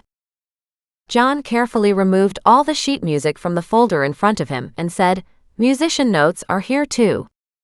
He read through some of it, flipping through the pages, and said, "I'm not a musician, but these all appear to be the unpublished works of somebody. I just don't know who this is. I don't either, Doreen said, and I don't even know if the music is any good. Just then, she caught sight of a piece of paper sticking out from inside the folder. She motioned to it and pulled it out. Oh, look at that. It's a bill of sale. He opened it up and together they read it. Interesting, he said. This isn't my field, but I do know somebody interested in this type of stuff. She burst out laughing at that. It's like you expert guys all know each other. When you think about it, he said, we all work for Christie's, so we get to know each other in our various fields. He looked at the 3 other matching envelopes. Are those leather folders also holding music? I'm not sure, she said. She opened the second one and nodded. And another bill of sale. Before you take any of this, she said, I want to scan all the music so I have a copy of it. I have no clue what this is, so I hate to see it leave my possession without knowing. I'll take a couple photos of the notes and some of the music, John said, and I'll send it to the music expert I know. He was already taking photos of various sheets. I'll leave it in your possession, unless it proves valuable. Good enough, she said. She went through the next 2 folders. All 4 of these contain music. She found a place on a pantry bookshelf near the bottom, where she could stack the folders. When you're done, we'll put them all there. He nodded and said, that's a good place to keep them for the moment. With those out of the way, she went back to the rest of the stuff. She opened a small box and found something like a paperweight in a small clear box. She held it out for John. Does this mean anything to you? He frowned and shook his head. I'll ask Agatha, Doreen said. She walked through the dining room, realizing the paintings were already gone. In the living room, everything was pretty well gone, just the 2 chairs she wasn't sure if Scott was taking or not. She headed out to the garage, almost crowing in delight to see it so empty. The men had the back of the moving truck wide open, and it was packed nearly full. She shook her head. Scott saw her and walked toward her. Hard to believe all this came out of the house, isn't it? I'm stunned. I'm really stunned. She held up the see-through box with a paperweight in it. Do you know anything about this? He frowned. Nope, doesn't mean anything to me. What about Agatha? Turning around, Scott pointed down the driveway. She's down there. They packed up several of the paintings, and they're putting them in her transport vehicle now. It was a panel van, and Doreen walked down to it. Agatha saw her coming, smiled, and said, We've got 2 more to pack up and then we're good. Wonderful, Doreen said. She held out the object in her palm. Do you know what this is? Agatha reached out a hand and studied it carefully. There's a piece of paper behind it. Using her nails, she pulled it out without having to remove the object from the box. It's a piece of rare crystal, hand-carved by a glassworker out of Venice. She frowned, carefully removed the crystal from the clear box, and held it up to the sunlight as 1,000,000 colors exploded from the crystal. Everybody gasped. It's beautiful, Doreen said. Not only is it beautiful, it's been kept in pristine condition, Agatha said. This bill of sale and declaration of authenticity says, Italy 1842. Doreen just shook her head. I have no idea where Nan got all this stuff. Agatha looked at it with a happy sigh, carefully replacing the paper in the clear box. What would you like to do with this? What are my choices? Doreen asked dryly.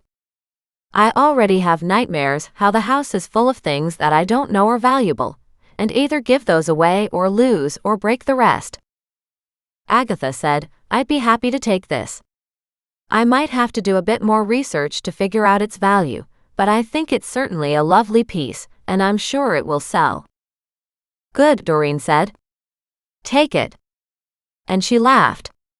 Between all of you, I won't have much left in my house. No, one of the men beside Agatha said, you may not. On the other hand, your bank account will be very full. At that, the truth really sank in. You're right, she said quietly. And for that, I'm desperately thankful. It's been a very long year, and I can't begin to express how much I appreciate you guys doing this. Hey, it's business, Agatha said warmly. But these pieces go well beyond business. Collectors all over the world will stand in line to touch and to hold some of these. So you should feel good about that too. I have paperwork for you as well, once we get the other 2 paintings loaded. We'll go over every one of the items that I'm taking today, and I'll give you a receipt for them. Did you go through the whole house? Doreen asked. I thought so, Agatha said. But if you have a few moments, maybe we can take another look. My grandmother did say something about a painting in one of the closets, and I haven't found it yet, Doreen said sadly. Something about a woman in black, sitting on the edge of a chair. She said it was very ugly, but thought it was worth a lot of money. Agatha chuckled. If it's the one I know about, she's right. It's worth a ton of money. Doreen nodded. Why don't we go up and take a look? If we search every room carefully, we might find it. Then let's go. I haven't been in the basement either, Agatha said. I've seen them bring piece after piece out of there, but I have yet to have a look myself. Let's start there, Doreen said. If you have any interest in old kitchen stuff, that's probably the best place to go.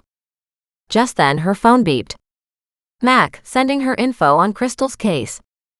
Torn, she wanted to go inside and study what he'd sent, then caught sight of Agatha's curious gaze. She smiled, pocketed her phone, and said, Let's do another check of the house. Chapter 19. Tuesday afternoon. They started in the garage and Doreen cried out, When Scott arrived yesterday morning, this garage was stuffed. Hard to believe, Agatha said. It's almost as if your grandmother had a furniture warehouse instead of a home. Doreen led the way downstairs to the basement, crying out in joy again. And look at this, she said. This was stuffed floor to ceiling. We moved a ton up into the garage, but it was still full down here. Now it's almost empty. It's hard to believe this storage area is here. Those stairs make a massive difference. True. It did eat into some of the space though, Doreen said as she walked around the corner beside the stairs. And this is the first time that I realized a door was here. This area was full of chairs. She clicked on the light overhead and then opened the door. Looks like I found them. Together they pulled out what appeared to be 6 large picture frames. It was hard to move them, but it would have been impossible before with all the furniture here. They laid them out and stacked them up against the wall so they could all be seen easily. While Agatha studied them, Doreen crawled into this closet under the stairs to make sure it was empty. She used her cell phone, turned on the flashlight, and checked out every corner. Satisfied it was 100% empty, she stepped out, closed the door, turned to look at Agatha, and heard more good news. Agatha held her hands clasped to her chest, and Doreen knew what a massive gift her Nan was. She sent Nan a text saying, If I haven't said so in a while, I just want to tell you that I love you. When a text came back with several hearts in a row, she smiled and answered, The appraisers are here. We just found the painting you told me about, and more under the stairs in the basement. Nan replied with, Oh good. I forgot about those. Doreen texted her back saying, Any idea what else you've forgotten? Lol. Nan's response was instant. Nope. The good news is, you're finding it all. And that makes me even happier. They're all for you, so enjoy. As Doreen put away her phone, she looked at Agatha, who still hadn't moved. Doreen asked calmly, I gather this is good news? Agatha turned, looked at her and smiled. For you, very good news. Then Doreen realized she had something else to consider. Another motive behind kidnapping Crystal. What if Crystal had seen something she wasn't supposed to see? Chapter 20. Tuesday late afternoon. By the time her house emptied of people once again, Doreen felt like a limp dish rag that had been pulled out of the dryer too soon. Instead of being light and fluffy and ready to go again, she felt like she needed more time in the dryer because she wasn't quite there yet. She collapsed on a pot chair in the living room and stared at her now unbelievably empty house. Pictures were gone from the walls, at least the ones of any value. She could only see one left, and that was in the hallway. She had the 2 pot chairs, she had Thaddeus's roost still in the living room, and she had an old busted-up coffee table that had been downstairs in the basement. Probably more junk was supposed to come up, and didn't quite get to the garage. It would work for the moment though. She was too tired to even get up and fix a cup of tea, and that said a lot about her state. Thaddeus hopped onto her shoulder and gently rubbed his head against her cheek. She was almost teary-eyed as she reached up to cuddle him. "I hope this is all worth it," she whispered. He made an odd crooning sound in the back of his throat that put a smile on her face. "Well, just think about it. If it does work, there'll be birdseed for you until you die." And then she corrected that, depending on how long you live, that is. She dropped her head onto the back of the pot chair and winced because it was just a little too low for comfort. She would have to slide her butt to the edge of the seat in order to make her head comfortable. She was afraid she would slide right off. Muggs jumped onto her lap. "Great. Thanks, Muggs.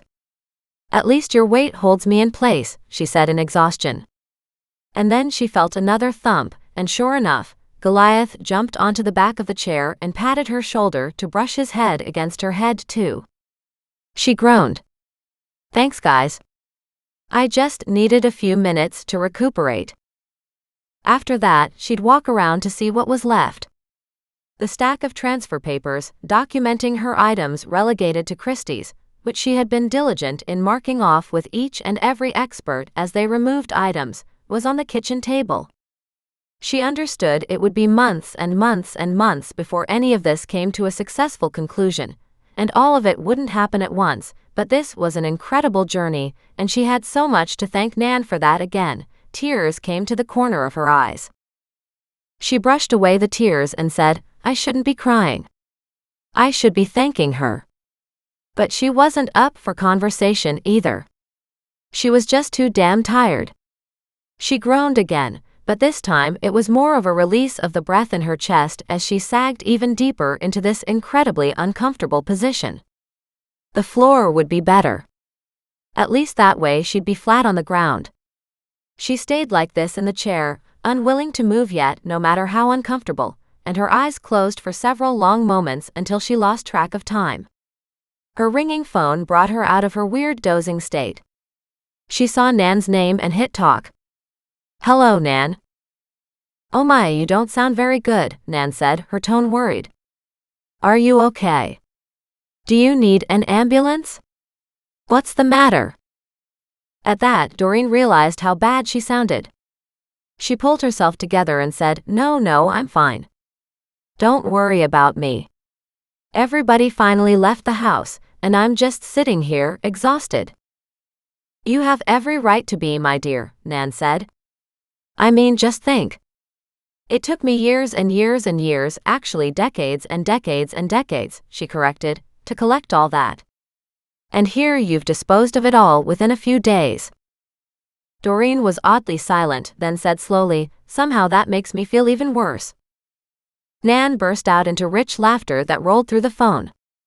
"Oh my, don't at all. I had incredible amounts of fun collecting and trading up for all that stuff. But for you, it was just dusty old pieces cluttering up your life, so the best thing you could have done is get rid of it all. Especially when you said so many of these pieces were ugly," Doreen said with emphasis. "And I have to agree with you. So many of them were so ugly." Nan chuckled. "They were worth a lot though," she said. "What you need is a good cup of tea." "I was thinking that," Doreen said, "but honestly I'm too tired to walk to the kitchen to make it." "Get up," Nan said firmly. "Grab the animals and come here." The walk will invigorate you, even if it takes twice the time because you're dragging your feet. I'll have a nice little treat waiting and a hot cup of tea." And then she hung up, not giving Doreen a chance to argue. Doreen stared at her phone, let it collapse on her belly, and heaved out the heaviest sigh she'd ever exhaled in her life. When she opened her eyes after that, all three animals stared at her, the worry clearly evident in their expressions. She'd never seen Muggs's eyes so round, and Thaddeus had pitched that gimlet look on his face as if daring her to die on him. She stroked Goliath's ears as he tilted his head at her. "I'm fine, guys, honest. I'm okay." Reassured by her voice, the animals visibly relaxed, and she realized just how worried they'd been. She sat up slowly, carefully moving Muggs to the floor, and said, "Well, it looks like we're going for a walk, whether we want to or not." She headed out the front door and realized for the first time there was no point in setting the alarm. But it was a habit now, and she still had a lot of stuff to take down to Wendy, and a few things remained on the mantel, but she had no idea what was left. She needed to do a full assessment, but that wasn't today's job. That would have to wait until tomorrow. She figured Wednesday was a good day for catching up. Today she was too exhausted to do anything else but visit Nan. If she was lucky, the treat was big enough to be dinner, and then she would sit out by the creek with a book and ignore life for the rest of the evening. Hopefully tomorrow, with a good night's sleep, she'd feel better. Nan was right, it did take twice the time to get to her place. But somehow, walking along the creek, even slowly, did revitalize Doreen's soul. She stopped and smiled at the antics of the ducks, wandering up and down the creek in the sun as it dappled against the trees. It had been a very early spring this year, and she didn't know when the flooding would come, but the river was rising rapidly. It was a little worrisome, but it hadn't been a terribly bad winter. At least she didn't think so, so it shouldn't be a bad flood season. Yet in this area, it was something she would keep an eye on. Little Paul was never far from her mind when she thought about Kelowna's flood season. To think that little boy and the kind man had lost their lives in that turbulent water. Not that she liked the creek any less, it was just one of those reminders about making sure she didn't take the creek and the mild weather for granted, and didn't discount the ferocity of Mother Nature when she was at her strongest. Finally, with great joy, Doreen turned the corner and saw the retirement building looming ahead. She walked past the front entrance and, using the stepping stones Nan had placed there for her, she walked over to the little border of garden beds and stepped onto Nan's patio. Nan came out of the apartment with her arms open. "Oh, my dear, you look so exhausted." Doreen bent down, gave her a hug, and said, "Honestly, I am. I didn't think selling all that furniture and stuff would take so much out of me. And I'm still stressed, thinking that maybe I missed something." Nan chuckled. "If you did, I'm sure they will come back. It's all very good stuff." Doreen sat down with a heavy thump. "You realize what a gold mine you've given me, right?" Nan nodded. "When I started this originally, I didn't really plan on all of it," she said. "I was thinking of you as soon as you were born, because I didn't want you to want for anything. Don't take this the wrong way, dearie, but your mother is not exactly somebody I could trust with funds." "That's an understatement," Doreen muttered. Her mother had been a lot of things, but frugal was not one of them. "So you figured if you put the money in investments, like antiques instead of gold and/or stocks, then they would still be around." "It was risky though," Doreen added. "Because if you think about it, that house could have caught fire, and all of it would have gone up in smoke." At that, she gave herself a mental shake and said, "And I really didn't need to voice that fear because now I'll have nightmares about it." Nan patted her hand gently and said, "But you did find the right people and moved it all safely." Doreen just smiled at her, loving the bird-like woman in front of her. "You're such a blessing in my life," she whispered. Feeling the tears once again coming to the corners of her eyes, she impatiently brushed them away. When she opened them again, a massive still warm meat pie sat in front of her. She looked at it in amazement. This looks wonderful, she said, sniffing the heavy and rich aroma. And smells even better. Nan nodded. It does, doesn't it? We had these at lunch today. I picked one up for you. I'm still worried you're not getting enough to eat. Doreen laughed. Anytime Mac comes over, he feeds me, she admitted. Although, when he came to collect my intruder, there was no time for food. Another intruder. Oh dear. Nan picked up a fork, handed it to her, and said, dig in. It's a lovely lamb pie. Doreen used the fork and cut into the crust, releasing the hot steam inside. This is a perfect end to a really long day. And she slowly ate.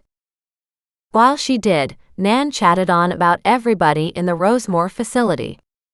From Mitzi and her boyfriend, who was Nan's ex-boyfriend, splitting up, to the manager Nan had gotten into trouble with for betting on his love life and later on having a new girlfriend. When she heard that, Doreen asked in warning, You didn't start a pool on his love life, did you?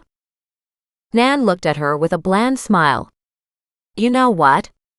If they weren't such fun and got themselves into all this drama, we wouldn't have to do it. Doreen rolled her eyes. Tell yourself whatever excuses you want, she said, but you know it's wrong. She picked up another bite of the pie and sat back, enjoying her meal thoroughly. When there was a soft, gentle woof beside her, she looked down to see Muggs staring up at her with the most woebegone look she could imagine. She hesitated, and Nan jumped to her feet. No, I have something for him too.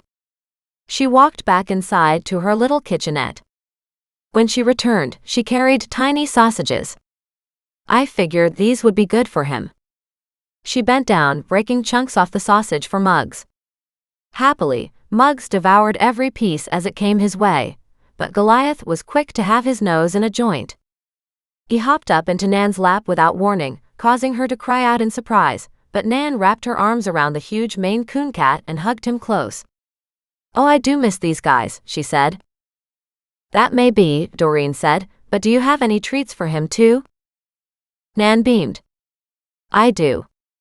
And out of her pocket, she pulled some little triangles. These are some fancy new thing I saw at the pet store, she said, and she placed one on the corner of the table. Goliath very gently stood up on his back legs and bent down, picking up the kernel in his mouth and crunching away quite happily. Between the sausages for Muggs and the treats for Goliath, those two were happy, but Thaddeus had no intention of being left out. He paced around the table, raising and lowering his head, ruffling his feathers, looking at Nan, reminding her, Thaddeus is here. Thaddeus is here. Nan chuckled. How could I forget you? And out of her other pocket, she pulled several sunflower seeds. She put them on the table in front of him. Doreen watched as everybody ate, including herself, and she smiled at Nan. See what I mean? Doreen asked. You're such a godsend in my life. Not anywhere near as much as you are in mine, Nan said firmly. Now, are you ready to get down to business? Chapter 21. Tuesday early evening. Doreen's head snapped up as she stared at Nan. What kind of business? Crystal's father has a criminal record, Nan said. Crystal's father has a criminal record? Doreen repeated slowly. Seriously? For what? Buying and selling illegal goods, Nan said in a low whisper, looking around as if somebody would hear them. Unable to help herself, Doreen also looked around, but of course they were surrounded by Mother Nature and not much else. How do you know this? Jose, one of the attendants here. His brother used to work for Crystal's father. Doreen pinched her nose as she thought about the connections inside Rosemore, the vast knowledge and network of both staff and residents, or inmates as Nan lovingly referred to them. And how does that relate to Crystal's disappearance? Jose has a theory, but he hasn't said much. He muttered something about Eric and blackmailing, even mentioned his sister, but was not clear on any of it. Nan continued, Of course I don't know if Jose knows anything useful, or if he's just spouting conspiracy theories. Slowly, Doreen lowered her fork. And how did Jose know Crystal's father was a blackmailer? She asked. Did he go to the police about it? Nan twittered. Oh no. He knew because Eric was blackmailing him and his brother. Dumbfounded, Doreen just stared at her grandmother, her mind spinning, as she thought about how many more people had a reason to get back at Crystal's father. But why take the child? As revenge? Or was this a kidnapping, with ransom demanded? But then where is Crystal? Or was this a kidnapping gone wrong? You'll have to ask Mac about that, Nan said. But it's possible. Although I don't remember ever hearing anything about a ransom demand. What it does is widen the suspect pool though, Doreen said slowly. And that's both good and bad. What's bad about it? Nan asked curiously. Now you have more suspects to look at. Yes, but that's too many more, she said. Because now I have to investigate Jose and his brother along with Eric, and where does the new stepmom come into play? At that, Nan chuckled. Mary is Jose and Guido's sister. Bingo. Now they were getting somewhere. Good Lord, Doreen said, sitting back. Nan, completely nonplussed at the bombshell she had just dropped, picked up the pot of tea and filled Doreen's cup. Eat up. Eat up, she urged. Doreen picked up her fork again and finished the meat pie while she thought about the criminal games adults played, and the young girl caught in the middle. Does Jose have any theories on what happened to the little girl? She asked. Nan lowered her voice yet again. He says he thinks she's still alive. At that, Doreen's gaze flew up to study Nan's face, her eyes alight with excitement. If she's alive, where is she? Doreen asked. It would be really nice to find somebody alive this time, instead of another mess of dead bones. Wouldn't it? Nan said, chuckling. But Jose had no clue where. He must have some idea, she said. If he's come up with that idea, he must have a thought process that led him to it. Maybe, Nan said, but he's not very forthcoming. Of course not. However, maybe over time, in little bits and nudges, she suggested. Nan bobbed her head. My thoughts exactly, she said. Do you know where Guido works? He owns his own pawn shop now, Nan said. But Jose got training so he could work as a service care aide.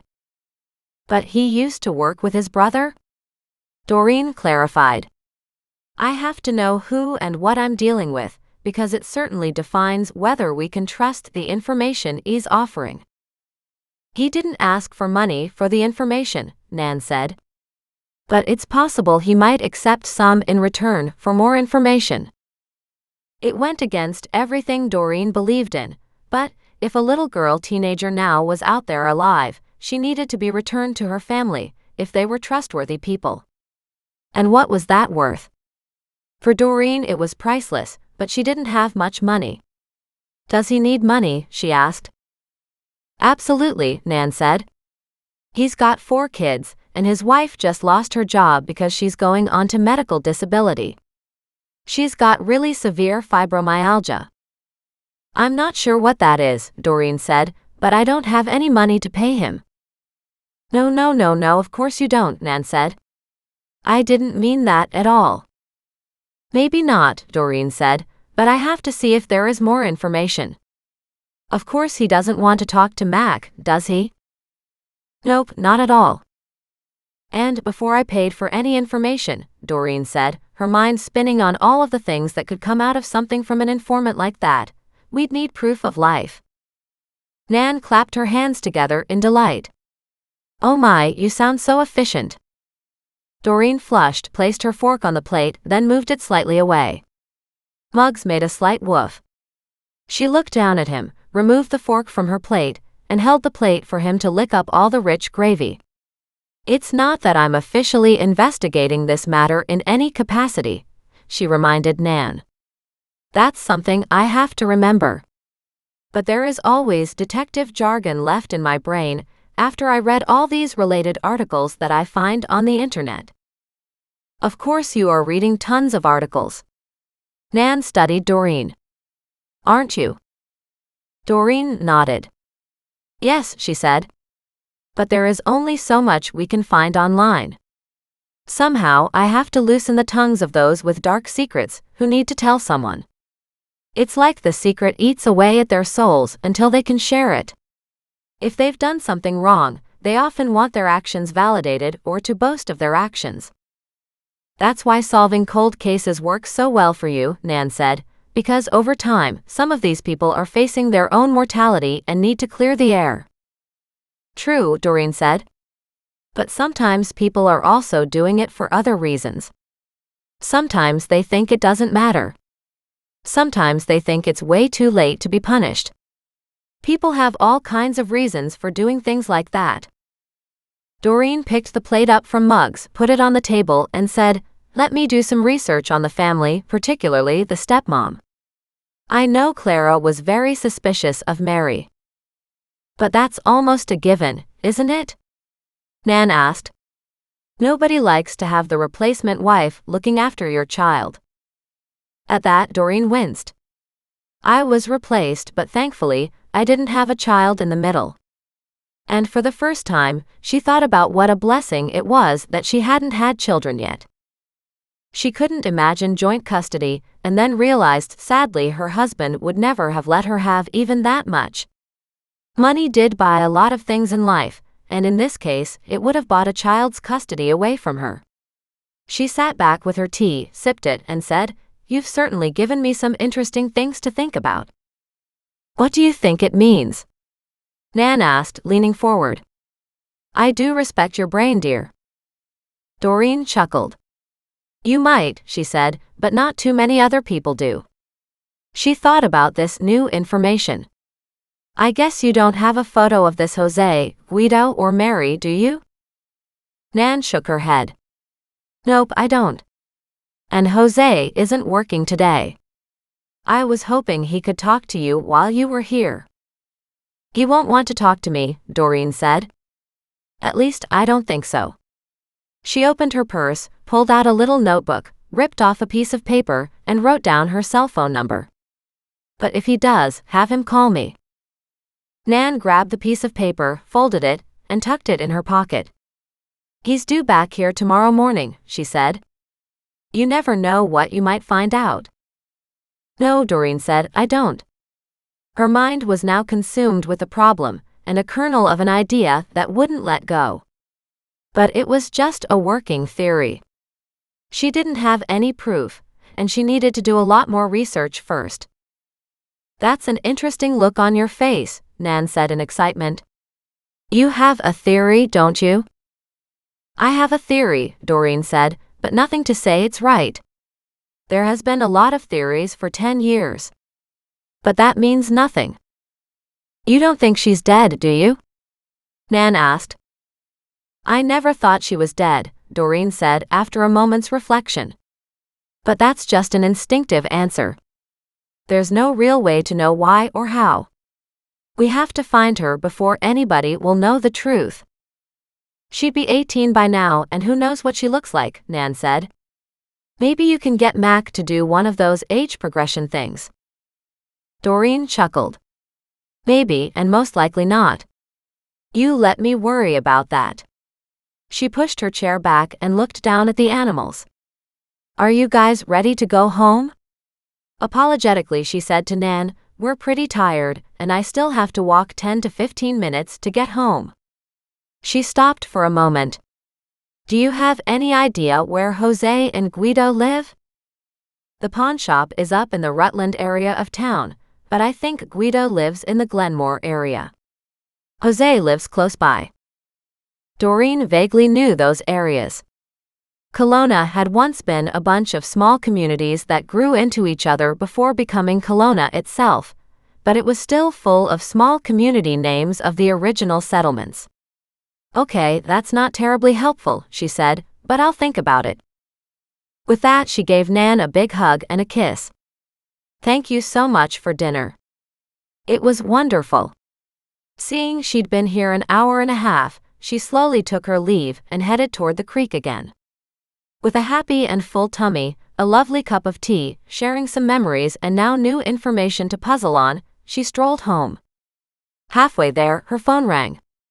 "Hey Mac," she said. "What's up?" "Nothing in particular, but my instincts kept saying you were heading into or already in trouble." "What do you mean, already?" she cried in outrage. "I haven't been in trouble all day." "Did Scott finish?" "Scott, Agatha, and John," she said, the fatigue once again taking over her voice. "It's been a hell of a day. I just had dinner at Nan's and got spoon-fed some very interesting new information on Crystal's case. Now I'm walking home." "What kind of new information?" Mac asked, his voice turning official. "Probably nothing," she said airily. "Doreen," he said, his voice heavy and hard. "It's still an open case for us." "I'm thinking the child's alive still," she said, giving him part of the information. There was silence on the other end, and then Mac said, "Do you have anything to back that up?" "Maybe," she said. His voice was emotional this time. "I do a lot to bring that child home. It's one of the cases that's weighed on me all these years."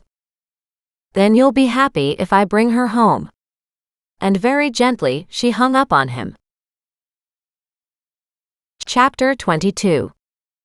Tuesday evening. Doreen really had to stop hanging up on Mac like that. His voice carried a load of hurt, something she needed to explore a little deeper. 10 years ago he would have been a cop, and so he'd been involved in Crystal's kidnapping case. Maybe he'd known the people involved personally. Regardless of how his involvement came about, it was obvious this case caused him pain. And the fact that there'd been another footprint, which made no sense, was a prod that could only remind him of Crystal's absence. He would want to be kept up to date with anything she could find. The problem was, so far it was just theories based on hearsay, and theories and hearsay wouldn't do anybody any good, especially to an officer of the law. And driving around Rutland or the Glenmore area wouldn't help if she couldn't get specific addresses. She'd need Mac's help with that. And even with addresses, all she could do was drive by their houses. She needed more information. The fact that it came all the way back to Mary's involvement with Eric meant somehow they were behind all this. If Mary had wanted to get rid of Crystal, it would have been easy enough to have enlisted her brother's help. While both might have been eager to help, one might have helped, but the other one might have wanted something for his part in this. But getting Mary to confess would be next to impossible. 10 years had gone by, 10 years where she'd gotten away scot-free, where she had benefited, either from not being punished because of her part in this kidnapping or just to be rid of Crystal, and to not share Eric with his daughter. And maybe this was all a plot by the brothers to get back at Eric for blackmailing them. And then again, maybe Eric was dealing with a lot of bad customers in his illegal buying and selling business, and things had gone very wrong. Doreen had no doubt that, of Crystal's 3 parental figures involved, somebody wasn't telling everything they knew. And wasn't that the case in every one of these unsolved crimes she'd come across? Somebody involved had kept their secret, sometimes to the grave. This wasn't a case of a child getting washed down a river. This was a case of somebody deliberately stealing the child from her bedroom during the night. As Doreen thought about all that, she considered a wild possibility. What if Crystal herself had wanted to disappear? What if she was uncomfortable with her father and her stepmother? What if somebody gave her an out? She was only 8. Would she have taken off from her mother? And if her father had a girlfriend, did her mother have a boyfriend? Was there a pedophile who had slipped in under the radar, who decided Crystal was his perfect next victim? There were just so many questions and so few answers that Doreen knew once again it would be hard to find the truth without poking some of those very nasty, long-held secrets. The first thing was to look up the people involved, and in a way, Mac was likely to be the best one to find answers on Guido. And Eric, for that matter. She frowned as she made herself a cup of tea. Just as she was about to sit back down, she felt compelled to call Mac to apologize. She hated to admit when she was wrong, but she grabbed her phone and dialed him. "Why'd you call?" "So you can hang up on me again?" he asked, his tone dry. "Or do you want something again?" At that, she winced and stopped. She didn't even know how to proceed. "You do want something, don't you?" he said, his tone suddenly weary. "Not for the reason you think, though," she said gently. "Of course I have information I need from you. But if I can help you solve this case, which obviously weighs heavy on your heart, I would like to do so. And I wanted to apologize." She was startled by the silence at the other end of the phone. "Thank you." "I didn't say it weighed on my heart," he said, his tone suddenly brisk. "You don't have to be the big tough guy all the time. Obviously you were affected by Crystal's disappearance, but there should be answers we can find. I don't have any skills at this. Just beginner's luck. But if you let me turn a light on this case, maybe, just maybe, I can help." "Maybe," he said, but his tone was reluctant. "But you have to share everything with me. These men are dangerous. You can't get into another situation like you keep getting into." "I'm not trying to get into them," she said carefully. "But Guido has a record, and I believe Eric does too because he was involved in the theft of stolen goods." "Guido, Guido, Guido." Mac's tone trailed off as he thought about that. "I don't know that name." "Mary's brother, along with Jose." So Nan was talking to him and he wasn't clear but mentioned blackmail. "What?" Mac said. Whoa, let's go back to the beginning. What is this about blackmail?" Doreen told him the details, this time about what Nan had said. "So you think Mary wanted to get rid of Crystal and used her brothers to do so, but they wanted something for their time, so they came up with a blackmail scheme?" "That's possible, yes. What I don't know, and hear me out on this," she said before he could rush in to ask more questions, "is whether that child was aware enough of the adults in her life to understand this might happen, and if she left them or if she was a victim." Mac's shocked silence hung in the air. "Okay, so now you've got a bunch of running theories." "You know me," Doreen said humorously. "I pull out every bizarre counterintuitive theory and give it a good shake to see what rattles out." "The trouble is, when you give things a good shake," he said, "yes, some things rattle out, but sometimes you get hurt in the process and so do other people." "And I said I'll be careful," she said. "But I can't sit in a bubble, if there's anything I can do to help Crystal." "You really think she's alive?" "Not necessarily. I don't have any proof of that. But I have to wonder." "Bizarre," he said. "What I need from you are addresses." "No way," Mac said. "If these guys have criminal records and if they are involved in this kidnapping case, there's absolutely no way you should drive by and push their buttons. When those buttons get pushed, they'll explode, and they will do anything to stop you from finding out the truth." "Oh, I get that. So I want you to do the drive-by," she said triumphantly. "What?" he asked in a dry tone. "You can't just jump in here and try to be a superwoman again." "I'd love to do a drive-by with you," she said cheerfully.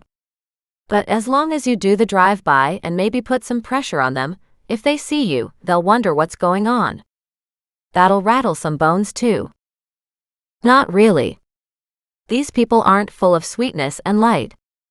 They're probably used to seeing the cops around." "Maybe, but now you've got a second case with a second footprint and potentially a second child involved." "I know," he said, "but I still haven't figured out the connection between the two cases." "You have the connection," she said. "You just don't understand the motive. Why go in and take the child's stuff and not the child?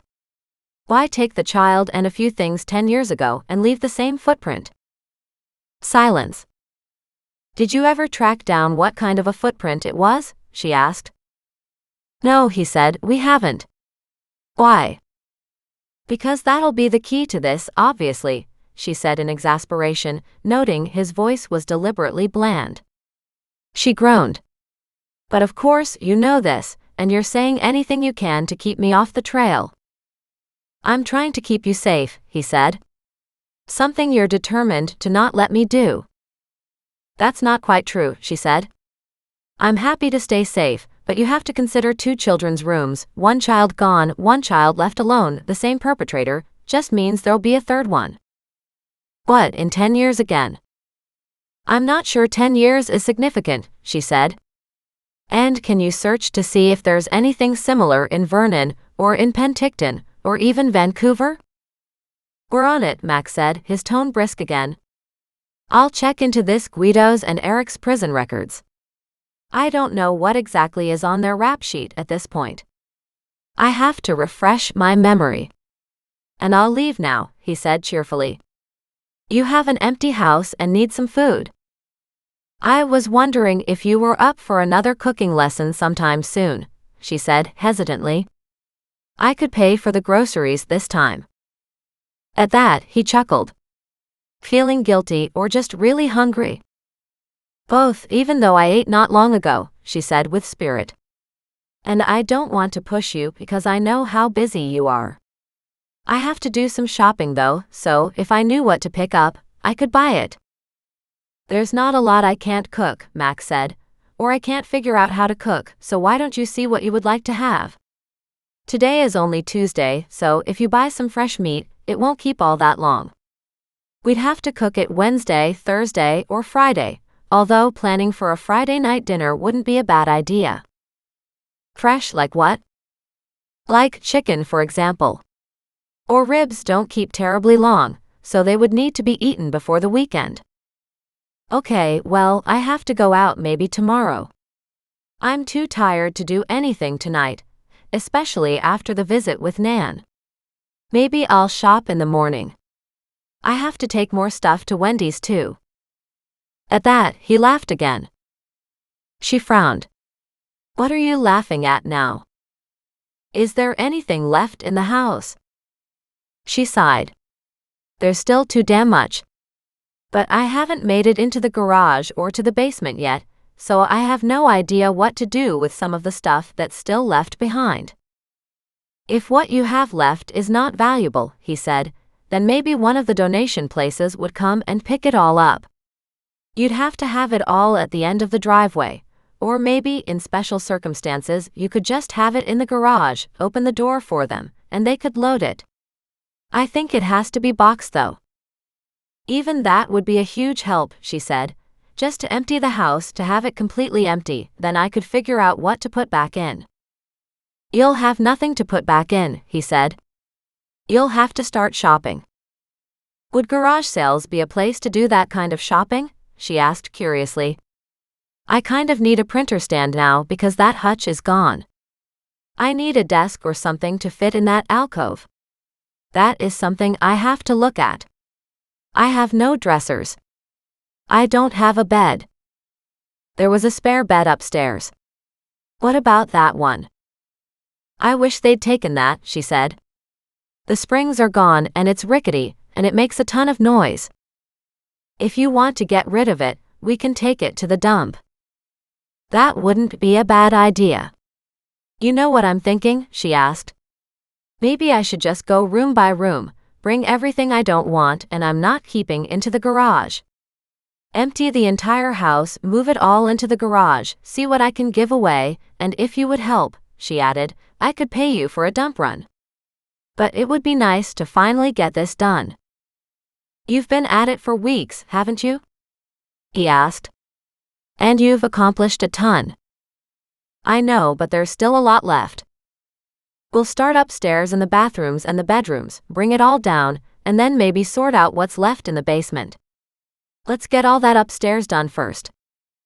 Speaking of that storage area below the living room, any chance Crystal's house had a secret space? I don't think so, he said. Why would there be?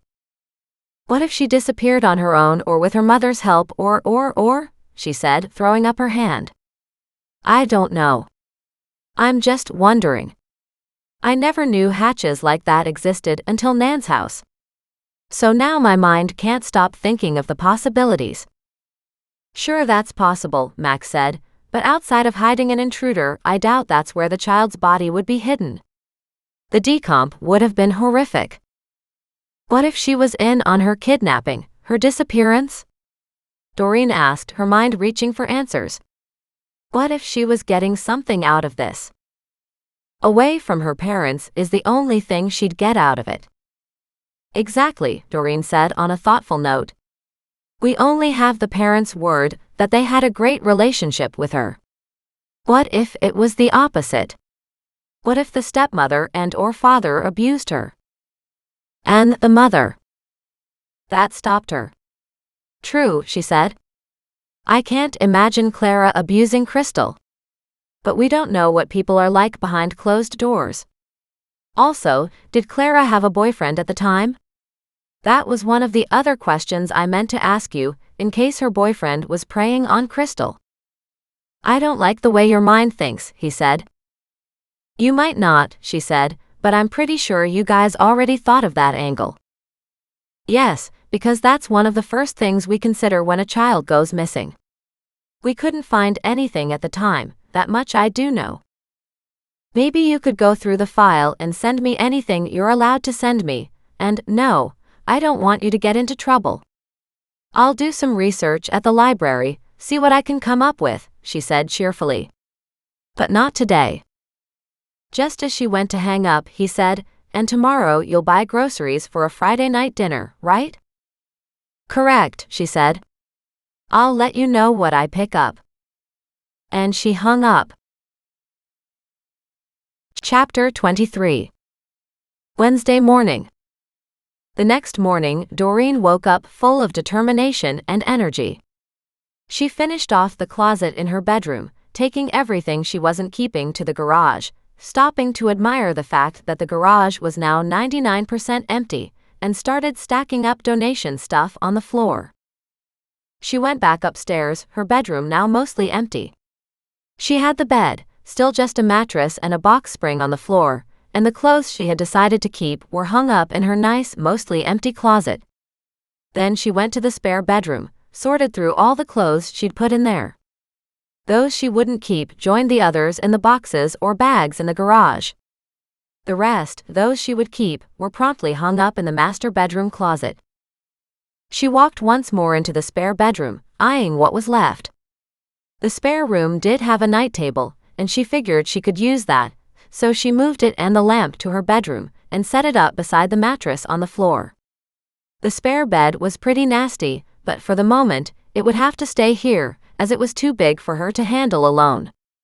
There was also a dresser, and it was in decent shape. She took out the drawers, and then manhandled the piece into her bedroom. She put it against the wall between the two windows, then she grabbed the drawers and put them back in. Now she'd made herself something of a bedroom. She had left the spare room pretty empty, but she didn't expect to have any company, so she had no real need for a functional guest bedroom. Happier, she checked the master ensuite bathroom and saw some things of Nan's still here. She grabbed a couple more boxes and an old laundry hamper, and emptied everything from the cupboards, so just Doreen's stuff was stored here. Then she went to the other bathroom and did the same thing. She took everything that wasn't hers downstairs to the kitchen, thinking she'd just toss these old bath and beauty items. She put on coffee and fed the animals, then took her coffee outside to take a new look at the garden. A ladder still rested against the backside of the garage, laying on the long side on the grass. Not the wisest thing for a single woman living alone to leave outside, to give intruders this handy access to her second floor. She had no heavy-duty hooks inside the garage to hang this ladder up on a wall. Something else to add to her to-do list. She looked at the feet to the ladder, how each wobbled back and forth so it could adjust to uneven ground. She thought about that some more, thinking how one would carry an 8-year-old out of a bedroom, either asleep or unconscious. Even if the window was 4 feet high, it would still be awkward to get the dead weight of a drugged or sleeping child outside, or easier to carry a willing child than to let her climb the ladder herself. No matter what, it seemed a ladder would have been necessary. And therefore, a ladder would have left its own footprint. She picked up the phone, and before Mac had a chance to say anything, she said, "You realize that odd footprint is the broken foot of a ladder, right?" "We considered that," he said, "and good morning to you. That's not a normal footprint for a ladder." "Maybe not a normal one," she said, still eyeing her ladder, "but it'll be very identifiable. You just have to find it." "Thank you very much for the lesson in police work," he said in exasperation. "Did you eat yet?" She frowned at her phone. "What does me eating have to do with ladders?" "It has to do with your snappiness," he said with a note of humor. "It sounds like you're hungry." She brushed her hair off her face. "I haven't eaten," she said. "I've been working hard. I cleaned up everything from the upstairs and brought the donations to the garage, moved the night table and dresser from the spare bedroom into my bedroom, so I have more storage space for my own stuff. I haven't fully unpacked my suitcases, which is something I still need to do, but I called it quits for now. You also need a bed frame for your room, or to get rid of that old bed potentially," he said. "Probably should get rid of both old beds up there." "That'll depend on money. It's kind of nice to have a spare bed in case of company, but I don't know who the heck I would have stay here." "But you never know," he said cheerfully. "Go get food." This time he hung up on her. At that she laughed. "Did that feel good?" she asked Mac out loud. "Because it kind of sucks on my end." She pocketed her phone, walked back inside, and made herself some toast with peanut butter. Then she walked through to the garage again, took a careful look at the remaining furniture, and noted a few chairs and a table that looked to be broken. She put it all at the end of the garage, off to the side. With that done, she opened the double doors and headed downstairs to the basement. At the base of the stairs, she stopped and gasped. The big room was empty, except for a couple pieces around the corner. She'd have to go through the paperwork and make sure, but this was incredible. It was also very freeing. It was like the house had been given a new life, a huge weight off its shoulders. And hers.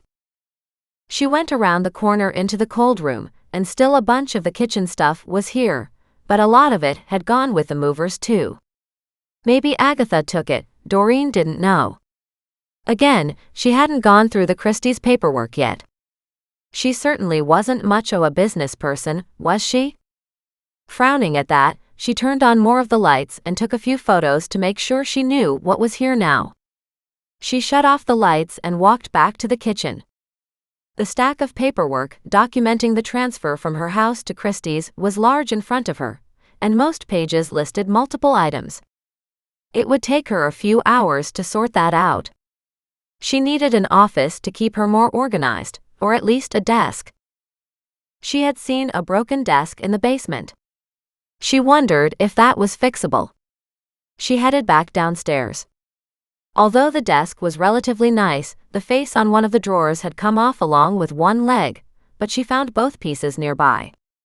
She studied the desk for a long moment and called Mac back. "You any good with tools?" "I guess it depends what kind," he said with a humorous note. "What's broken?" "The movers didn't leave much downstairs in the basement, but there's a desk, missing a faceplate to a drawer and one leg. I think it might fit in that alcove space where I need something for the printer." "Measure it," he instructed. "And when I come over on Friday, I'll see if we can put it together and get it in place." "I do have tools," she cried out cheerfully. "I just don't know how to use them." "You might find YouTube helpful," he said, chuckling, and again he hung up on her. She went to the garage and looked around for a tape measure. She found one in a drawer, although the drawer itself seemed a little wobbly and wouldn't slide back inside properly like it was supposed to. She headed into the kitchen and back to the little alcove area there. She measured the space on both sides and then headed into the basement to measure the desk. She cried out in triumph when she realized it would fit. Now that would be perfect. She looked at the drawer and at the missing faceplate.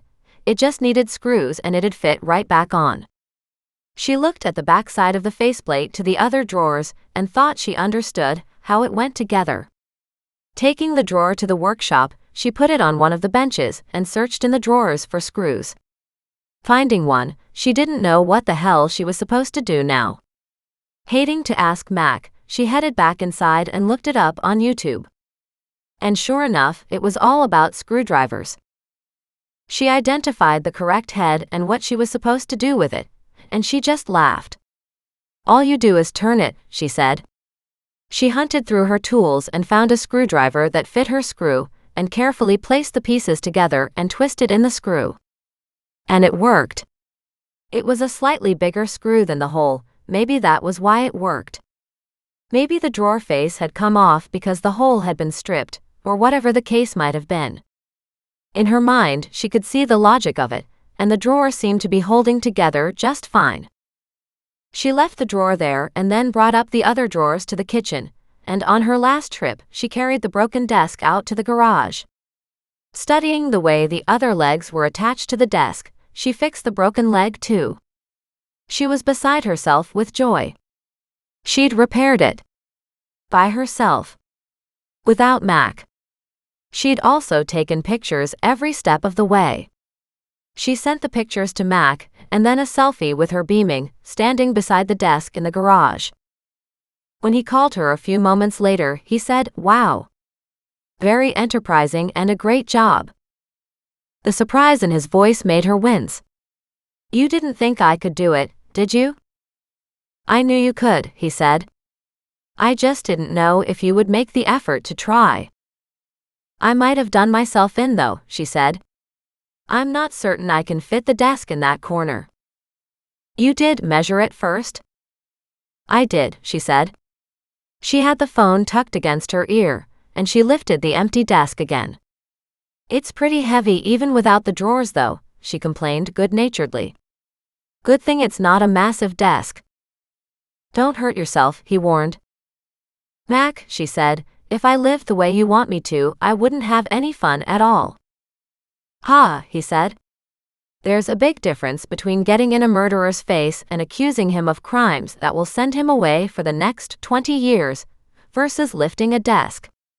Just then, the desk slipped out of her hands and came crashing down. His voice came through the phone. "Hey, are you okay?" "What was that?" "I'm fine," she said. And the desk held. "Now I just have to drag it and drop it into the right place." "I'll talk to you later," she said, and she hung up the phone. The reason she'd stumbled was because of Goliath, trying to help. She looked down at him and groaned. "Goliath, you're not supposed to be under the desk. Let me get it into place. Then you can hop on the desk." It took a bit of maneuvering, but she did get it inside the kitchen and down to the end of the alcove. Instead of putting it at the end so she faced the wall, she put it under the window so she could see outside.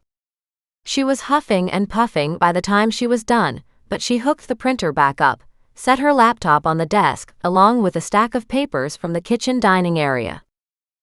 That left her table clear, since John had taken a large stack of the old books, but she didn't remember him saying he would take them all.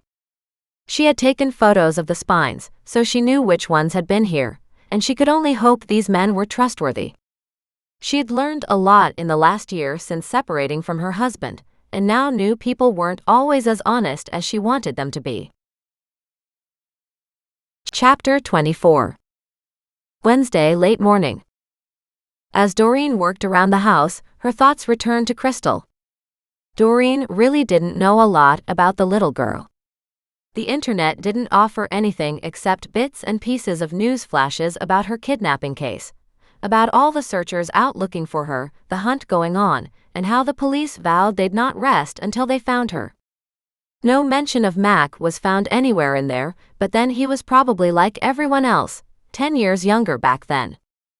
She pulled out her phone and sent Clara a message, asking if Crystal's room was still the same as when she'd left. Instead of texting, Clara phoned her. When Doreen answered, Clara said, "I haven't touched her room, and as far as I know, my husband hasn't touched her bedroom in his house either." "Why? Why does it matter?" "It doesn't," Doreen said. "I would just like to know a lot more about Crystal, and that's one way to do so. When I'm off work, which is in about an hour, Clara said abruptly, I can meet you at my house. And I'll show you. Okay, Doreen said. I'll come up with the animals. I'll leave here in a bit and meet you at home. With that, she hung up, glanced around her house and considered that maybe instead of walking with the animals, she should drive there and go shopping afterward, like she had already told Mac she would do, and then come home to put away the perishable foods. Not certain about when to go to the store yet, she realized she also hadn't gone to the bank. That put a little spark into her feet as she hopped up, grabbed her purse, and locked the animals inside. In her car, she pulled into the cul-de-sac and drove to the bank. She hadn't been to a bank very often. She usually dealt with investors, and they had very different offices. When she walked in, one of the tellers looked up and smiled. May I help you? Relieved, Doreen pulled out the large stack of cash from her purse and handed it over. And then, finding her bank card, she handed it over too. She watched the process anxiously, but it didn't seem to take anything at all to accomplish this. The woman asked, Do you need any cash? No, Doreen said. I have lots with me. She opened her wallet wider to show her the stash of cash she still had. The bank teller looked at the money and frowned. Do you want to put some of that in the bank? Doreen hesitated. If you want to keep it, that's fine too, the teller said. But don't leave that kind of money in your wallet, just in case you lose it. And don't let other people see that cash in your wallet, either. On that note, realizing she had $1,000 in her wallet, Doreen pulled out the $500 from the sale of the 2 chairs and asked, Can you deposit this too, please? The teller did so and gave her a receipt, showing how much money she now had in her account. Then Doreen, remembering her unpaid bills, pulled them from her purse and asked if the teller would transfer the funds to pay these. She smiled sweetly and said, I'll set these up online and take care of that right now. It'll only take a minute or two. Then you should be able to make next month's payment from your home computer. Doreen wasn't sure how to do that yet, and she didn't want to ask Mac about it and get laughed at again, but she felt certain she could find instructions somewhere on YouTube. Okay, you're all set. At least for these 2 bills. As you get other bills, just add them into your bank account information online, as people or utilities or loans or whatever to be paid. Thank you so much. Doreen turned and exited the bank. Relieved and feeling quite proud of herself, Doreen looked at the receipt, smiling at the $3,500 in her bank account. Man, that's a heck of a lot of money all of a sudden. Especially for somebody who's starving. Speaking of which, she was off to the grocery store next. As she walked into the store, pushing her cart ahead of her, she glanced around. Many times when she'd been here, she had seen people she knew, and sometimes they were helpful to her cold cases work. She really didn't know who she was supposed to talk to in this case though, but still that weird suspicion remained in the back of her mind. She had no reason for this to be her primary theory, but she was desperate for it to be right. What if Crystal was alive? Why would she have not tried to contact her mother? Or her father? The first thoughts that came up were either she didn't want to or she couldn't. And then Doreen thought about all the different things the little girl may have gone through in the years since she had been removed from her bedroom, and how hard it would be to call the people who were supposed to look after her, but didn't. Was there anything inside that little girl that wanted to call her family? Doreen just couldn't seem to figure this mess out. She picked up the basics for sandwiches, cheese and crackers, more cat food. Goliath the monster was going through more food than the rest of them. She got some doggy treats, knowing Muggs would absolutely love a little bit more money flowing into their household. She found a few canned goods like tuna, and added coffee to her cart.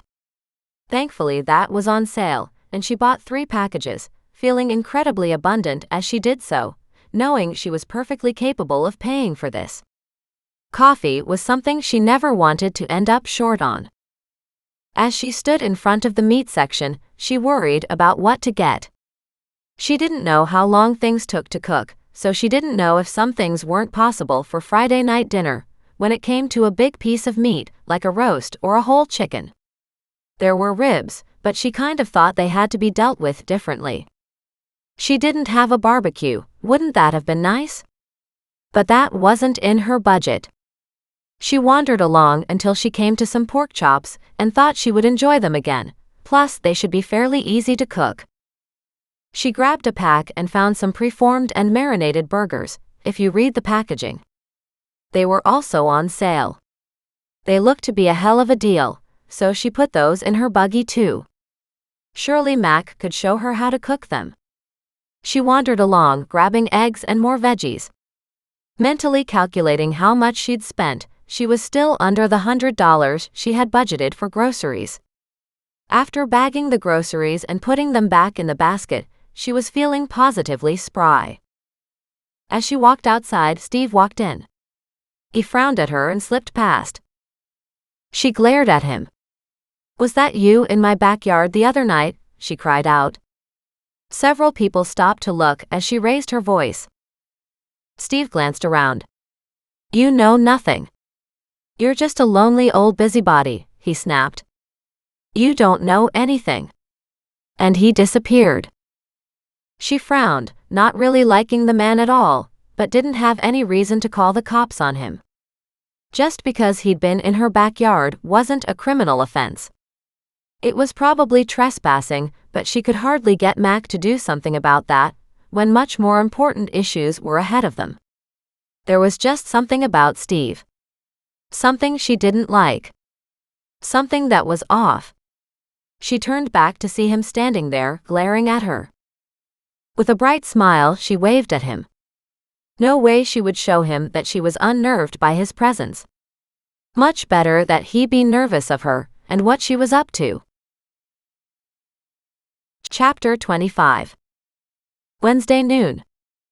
Doreen caught sight of a whisper across Steve's face, a whisper of fear or a whisper of maybe panic?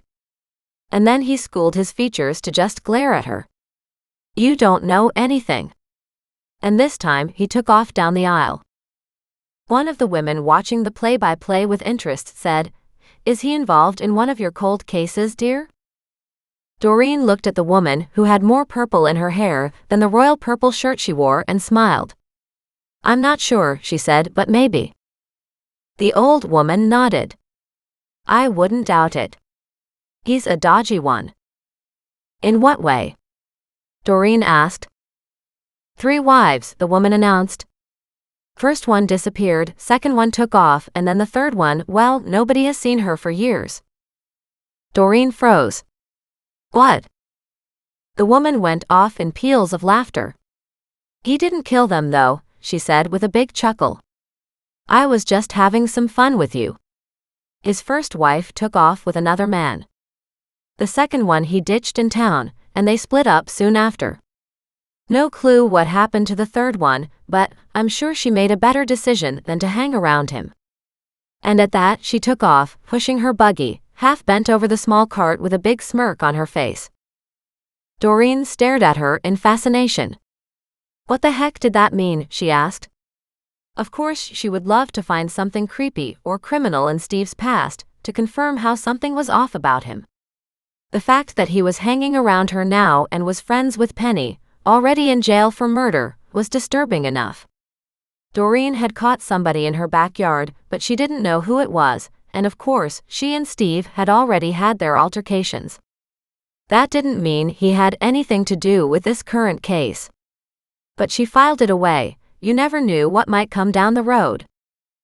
Worrying about the craziness of some of the local, more colorful people, she wandered back to her vehicle, packed up, and made a quick dash home to unload what food needed to be refrigerated.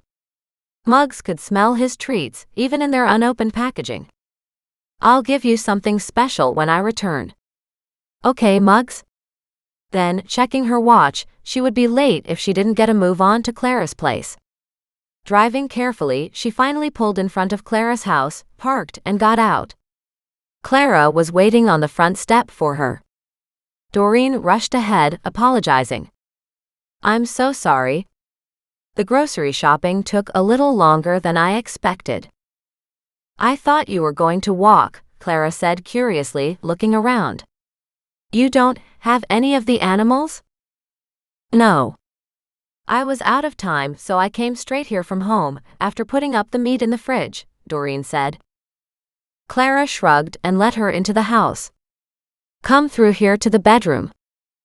As Doreen followed Clara down the hallway, she saw a master on the left and a small bedroom on the far back right. Did you have a boyfriend at the time Crystal disappeared? Clara gave her a sharp look. Yes, I did, she said. I was finding my feminine side again. Nothing like being replaced to make you feel like you don't have what it takes anymore. Doreen didn't say anything because that certainly hadn't been her instinctive reaction as a way to handle it, but she knew a lot of women who immediately went out and found new relationships. She'd heard the term hump and dump them, but that was too rude and crude for her. She stepped into the little girl's bedroom, and it was like going back in time. Have you taken anything out of here since then? No, it's exactly the same as when she disappeared, Clara admitted. I left it so that when she came back it would feel like home. But of course the real truth of the matter is, I have no idea if she's ever coming back. And when she does, it's already been 10 years, so she's 18. There isn't anything she wants here now. I don't know about that, Doreen said. I can't even begin to speak to her mindset. But I do think, knowing you've kept all her stuff still, that will probably make her feel very nice. I doubt it, Clara said with a note of bitterness. I'd love to believe she's alive. But if she is, why wouldn't she have contacted me? Only 2 reasons come to mind, Doreen said carefully. She stepped forward to the bed, sitting down at the edge, her hands going to the pillow. Either she couldn't, or she didn't want to. On that last bit, she stole a glance sideways at Clara to see her face twist. Is there any reason why she wouldn't want to? Clara looked at her and frowned. I don't think I like what you're suggesting. I'm not suggesting anything, Doreen said quietly. And you know perfectly well the police have asked much worse. Isn't that the truth? Clara cried out. They suggested all kinds of horrible things back in the day. I'm sure they did, Doreen said, but in reality they did so for Crystal's benefit. When they're trying to find a child, they want to make sure they turn over every stone. Well, they scared my boyfriend away at the time too, Clara snapped. What was his name? Doreen asked. She had her phone out, and she put it on audio and video. Tom Delaware. I really liked him, she said with a heavy sigh. But I don't know that it would have lasted. Why didn't he stick around? He didn't like the police digging into our lives, she said. He was on the run from an ex-wife and kids, and didn't want to pay child support. I didn't know that at the time, of course, so it was a bit disconcerting when he took off with that as his excuse. He told you that was his excuse before he left? Doreen asked curiously. That's kind of odd, isn't it? Wouldn't he have tried to avoid telling you why he was leaving? I have no idea, she said. How long had you known him before he took off? Just a few months, but we were only close for a few weeks. It was really tough for a while there. And with my daughter going back and forth between my place and her father's, for the first time, I had some freedom. Some evenings to myself where I could pursue a relationship. So I did. And it went on until my daughter disappeared, and everything blew up. It would have been nice if Tom had stuck around to help me get through it, but he didn't, and so I had that to deal with as well. What was your relationship like with your husband during that time? Caring mostly, although there were some arguments, but nothing serious, she admitted. For a while there, I wondered if all our problems were under the bridge and if we would get back together again, but it didn't happen. Mary was firmly entrenched in his life and in his home, and she made sure we didn't get any closer to each other. Was he equally devastated at Crystal's disappearance? Yes, Clara said abruptly. I know the police looked into him very carefully, but they never found anything. And I truly believe he was devastated and wouldn't have done anything to hurt her. She was our only child, and he's never had any children with anyone else, so now we're both childless." A sob escaped from her throat. "You've never wanted to have any more?" Doreen asked. "I've wanted to," she said. "But how do you move on from something like that? I also didn't have a relationship, so that didn't help. I didn't want to be a single parent. I wanted to be a parent to Crystal with Eric. It was really tough. Have you got any working theories as to what happened?" "I had lots back then, but now over time, it makes me wonder if I saw anything clearly," she said, sitting down beside Doreen on the bed, her hand grabbing a handful of the comforter and squeezing it tight. "I still think Mary had something to do with it though." "What about friends? Did Crystal have any close friends?" "She did at first, but not really after we separated. None of her friends' parents were going through divorces, and it was very difficult for those parents to understand what we were going through, and the other parents didn't want their own children to witness Crystal's parents splitting up. I don't know what to say, but for a long time, Crystal didn't want to come home anymore." "Ouch," Doreen said. "That would have made it very difficult." "It did," Clara said. "I mean, how do you handle that?" "Did she want to go to her father's then?" "She told me that she didn't want to be with either of us until we stopped fighting. And we did fight, but it was just our relationship. And she didn't like having two homes. She always wanted to see what the other was having for dinner before she would settle into eating dinner at one place or the other. But she didn't like Mary, I know that." "Any idea why?" Clara just shrugged and said, "No, not really. Crystal said she didn't like the way Mary looked at her sometimes." Doreen nodded. "I think children, like animals, have a strong instinct when it comes to people. She may very well not have gotten along with Mary, but that doesn't mean Mary had anything to do with her disappearance." "No, but it also doesn't mean she didn't." "Do you want Mary to be guilty?" Doreen asked point blank. "Because that's what it sounds like." Clara sobbed for a moment and then choked it back. She stood, wrapped her arms around her chest and paced the small room. "It's all I could think about at the time. And I don't know if that was misplaced anger on my part because ultimately Mary split us up," she said. "My husband told me that he wanted a younger woman, and he wanted to be with Mary, not with me." "Ah, so it wasn't a mutual breakup?" "Well, I definitely wanted to break up when I found out he was already sleeping with her. But before that? No. I was doing everything I could to save my marriage. But he had already hooked up with Mary, and he's never looked back." "How long were you married?" 10 years, she said on a bitter laugh. "As long as he's been with Mary now. For me, those years just seem like a long time ago because I haven't really moved on.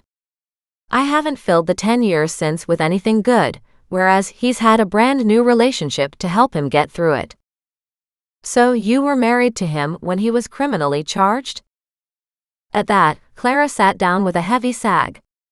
"Yes," she said, "technically yes. I didn't realize what he was doing. He says he didn't understand or think that he'd get caught. He ran a pawn shop where people would bring him stuff, and he'd try to resell it online. He did a lot on eBay and websites like that." "I'm sorry," Doreen said, but she didn't understand. "So you didn't have any part in it?" Clara's back stiffened. "No," she said. "I never really thought about where he got this stuff. He said he picked it up in auction lots and things like that. But obviously he was lying, but then he lied about a lot of things, like Mary, for instance." Doreen waited to see if more explanations were coming. And then finally, Clara raised both hands in frustration and said, "It doesn't really make much difference, but apparently he was with Mary for several months before we split, and then he broke it off with her while we were splitting up. Then, all of a sudden, Mary moved into the house. That was my house, you know, she said with a sad look at Doreen. I bought this one afterward with my mother's help. So I could stay close. I told myself it was so I could stay close to my daughter, and that was true. But I also wanted to stay close to my husband, but that just made it worse when he and Mary got together publicly. She moved into the house as soon as she could. I swear, she moved in the night I moved out. I was pretty upset for a long time. I'm sure it affected Crystal. Maybe, she said, but I didn't have anything to do with her disappearance. Is there anybody who would have helped her run away and stay away all this time? Clara just stared at her. What do you mean? I mean, is there anybody, family, friends, grandparents, who would have given her a home and not told you what they were doing? No, absolutely not. We're all very close. Doreen just smiled and nodded but didn't say anything, because very close didn't sound like what Clara was describing. Is there any reason Crystal would want to get away from the family? I know she wanted to get away from Mary. And yet, she didn't sleep here all the time, did she? Clara's shoulders slumped at that truth, but she shook her head and said, No, you're right. She'd always go back again to Eric's house where Mary was. So, how bad was it really over there? Probably not as bad as I wanted it to be, Clara said. Maybe I just built it up more in my mind, because I don't like the woman. Doreen privately thought that was likely true. What about at school? Was anybody bothering her, like a school bully?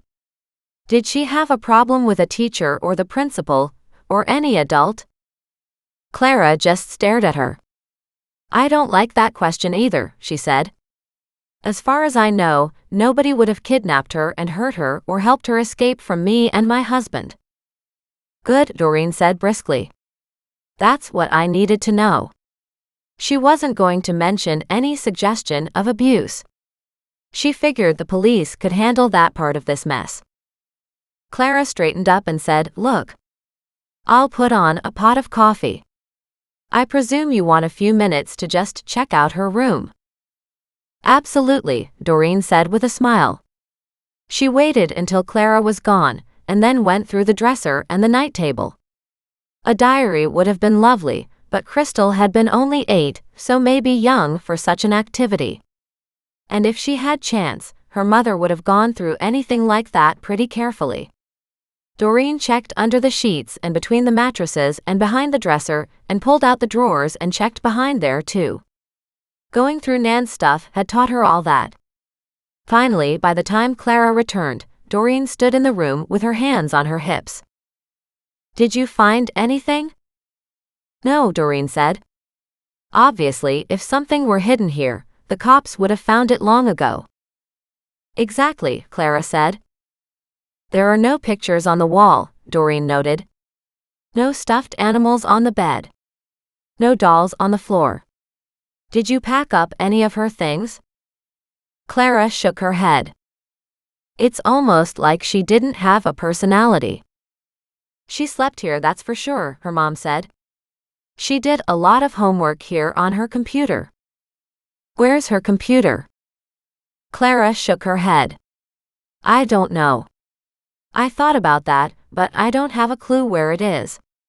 I asked Eric about it, and he said he thought it was with me. A laptop? Doreen asked. Clara nodded.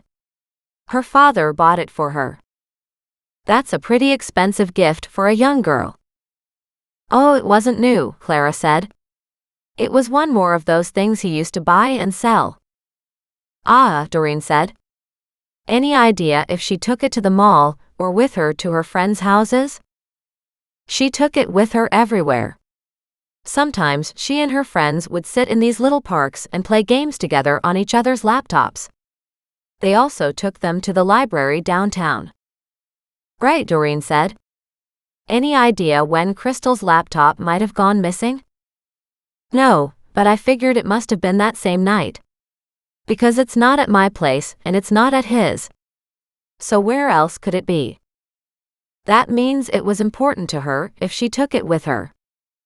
Or somebody understood she played with it or thought there might be incriminating evidence on it, Clara said, and took it with them. Right, Doreen said as she cast a final glance around the room.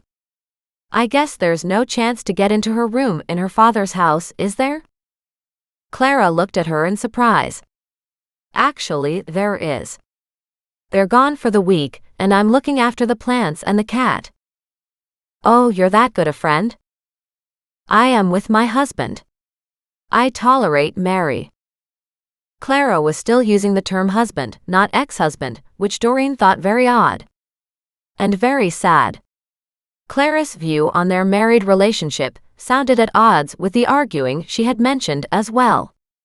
Maybe she still loved her ex-husband? Still wanted him back enough to gloss over the fighting? Would you mind? I'd like to take a quick look. I guess that's even more important because that's where she was taken from. Yes, Doreen said. They exited Clara's house and walked across the street. Eric's house was almost a matching bungalow on the other side. Clara let them in the front door and said, I have to clean the litter box and feed the cat anyway. Go down that hallway. Crystal's room is at the end. Doreen wasted no time. She headed toward Crystal's room, curious to see just what this was all about. As she stepped inside, she saw another room stuck in time. She stood with her hands on her hips, wondering how she would handle such a thing. Would I keep it as a shrine to my lost child? Would I keep it with everything exactly as she left it, hoping she'd come back and remember this was home? Would I lock the door to her room, so I didn't have to see it every day? Would I pack it all up, store it in the attic, and convert this room to a guest room or as an exercise room? All of it seemed psychologically damaging, no matter which way you went. Doreen went through the closets and through the bed and the dressers. She saw a few toys, but not much was here either.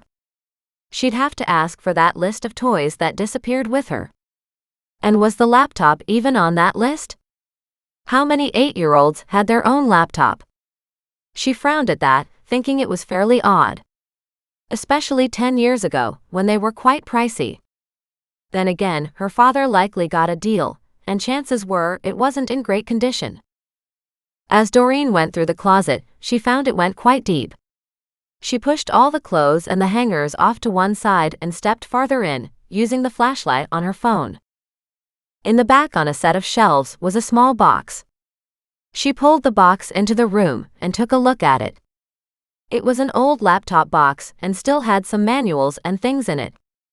She flipped through it all, but there wasn't much except the serial number. She took a photo of that, replaced the box, and pulled another box from the shelf.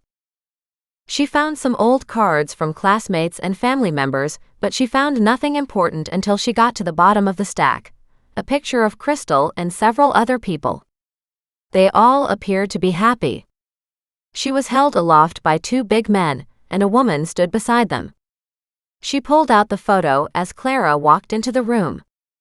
Doreen held it up and asked, when was this taken? Clara stared at it. I never saw that before. Is that Mary? Clara nodded and asked, who are the men beside her? The 2 women looked at the photo and Clara burst out, oh, that's Jose and Guido, Mary's brothers. Chapter 26. Wednesday, early afternoon. Back in her vehicle, Doreen went around the block, parked, then got out, and went to the corner of the road to see what Clara might do next. Doreen watched as Clara walked across to her house and then appeared to be inside for a while. Wondering if she was wrong, Doreen sat and waited. And then, all of a sudden, Clara's vehicle came ripping down the block. She didn't even look in Doreen's direction, and tore around the corner. Doreen hopped back into her car, following Clara as best she could from a distance. Clara appeared to be on a mission, but Doreen had no idea what mission or why. She took lefts and then rights, headed through the main part of town, until they climbed a hill heading toward the Clifton Road area. Doreen frowned, realizing they were heading toward Glenmore. Wasn't that where one of the brothers lived? At least, that's what Nan had said. At that, she wondered, "What are you up to, Clara?" When Clara took a left onto a side street, Doreen deliberately drove past, hoping she would not be seen. The street appeared to curve around, so she waited a little bit before she pulled into the left-hand turn of a mall, and turned around so she was coming back and could approach the same turnoff Clara had taken from the opposite direction. Clara's vehicle was parked in a driveway about 5 houses in. Several other vehicles were parked there. It looked more like a mechanic's dream shop than a residence. Vehicles without wheels were on the side. Another older car had its hood open. The inside of the garage was filled with vehicles. She kept on driving but noted the address. When she got to the end of the block, she wrote down the address and texted it to Mac. Instead of texting her back, he called and asked, "What's with the address?" "I need to know who owns the house." "Why do you want to know?" "Because it's important," she snapped. She parked several houses up and out of the way so she could keep an eye on Clara's car. "Why?" "Because Clara just showed me Crystal's bedroom in her husband's house and in her home. I found a picture of Crystal, laughing and having a grand old time with Mary, Guido, and Jose," she said impatiently. Clara kind of freaked. "Next thing I know, she's driven straight out to Glenmore, and she's at that address I gave you. Now you tell me that's not Guido's address." "I want you to go straight home," he said, his voice tight and hard. "Do not drive past that house. Do you hear me?" "Meaning it is his, right?" "Yes," he said. "I'll send a cop to drive past the house. You go home. Do not pass them again. If they have any idea you followed her," he said, "they'll come after you. These people are not to be trifled with." "Then you better get here and get after them before they come after me," she said coolly. "I told you before. Most of these cases involve people who don't want to talk. I've just shaken something loose, whether it was intentional or not." That picture brought up all kinds of shit for Clara. Was she angry? Was she worried? I think she was in shock. She said she didn't know who the men were. Then she suddenly recognized them. But if Clara knew them, why would she be upset? Doreen noticed activity at the house. Somebody's having a fight in the driveway. It's a large man. I can't really see who it is, but he's got his arm pointing at Clara, yelling at her to get the hell out. And just like that, she watched Clara get into her vehicle, reverse onto the road, and take off. "Now she's leaving," Doreen said. "And he's not happy that she showed up in the first place. So maybe she thinks they're involved? Maybe, or maybe they're all involved, and he's afraid she's bringing the cops down on them. You do like to get yourself in trouble, don't you?" Max said with a heavy sigh. "Go straight home. Don't stop anywhere." "I don't need to," she said cheerfully. "I already went to the bank and also picked up groceries. You can cook pork chops, can't you?" "Of course I can cook pork chops," he said, but his voice was distracted. "Good, then that's what you'll cook Friday night. I'm leaving now." She ended her call, turned her engine on, and rather than drive past the house, she pulled a U-turn and headed up and around the block. It didn't lead back onto the main road, but did take her several blocks down below. She retraced her steps, but it was hard to figure out exactly where she was. It took longer to get home than she had planned, but by the time she finally pulled into her driveway, she was more than grateful to be home. Muggs was barking at the front door already. She unlocked the door and let Muggs out, taking a moment to cuddle him. "I know, Muggs. I hardly ever leave you alone anymore, do I?" She pushed inside with the animals, all 3 of them talking to her one way or another, as she spent a few minutes cuddling everybody before closing her front door. "You guys are something else. Who knew you would be such cuddle bums?" When they were all calmed down, she headed to the kitchen, got out the treats, and gave everybody a few. She opened the kitchen door, propped it open, and then walked back inside to put on the tea kettle. While she put up the rest of her groceries, mainly the canned goods in the pantry. Her mind was buzzing with what she'd seen.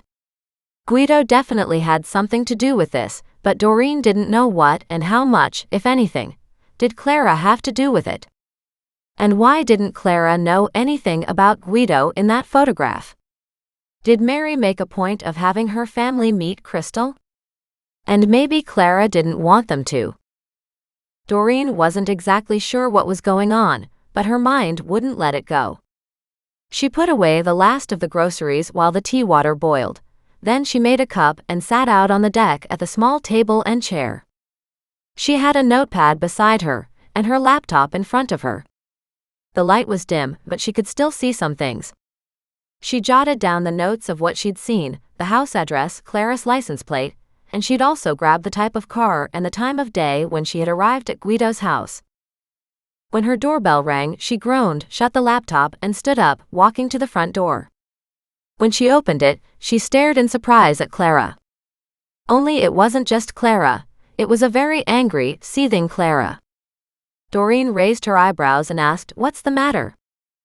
"You followed me," she snapped. "Yes, I did," Doreen said, calmly crossing her arms over her chest. She leaned against the doorway. "You went straight to Guido's house?" "Guido, who you said you didn't know and didn't recognize in the picture." Clara's face worked into a shocked expression. "How did you know that's Guido's house?" "It's pretty easy to tell," Doreen said, "and thanks for confirming it." Clara's temper spiked. She glared at Doreen, her fingers clenching and unclenching. "Why are you so angry?" Doreen asked. She eyed the woman carefully. Muggs was sniffing around her ankles, but he wasn't barking. Normally, if he didn't like somebody, he growled and barked. But at this point, Muggs seemed to be unconcerned. Then again, he'd been locked up all morning. Maybe this was his retaliation for Doreen leaving him, this failure to growl at her enemies. Muggs's reaction to Clara made no sense in many ways. But she didn't dare take her eyes off Clara. She'd seen way too many women strike out when Doreen turned her back. And then, all of a sudden, Clara seemed to lose all the stuffing inside her, and tears welled up in her eyes. She wiped them and whispered, "I'm so exhausted. I just want this shit over with." "And what shit is that?" Doreen asked, almost quivering as she got the words out. "I want my daughter back." "And yet, I wonder if you wanted your daughter when she was there with you for the first 8 years of her life," she said, knowing she was being deliberately aggressive and hurtful. It wasn't that she wanted to hurt this woman, but she needed the truth. "You haven't spoken the truth since this all began. How do you expect anybody to find answers when you start with lies?" Clara sagged against the porch railing. "I don't understand how you know that," she cried softly. "They weren't major lies." "Any lie hinders the truth, Clara," Doreen said with emphasis, watching as now Goliath came out and wrapped his way through Clara's legs. Clara didn't seem to notice. Doreen didn't know what the animals were up to, but 2 of them were here now. She raised her gaze to Clara's face. One small lie throws everybody into a different direction, and it wasn't just one small lie, was it? Clara shook her head. A heavy sigh came up from her chest as if a weight had been released. "No," she admitted. "It wasn't just one small lie. It was lots of them. I should probably go to the cops and change my statement." "You should, especially if you ever want to find your daughter, dead or alive." "How could she be alive?" Clara asked. "After all this time especially." "I don't know," Doreen said, "because I haven't heard your current version yet. Why don't you start with that?" Clara nodded. "I was supposed to look after her," she said. "Crystal was supposed to be at my house. She wasn't supposed to be at Eric's house. Eric and Mary were fighting, and Crystal didn't want to go over there on her scheduled days, and I was fighting with Eric to let Crystal stay with me. But Eric adored her, and he didn't want to lose that time he had with her. He was always fighting with Mary over Crystal's visits. So that night when she went missing, she wasn't even supposed to be in Eric's house? Doreen asked for confirmation. She frowned because that of course changed everything. If she wasn't supposed to be there, then who would actually know she was there? No, she wasn't, Clara said, rubbing her face. But my boyfriend was at my house too, and Crystal didn't like him. As far as I can tell, she snuck out during the night and went over to Eric's. Without you knowing? Doreen was hard-pressed to keep the shock from her voice. She couldn't imagine an 8-year-old deliberately sneaking out of the house without her mother knowing, and then sneaking into her father's house without him knowing. Exactly, Clara said. Do you think I'm not racked with guilt over that? Crystal hated Tom, and I didn't listen to her. I was so desperate to feel wanted, to be needed, that I was happy to hook up with him. And what if he did something to Crystal that made her not want anything to do with him? Doreen asked. Did you ever check him out, like even online or maybe with an official background check? Did you ever look to see if he was eyeing your daughter a little too carefully, a little too closely? Clara shook her head. I don't think he would have had time, she said. Honestly, we were going at it like rabbits constantly. That would have been equally uncomfortable for your daughter, Doreen said in a dry tone. And hardly appropriate conduct around a child. We didn't have sex when she was here. Then she stopped, shrugged and said, okay, well, we might have. But we would have been in our bedroom. Doreen just gave her a flat stare. Clara raised her hands, palms up. I was still reeling from the separation. I was in a very bad space. Which then meant that little Crystal was also in a bad space. Because not only were her parents separating and her whole world crumbling, but her father had a new partner who didn't like her, and you had a new partner who maybe liked her too much, Doreen said. How am I doing so far? You're doing fine except for that bit about my boyfriend, Clara said, her tone turning stiff. But Crystal still wouldn't have done anything to hurt me. She was probably in survival mode, Doreen said. Looking at what she needed to do for herself. If she wasn't comfortable at either home, she needed to find another place to go. But that makes it sound like she was part of this whole plot to disappear, Clara protested. And that's not likely. Why is that? Because she was only 8, for God's sake, Clara cried out. Are you sure there weren't any family members she really enjoyed being with, or who promised a different lifestyle? I don't think any of the family would have taken her into their bosom without telling the cops, Clara said. She stared at Doreen. Surely. Particularly after she disappeared. But what if they felt they were helping her? What if they didn't like her family situation, and what she was telling them, whether true or not, made it sound like her home life was terrible? Well, then they would have called the cops. Doreen let that silence lengthen. Were the cops ever called on you? She asked gently. Clara, shut up. Doreen nodded to herself. So was it domestic violence between you and your husband, or between you and your boyfriend? At this, Doreen could see Clara getting mad again. Right, Doreen said with a wave of her hand. Both. It's not that the men were abusive. You were. How often did you hit your daughter? Clara stiffened indignantly. Remember all those little white lies? Doreen asked. Remember how you weren't going to tell them anymore? And you would clear the air. I didn't say I ever abused her though, Clara protested. You're putting words in my mouth. Maybe and maybe not, Doreen said. Because all you're doing is lying, so you haven't yet spoken the truth. Okay, look. So I used to get mad, particularly during the divorce, and it got really ugly a few times. I might have hit her, but I didn't really hurt her. I think it's a case of you didn't mean to. As soon as you hit a child, they perceive that pain as punishment, and it also confuses the hell out of them, she said. None of that matters, Clara said. How do you figure that? Doreen asked. Because she still couldn't have left on her own, Clara said. Remember, she was only 8. Maybe not, Doreen said. But the police have been looking for somebody who stole her away from you. I wonder if anybody was looking to see who might have helped her escape. At that, Clara gave Doreen a haunted look and headed down the porch steps and onto the driveway. She raced to her car, backed out of the driveway, and ripped off so fast and at such a high speed that Doreen was afraid for Clara's well-being. That went well, she said. Not. Almost immediately, as she still stood here, Mac drove into the cul-de-sac, came into her driveway, and parked. He got out, looked behind in the direction the other car went, then turned back toward Doreen. She crossed her arms again and smiled at him. Hey, she said. Was that Clara?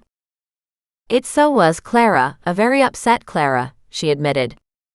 Instead of milling around his feet, this time Muggs and Goliath were jumping up, looking for attention from Mac. He crouched down so Goliath could hop up on his lap and Muggs could sniff his face. You and this menagerie, he said. Well, Thaddeus is on the railing here waiting for you too, she said, chuckling.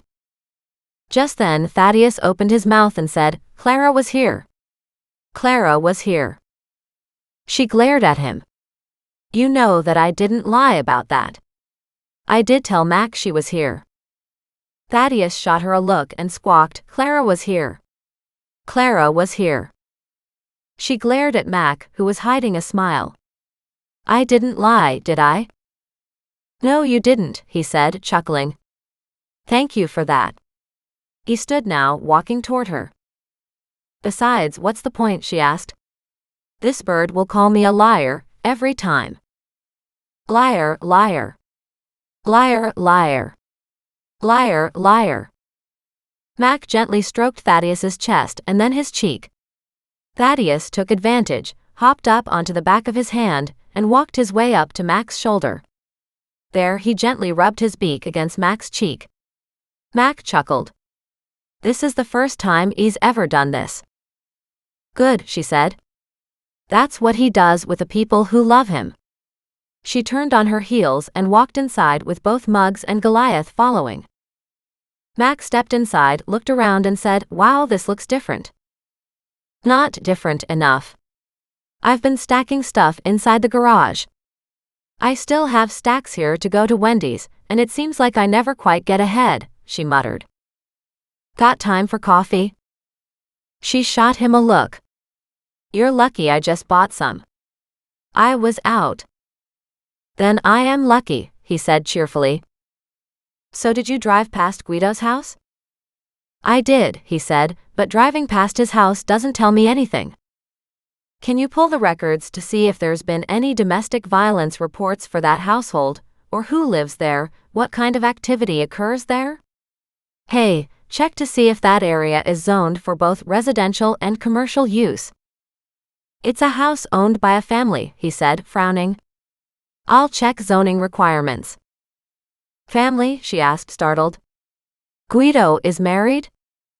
His mom lives there, I believe. At least she lives there sometimes. She's Mexican and they often come back and forth. But that wouldn't be on the police records, would it? She asked, looking at him intently. He chuckled and shook his head. No. There were a couple complaints by the neighbors, and it was noted how many people were living there at the time that the officer came to check it out. Interesting, she said. Actually fascinating, but hey, who knows, right? She made coffee while he watched and he said, You appear to be very upset. What did Clara say? She said she lied, Doreen said. She lied to the police 10 years ago. About what? He asked, his voice sharp. Crystal wasn't supposed to be at her husband's house that night. She was supposed to be at home with Clara. Mac slowly straightened from where he'd been leaning against the kitchen doorway. What? Exactly. And a few other incidents she lied about, Doreen said, and then she filled him in on the conversation she'd had with Clara. That changes a lot of things, Mac said. If it changes anything, it's huge, You can't build a case based on lies, but of course everybody lies, as I'm finding out. True. I want to talk to her, he said, his voice harsh. She did say she would talk to the police and update her statement, right? Yes. Unless she changes her mind. And she better have a damn good reason why she didn't do it back then. I highly suspect she was afraid of getting charged for child abuse, Doreen said. The real question? Did Crystal leave on her own, or did she have help, or was she taken against her will? Mac wasn't looking very happy with any of the options. For 10 years, he said, we've been going on one assumption. Which is why it's so important that we now get an updated statement from Clara, Doreen admitted. Apparently Eric and Mary aren't in town this week, and Clara's still close enough to them that she looks after the house while they're gone. Mac tapped his fingers on his arm as he thought about it. Do you know when they're coming back? She shook her head. No, but probably before the weekend. Today is Wednesday, he said quietly. So maybe tomorrow or Friday? I also don't know where they've gone. For all I know, that's another lie. Maybe I'll have a little visit with Clara. He backed out of the house, heading for the front door. What about coffee? She asked. Hold on, he said. I'll be right back. And he disappeared. Chapter 27. Wednesday afternoon. Doreen wasn't sure what was going on, but now that she was headed down that rabbit hole, she hoped she could figure out something else. She started doing research on Guido and Jose. She wanted to know what other family members they had. The fact that they came from Mexico and traveled back and forth set Doreen off on another possibility, but she had no way to prove anything. They couldn't have gotten Crystal a legal passport, so getting her back and forth across the border wouldn't be easy. But if they had driven into the U.S., it might have been easy to smuggle the child across the Mexican border, but bringing her back to Canada was a bigger problem. And that was only if she was old enough to come back. Which, at 18, maybe she was looking to come back on her own, or maybe she was looking to stay down there. Doreen frowned, thinking about it. She went onto social media, found Clara and the page dedicated to Crystal, and then added a cryptic message in a comment. She just wrote "Time to come home yet" and left it at that. It wasn't long before she returned to the website and saw multiple likes, and somebody asking, "Is she alive?" She didn't answer but checked who had liked the post. One had the same last name as Guido. She went to that Facebook page and took a look. They were in Mexico, which was interesting because that would presume then that somebody from that side of the family was keeping an eye on the page. But people liked things on social media without even thinking about who would find out. She couldn't do any research on that name because it just came up with multiple pages of Spanish she didn't understand. But she sent a message, the same message as she'd posted earlier. "Time to come home yet?" There was no answer, no answer, no answer. And then, when she poured her coffee and sat down, there was a spat of Spanish. She copied and pasted it into Google Translate and read, "Leave us alone. We don't know anything." She stared at it for a long moment before she spoke out loud. "If you don't know anything, why would you even talk to me?" She typed back, "Maybe not, but I do." She winced at that because she knew Mac would have a heyday with her for inciting this. Unfortunately, it seemed so many of these unsolved cases were all about the lies which people perpetrated and the secrets they maintained. She waited for any more answers, but there weren't any, so she added, "Ask Guido." She chuckled at that, and then she got up as she heard Mac arrive. She headed out onto the front doorstep to meet him, and he appeared more than angry. "Did you find Clara?" He gave a stiff nod. "I'm meeting her downtown to go over her statement again. I'll have to take a rain check on coffee." Doreen desperately wanted to go with him, but knew she wasn't welcome. He got back into the vehicle as she watched. When he backed up, Muggs ran down the driveway behind him, barking. She called, "Come on, Muggs, Mac can't stay and visit now. Come on back." But Muggs raced out into the cul-de-sac, barking and barking like a crazy dog. She ran out behind him, worried he'd get into traffic. "Muggs, come back here," she ordered. When he finally stopped, Mac was out of sight. She frowned, cuddled Muggs, and said, "I'm not sure what's wrong, buddy, but I can't have you racing down the road like that." She picked up her phone and sent Mac a text. "I don't know what's wrong, but Muggs seems to think you're in trouble." Unfortunately, she didn't get an answer. Chapter 28. Wednesday mid-afternoon. Doreen forced Muggs back up to the house. She couldn't understand his behavior, and it was distressing. Now she was worried about Mac too. What if Muggs understood Mac was in some kind of danger? She couldn't get the thought out of her mind as she kept pushing Muggs, who didn't want to go in the direction she wanted him to go in, back up to the front door. At the door, she found Goliath sitting at the top step and Thaddeus on the railing, staring at her. She quietly explained to both that they needed to stay together. Muggs just barked at her in complete indifference, or maybe it was an argument, saying, "Yeah? And who'll look after Mac?" She hated that sense of impending danger. She sent Mac another text.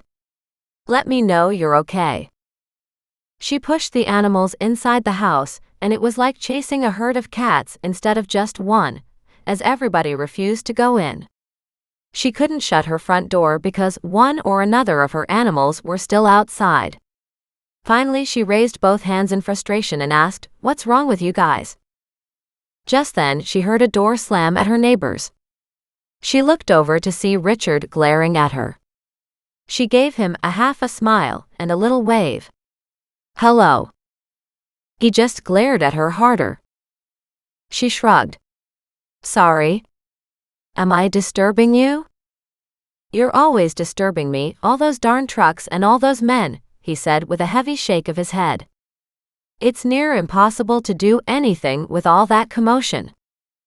She frowned. "The moving men?" She paused for a moment, but he never responded. "That should be much better now," she said. "They loaded up a lot of furniture, but they're done now." He just rolled his eyes at her. "And the media?" She waved at the cul-de-sac. "Look. It's clear," she said. In the back of her mind, though, she was overjoyed because chances were it wouldn't last. He had his hands in fists as he stared at her across their lawns. "It's clear now," he snapped. "But it sure as heck hasn't been clear very much since you arrived. This used to be a nice, peaceful area." "I'm sure it'll go back to normal soon," she said in a soothing tone. "How's your wife?" He just sniffed, walked inside, and slammed the door again. "I guess we're still not friends," she said with a half laugh to the animals. "Another time, maybe." She motioned at Thaddeus to get up on her shoulder. He walked up her arm and said, "Thaddeus is okay. Thaddeus is okay." His tone was bleak, sad, and it gave her goosebumps to see the animals' reactions. He made an odd wailing sound. "Thaddeus is okay," she murmured, stroking the feathers on his back. "Mac is fine. He'll be coming back." At that, Muggs barked. She groaned and asked, "What am I supposed to do? Run after him?" And once that idea got in the back of her head, she couldn't let it go. "We don't know where he went," she snapped. Except she did know. He was heading back to the police station. "Fine," she said when the animals just glared at her. She walked inside, grabbed her keys and purse, locked the front door, and motioned toward the car. As one, the cat, dog, and bird moved together. She opened the driver's side door, and they hopped up and moved over. Goliath insisted on taking the passenger's seat, making sure Muggs ended up in the footwell, but even he didn't seem to mind. And that worried Doreen even more. With Thaddeus on her shoulder, she turned on the engine, backed out of the driveway, and drove out of the cul-de-sac. She also hit dial on Mac's number, letting it ring. He never picked up. She followed the road, thinking of the easiest and most common way he would take to the station. Soon she heard ambulances and her heart froze. She sped up and headed toward the siren sounds. As soon as she saw his vehicle, with the front end smashed and parked off on the side of the road, she pulled up on the sidewalk and hopped out, making sure the animals were locked inside. Waiting for a break in the traffic, she ran across to several police officers, Mac standing in the middle of them. She cried out, "Mac!" He turned to look at her, and then his face lit up with surprise. "What are you doing here?" She spread her arms out wide and said, "You could have answered my call. We were worried about you." He pulled out his phone, looked down and sighed. "My phone's not working. Probably from the accident." She pointed at her car, and he looked over to see Muggs and Goliath, their faces plastered against the glass, and somewhere around the headrest was Thaddeus. "They went crazy after you left. You saw Muggs racing down the road behind you, didn't you? They wouldn't stop pestering me. They wouldn't leave me alone," she said. "I had to get them all in the vehicle and follow you. As far as they were concerned, you were in danger." Chester and Arnold, who appeared to be helping Mac at the accident scene, came over after hearing that. "Seriously?" Arnold asked, pushing his hat back off his head. Doreen nodded. They knew Mac was in danger. And this proves they were right. She stared at his vehicle and groaned. "What happened? Did you go too fast and wrap around a lamppost or something?" At that, Chester had a hard time smothering his grin. Mac snapped, "No, I wasn't going too fast, and no, I didn't hit a lamppost. Somebody tried to run me off the road." She stared at him and then looked at his car and wondered. She tried to school her expression into something that looked like compassion, but all that came out was, "Are you sure? Because your vehicle wasn't damaged in that way." He sighed. "You aren't a forensic specialist," he said patiently. "And you're not a cop." "No," she responded in a dry tone. "But even I can see the front end of the driver's side is where the damage is. Anybody trying to run you off the road would have hit the back of your car." "Quite true," he said, "unless they tried to overtake me on the road and then to force me off the road by coming in really tight and hitting my front end." "But only if you were jerking toward him," she said, "so you smashed into him." This time, he fisted his hands on his hips and glared at her. "I turned to stop myself from being forced into the ditch," he said, "and yes, my front end did clip his back end." She was already looking around for whoever had dared to run Mac off the road. "Did you catch him?" she cried out, peering through the crowd. "Surely he's not already down at the station, is he?" "I didn't catch him," he said. "My vehicle gave up the ghost and he took off." "Drat. But it was a truck, wasn't it?" He looked at her in surprise. "What makes you think it's a truck?" "Because the front end of your car is badly damaged. You probably caught the rear end of his truck bed, and with a decent steel bumper, your car couldn't even begin to beat that competition. It was an old truck." "Did you get the license plate?" "Of course I did. Remember? I'm a police officer." She just crossed her arms over her chest. "And remember, I'm the caretaker of the animal menagerie who wouldn't let me rest because they thought you were in trouble," she roared. At that, silence enveloped the group. And then Mac laughed. She just glared at him, and she was so angry she didn't know what to do, so she stomped her foot. At that, Chester and Arnold guffawed, both turning away out of politeness. But Mac had absolutely no problem. He reached out, snagged her up, and gave her a great big hug. When he set her back down again, not only was she limp from the power of his embrace, but she was also very pleased, enough so that she worried it would be evident to all. He grinned at her and said, "Thank you. Glad to hear you care." "I don't care," she snapped. "Didn't you just hear me? I said the animals care." On that note, salvaging whatever pride she had left, she spun on her heels and went across the road.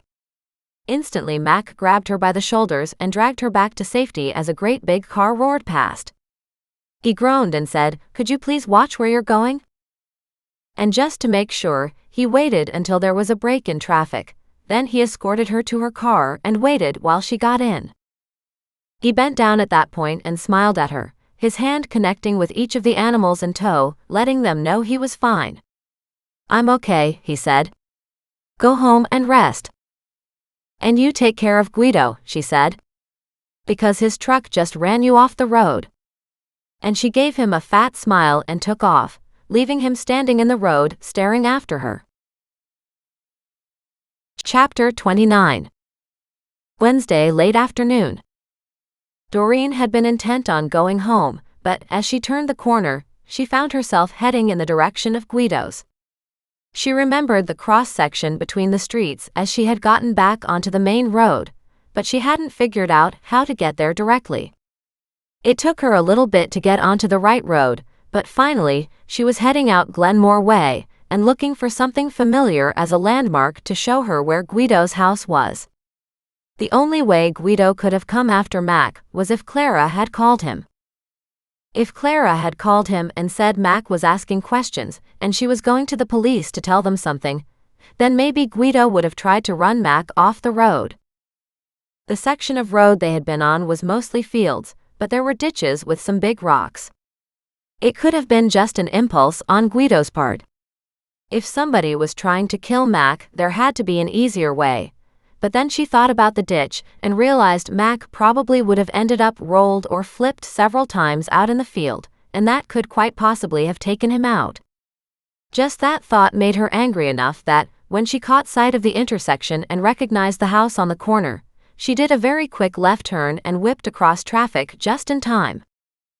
As she approached the house, a truck had been moved into the very back of the yard, and big wooden gates were being closed. She didn't know what kind of truck it was, but she caught a glimpse of gray, and then the gates shut firmly, blocking it from view.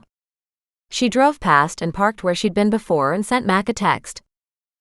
Her phone rang instantly. "I told you to go home," he said in an ominous tone. "I thought your phone was broken," she said gently. "Well, it's working again now.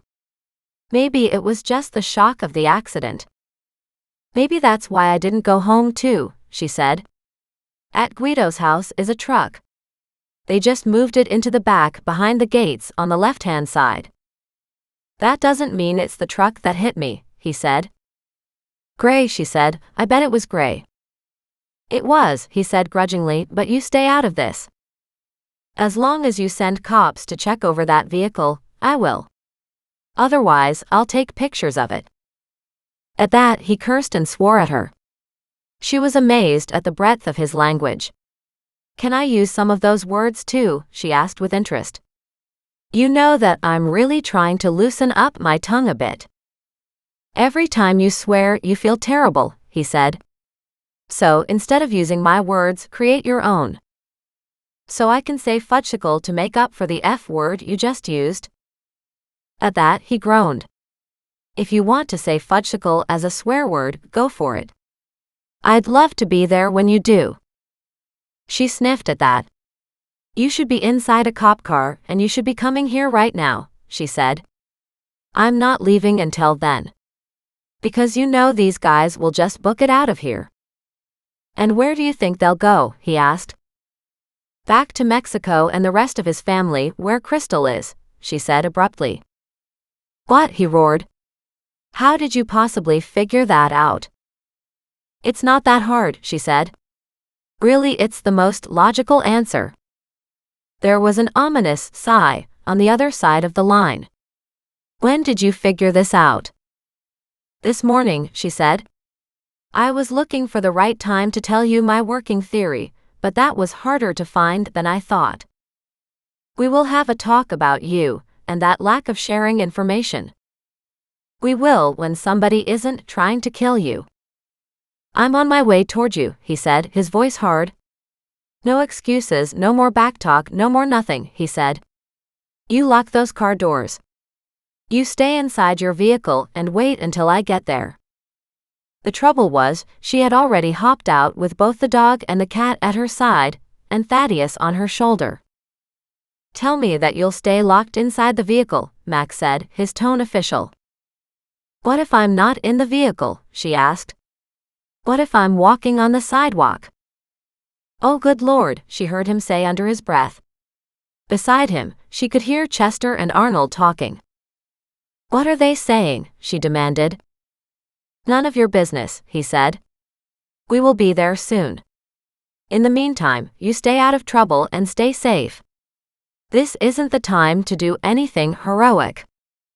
"Oh goodness no, of course not," she said. "I wasn't planning on doing anything heroic. But really, you know I don't like it when people hurt my friends." On that note, she hung up on him. She laughed and Muggs danced around. Goliath had stretched out on the hot sidewalk and just stared at her, the tip of his tail twitching. "This is a whole new area for us guys," she said, half laughing and half wanting to dance, partly because she knew Mac was safe. She didn't understand the psychology behind somebody who would dare take out Mac. He was a force bigger than life. And he certainly wasn't anybody to ignore or to not consider as a threat. And his attitude toward life was one she really could get behind. When her phone rang again, she looked at it and chuckled. "Hi, Nan. How are you?" "I'm fine," she said, "but Jose isn't. He wanted to talk to you, but apparently, you've gone and upset an apple cart." "Is he there today?" "He left early. He got an odd phone call and took off." "Yeah, I'm not surprised," she said. "Does he have a gray truck by any chance?" "Yes, he does," Nan said. "One of those really big ones, you know? Where you almost need a ladder to get into the cab." "Well, you and I do," Doreen said, "but guys like Mac, they can hop up with no problem." "It's old too," Nan said. "Was he driving it when he left?" Nan suddenly got wind of what she was talking about. "What's happened?" she asked excitedly. "Fill me in." "Nan, that's not really fair now, but I can give you a little insider information. Maybe you can make good use of this. I'm thinking maybe Jose and Guido just tried to run Mac off the road with that gray truck." Instant silence came and then Nan's soft gasp escaped. "Oh my," she exclaimed. "Really?" "Yes," Doreen said. "Now you tell me. When did Jose leave?" "Maybe 30 minutes ago, 45 minutes ago, I don't know," Nan said, her voice distracted. Doreen could hear sounds of pen markings. "What are you writing down, Nan?" "The times," she said. "Times are very important. You know that." "Are you placing a bet on Mac's life?" Doreen asked in an ominous tone. "Oh goodness no. But now we have a race, a really good race to how long before you solve this case too, my dear. You're getting so good at this. I've got to run. Bye." And just like that, Nan was gone too. Chapter 30. Wednesday late afternoon. With both Nan and Mac done with their calls, Doreen wasn't sure what she was supposed to do next. She crossed the road and walked to the corner, so she could casually walk past Guido's house. Or maybe it was Jose's house. Maybe they both lived there. But in her mind's eye, as far as she was concerned, this wasn't as much a child abduction as it was about finding the child. Only she was no longer a child. To get anybody else to believe, it would be a different story. Mac might, but then he was caught up with the legalities of it all. It would take a little bit to get people to tell the truth. Somehow Doreen needed Crystal to speak up. She was 18 now. Being a Canadian, she might have had trouble getting her passport from way back when, and if her parents never had one issued, she might have trouble getting one to come back to Canada, especially with no proof she had ever left her home country. Doreen hated to say it, but it was probably a pretty easy job to get the child smuggled into Mexico. But getting her back into Canada, her own country of birth? Well, that would have presented quite a different set of challenges. So even if Crystal wanted to return, there would be some trouble making it happen. If she wanted to come back to the country to stay away from her parents, that was another big one, but this was ready to blow wide open. She wondered if Crystal was ready for that. Doreen walked up and down the street a couple times, letting Muggs do his business on the roadside, and waiting for Goliath, who seemed to lose interest in the purpose they were here for and instead wandered through the high grass along the sidewalk. She saw a cop car pull into the driveway of Guido's. Mac got out and turned to look around. Arnold and Chester got out too. She was deliberately facing the sidewalk and the underbrush. No house was here, it was just an overgrown patch of city land. But she could feel his eyes boring into her back. When she figured it was safe, she turned casually to find him standing at the front doorstep, knocking on the door, but still staring at her. She gave him a small smile and kept walking up the street. She didn't want to go too far because she knew things could get ugly fast. But no one ever answered the door. And if Mac didn't have a search warrant, could he check the grounds? As it was, he walked over to the fence and Mac was tall, so he could see over it.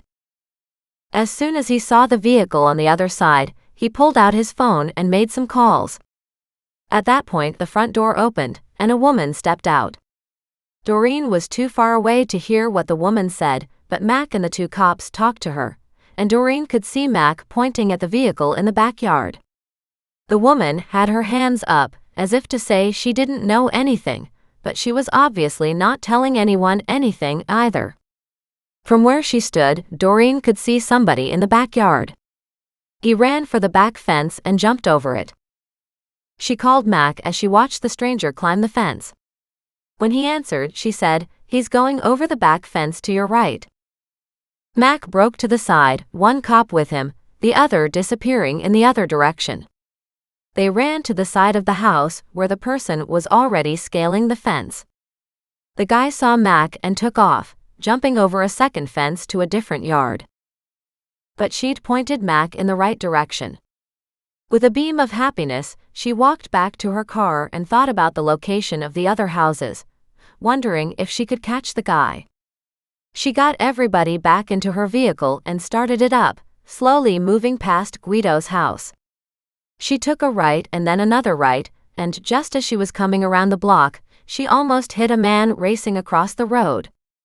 As a matter of fact, he partially slammed into her fender, glared at her, punched the hood with his fist, and then kept running across the street. Mac was right on his heels, both cops now behind him. Mac gave her a thumbs up because, in effect, she'd slowed the guy down. She grinned as Mac took a flying leap and tackled the guy running away. They both went down in a tumble on the sidewalk across the road. She sat here and waited. Nobody else seemed to come out of the houses, nobody else seemed to give a damn. But Mac was on his feet and had the intruder with handcuffs already on, his hands behind his back. Mac stood the man up and gave him a good shake. Doreen, not to be left out, hopped from her car. She still had Thaddeus on her shoulder, and both Muggs and Goliath had jumped out when she had. The guy stared at Mac resentfully. "I didn't do anything." "No, but you ran out as soon as the police arrived at your front door," Doreen said, interfering as usual. "So you have to be up to something suspicious," she said, her voice super cheerful. "You're Jose, aren't you?" He would have glared at her more if he could have. As it was, figurative steam came out his ears. She nodded. "I'm sorry. I really did want to talk to you. I didn't realize you were heading out to run poor Mac here off the road. But I guess you heard I talked to Clara?" He seemed to wilt as he heard Clara's name. Doreen nodded. "You really do need to watch out for things like that," she said. "Clara is just bad news." "She's terrible," Jose cried out. "She treated that little girl horribly." "But then most of the women in your life are like that, aren't they?" she said gently. "Look at Mary. Mary doesn't like children." Jose nodded. "She didn't want anything to do with them. She just wanted Eric for herself," he said, curling up his lip. As if that guy is worth it. But maybe she wasn't worth him either, Doreen said quietly. That little girl suffered though, didn't she?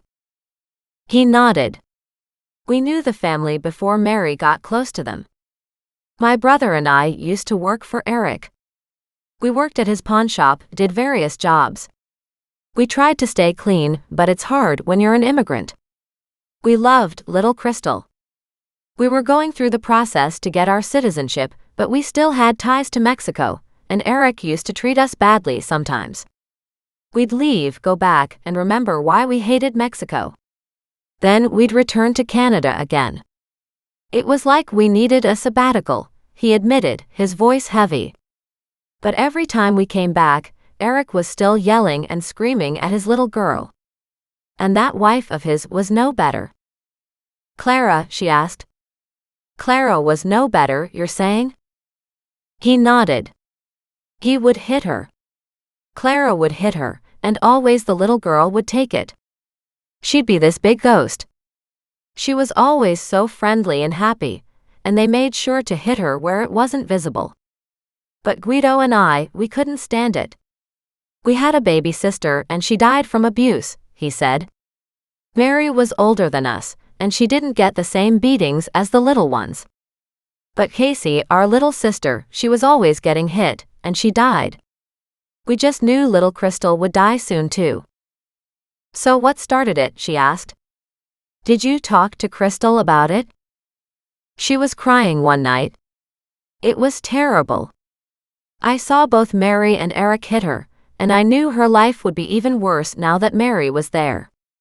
I don't know if Mary had anything to do with our sister's death or not, he said. I hope not. But I can't be sure. Mac looked from one to the other. So you tried to rescue Crystal? He asked. Jose nodded.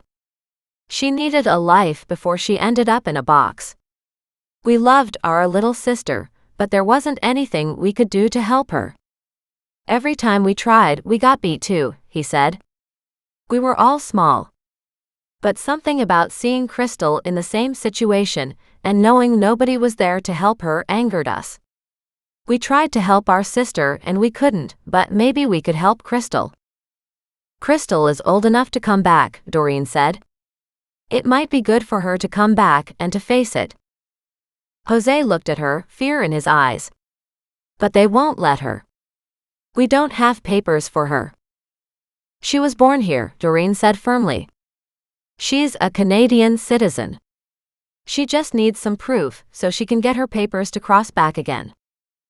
Mac looked at her and said, What am I missing? Guido and Jose smuggled her out of the country back to their hometown, Doreen said. And there she spent 10 happy years away from the abuse she had lived with here, she continued. But now she's 18. And her whole life is ahead of her, but because they smuggled her out, they have no way to get her back in, she said simply. We tried to get her papers, but Eric wouldn't let us see any of her papers at all. Did Eric know what you did? Jose shook his head. No, we had stopped in that night. I had seen Crystal in her room, crying, staring out the window, and I held up my finger to quiet her. She just nodded, but her eyes were these huge wells of pain, he said sadly. I couldn't do anything about it. Eric was being his usual jerk self and trying to cheat us, and my sister was just laughing. After we got paid, Guido took the vehicle, drove down to the end of the block, but I snuck around the house with the ladder, crept inside and helped Crystal out. She took a few of her favorite things with her, and then we were gone. And that was it?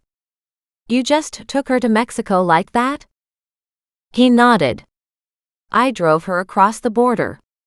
It's a long trip down south to Mexico from Canada, but I knew I could do it, and I had to. She was already crying and hurting. She kept saying she wanted to go home, but I knew she didn't really want to. As soon as I got her to my home in Mexico, I knew my mom would look after her. The same mom who looked after your little sister? Mac asked in a hard tone. You kidnapped a little girl, and you took her all the way to Mexico from here? I didn't kidnap her, Jose said. She wanted to go. She just got lonesome, and I knew she would be fine once my mother had her. And yes, he said, the same mother who lost our little Casey. But little Casey was beaten along with my mother, he said sadly. My father was a bad man, and I think Mary is the same. As long as she has no children around her, maybe it's okay. I don't know. But for little Casey, there was no hope. We were his sons, so we were safe as we continued to grow up. He shook his head. And I don't know why Mary was safe, but she was his favorite. So Crystal, she's alive and well? Doreen wanted confirmation. Jose nodded, his face brightening into a big smile. We talk to her all the time, he said. She's really happy. You know the police need to talk to her too, right? He nodded. Crystal was talking about coming back to go to school. She's graduated and now she wants to go to university, he said proudly. We've been putting money together in a fund for her. But we didn't know how to bring her back. It is difficult, Doreen said quietly, but it's not impossible. She turned to Mac to find him looking oddly at her. She gave him an encouraging smile. I'm sure you can help, can't you? She asked. He just rolled his eyes and said, I'm more than happy to take a kidnapper back to the police station, he said, and then I'll go pick up Crystal's child-abusing parents and talk to them. He turned to look at Jose. I'm sure Eric must have suspected you. Why wouldn't he turn you in? Mary, he said simply. Do you really think she cares about you that much? Doreen asked. He shook his head. No, not at all. But we were paying her for her silence. Right, so money talks. Mac shook his head. Let me get this straight. You steal his child, take her to somebody else to raise, and your sister knows about all this. Then you pay her to be quiet about it, is that it? Kinda. Eric and Mary really are two of a kind. For years he'd been blackmailing us because we didn't have our papers, and we were working for him anyway, Jose said. When we got our citizenship documents, we wouldn't pay Eric anymore. But now we could tell the cops about him blackmailing us, if we wanted to. Mary, however, wanted us to go back to Mexico, so she threatened to tell the cops what we'd done with Crystal if we didn't pay her. And once you get into a situation like this, there's just no getting out of it. There still isn't, Max said, pushing Jose in front of him. There'll be a hell of a lot of legal paperwork involved in this mess, and you won't get away scot-free.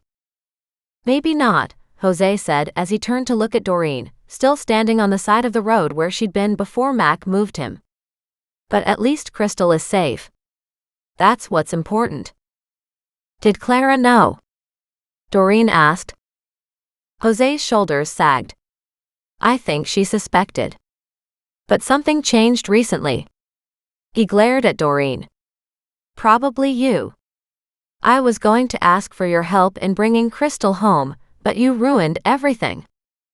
She's good at that, Max said. Where's the ladder you used?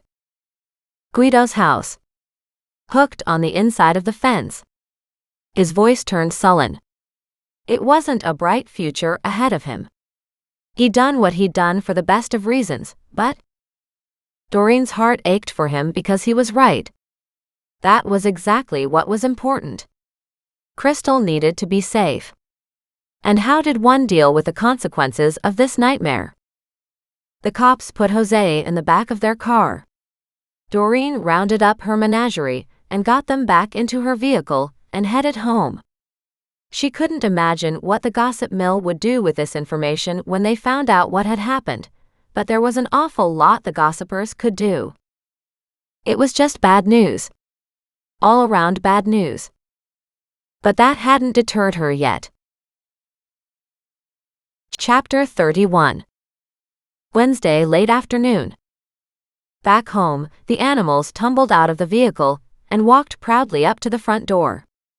I don't know why you're so pleased with yourselves, Doreen scolded. Mac is mad at us again. Not that she would focus on that. Because of course another major case was breaking, and the good news was Crystal was alive. But she frowned as she thought about that. What about the second footprint? Then it hit her. She pulled out her phone and called Mac. "I don't have time to talk to you right now," he growled. "Maybe not, but you need to hear what I have to say," she said urgently. "What's the matter?" he asked, his voice sharpening. She replied, "I agree that Jose probably took Crystal to help her. But I think they also picked out a second girl who was in trouble, and when they went there the first time, they couldn't get her because they were interrupted. Or maybe she was too sick to travel. They had grabbed her toys first, throwing them out the window, but then when they couldn't get her, they took off. So only her toys went missing." He sucked in his breath. "Right. You're thinking about the case from a few days ago. I suggest you make sure that little girl is not being abused," she said, "because that seems to be why these brothers are doing this. Also, we need to find out if they've taken any others. I get that Crystal was probably the first, but that does not mean she was the last." She hung up and turned around, desperately in need of that cup of comforting tea, but her mind was just buzzing. To the animals, she tried to explain. Probably because of the kind of work they did, or maybe from casing houses for break-ins, they're finding children in tough situations. She doubted Mac had considered something like that. Who would? It wasn't a normal problem, or a normal thought process. A ladder would have given them that weird footprint. And as she thought about it, she wondered about the brothers.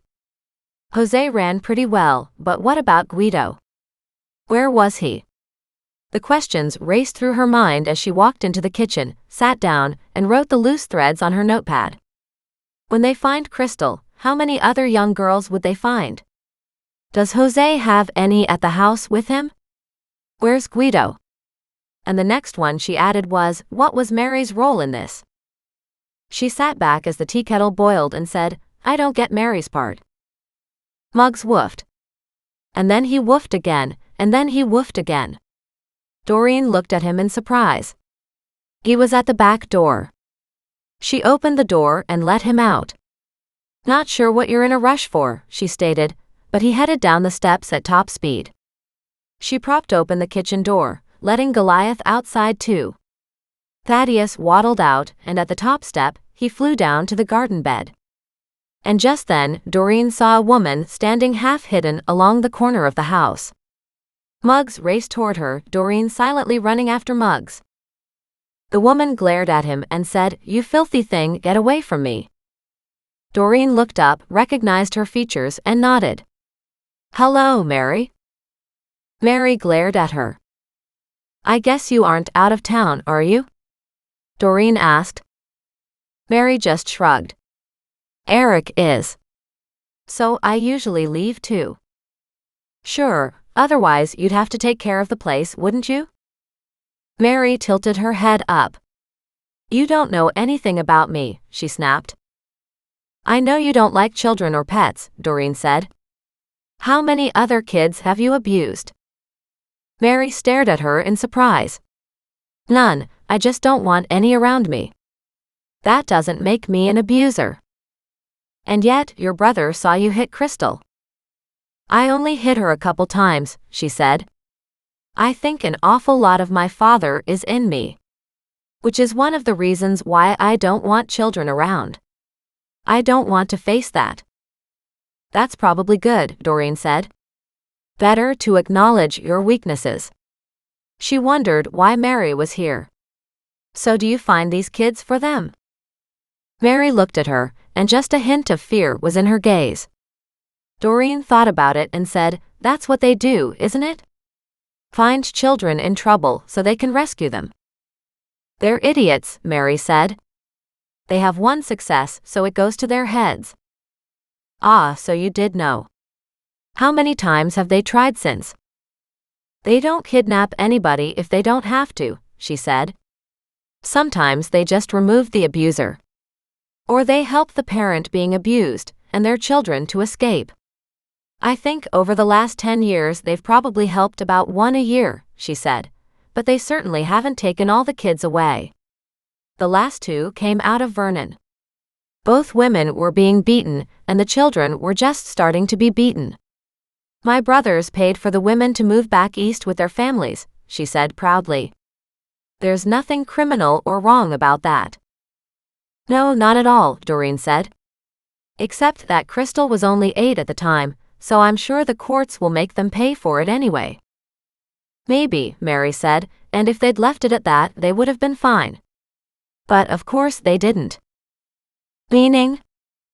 There's a couple kids around town, she said, in very bad scenarios, and my brothers have been casing those places wondering what to do. You mean, how to steal the children or how to help the family? Both. That's not something you can just walk up on and change in an instant, she said with a dismissive wave of her hand. She glanced at Doreen and said, How did you figure it out? Doreen was stumped. I'm not exactly sure, she said. It just occurred to me that, if her home life wasn't all that good, maybe Crystal wanted to leave. Her home life was terrible, Mary said. I tried to get Eric to stop hitting Crystal, but he wasn't interested. And of course, Clara was one of the worst. I knew I couldn't be around her because I'd be just as bad, she admitted. I never hurt Casey unless Dad was around hurting Casey, and then I needed to be his favorite, so I would jump in and beat her too. And I'd do the same with Eric. Much better for me and Eric, if Eric doesn't have children. How hard it must have been for Crystal that she had 3 abusive parents, that she lost her family because you guys couldn't control your own abusive natures, Doreen murmured. She's much better off without us obviously, Mary said. She sauntered forward. Doreen stepped back ever so slightly. She wasn't sure what Mary was doing here, but Doreen highly doubted it was to have a cup of tea. But who knew? What can I do for you? Doreen asked. You obviously came for a reason. To see you, of course, Mary said. I don't want my brothers to go to jail. I'm not sure that's an option, Doreen said honestly, and there certainly isn't anything I can do to change the outcome at this point. Are you sure? Mary asked. You're the one who caused all this trouble, so if you went up to the judge and told him that you lied, or that you were misguided in your suspicions, then they would be released. I don't think so, Doreen said. One of your brothers just tried to run a police officer off the road. Mary paled and pinched her lips together. They just need to get back to Mexico. They'll stay away. I tried to get them to stay away before, but they wouldn't. You were afraid they'd come back and put your cushy life in danger, weren't you? Doreen said shrewdly. You don't care about them as much as you're worried about how it will affect you and your nice little life. Eric will go to jail, Mary said. And likely so will you, Doreen said. Eric's business is highly suspicious. His abusiveness toward his daughter is also suspicious, and he used to blackmail your brothers, so that's another criminal act. But of course if they pay for kidnapping Crystal, Doreen said, then you'll get caught up in the same web when they tell the cops about your role in all of this, right? You don't know anything, Mary cried out. I know you were blackmailing your own brothers too, Doreen added with a hard smile. It's all about the money for you, isn't it? Mary's fists clenched. Muggs, who had been walking around in a wide circle, had gone toward the fence and was sitting right behind Mary. Doreen eyed the basset hound. She wasn't sure what he was up to, but something here he didn't like. Goliath, on the other hand, had just walked straight up to Mary. He sat there, staring up, as if she were a super tall tree he wanted to climb. And that wouldn't go well for anybody. Just then Doreen's phone rang. She pulled it out and Mary said, "Don't answer that." It was Mac. She hit talk anyway and held it behind her back. That's not smart. If I don't answer the phone, people will come looking for me. They won't find you, Mary said. You realize why, right? Why? Because your nice, steady little world will rock if I let the cops find out what your brothers did. It's not even so much that, she said. Of course not, Doreen said. It's all about them not finding out what you've done. Mary just glared at her. You don't know anything. Maybe not, Doreen said cheerfully. But you can bet other people will figure it out. No, they won't. If you're not here, nobody will know anything, she said. Doreen raised both hands as if frustrated. Seriously, why does everybody think if they can just make me disappear, that all their problems will disappear too? The police are already involved. So let's not be stupid here. I have no intention of being stupid, Mary said. But I can't have my life destroyed. I'm not going back to Mexico. Back to Mexico? Doreen stared at her in surprise. Oh my, you're not a Canadian, are you? Mary shook her head. No, I can't seem to get the paperwork approved. My brothers are both Canadian, but I'm not, she said, and I won't be sent back to Mexico. There's no reason to be deported, Doreen said, if you've never done anything wrong. I think they only do that to convicted criminals, and only after they've served their time. Of course, she didn't really know that. She'd never had any experience with criminals.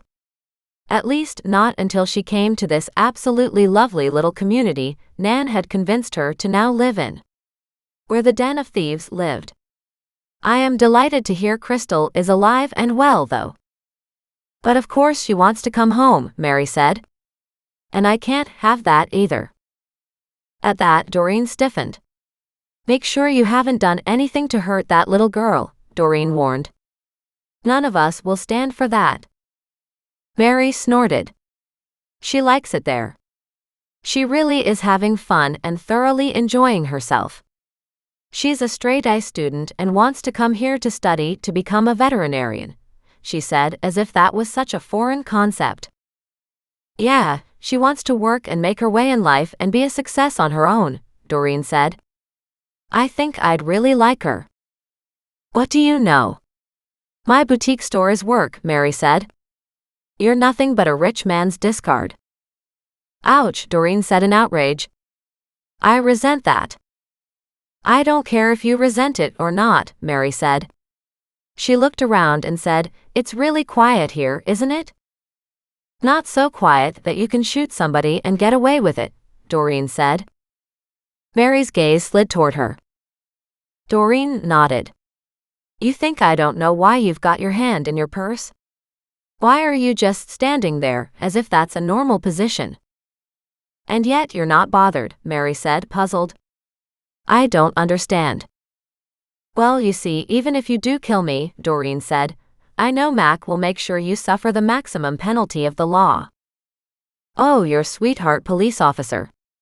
Ha. I don't think he'll care for very long anyway. The fact that Guido tried to run him off the road and failed doesn't mean he won't try to run him off the road a second time, and not fail. Maybe, but I'm not sure it was Guido. I thought it was Jose, but now I think it was probably you, Doreen said as she thought about it.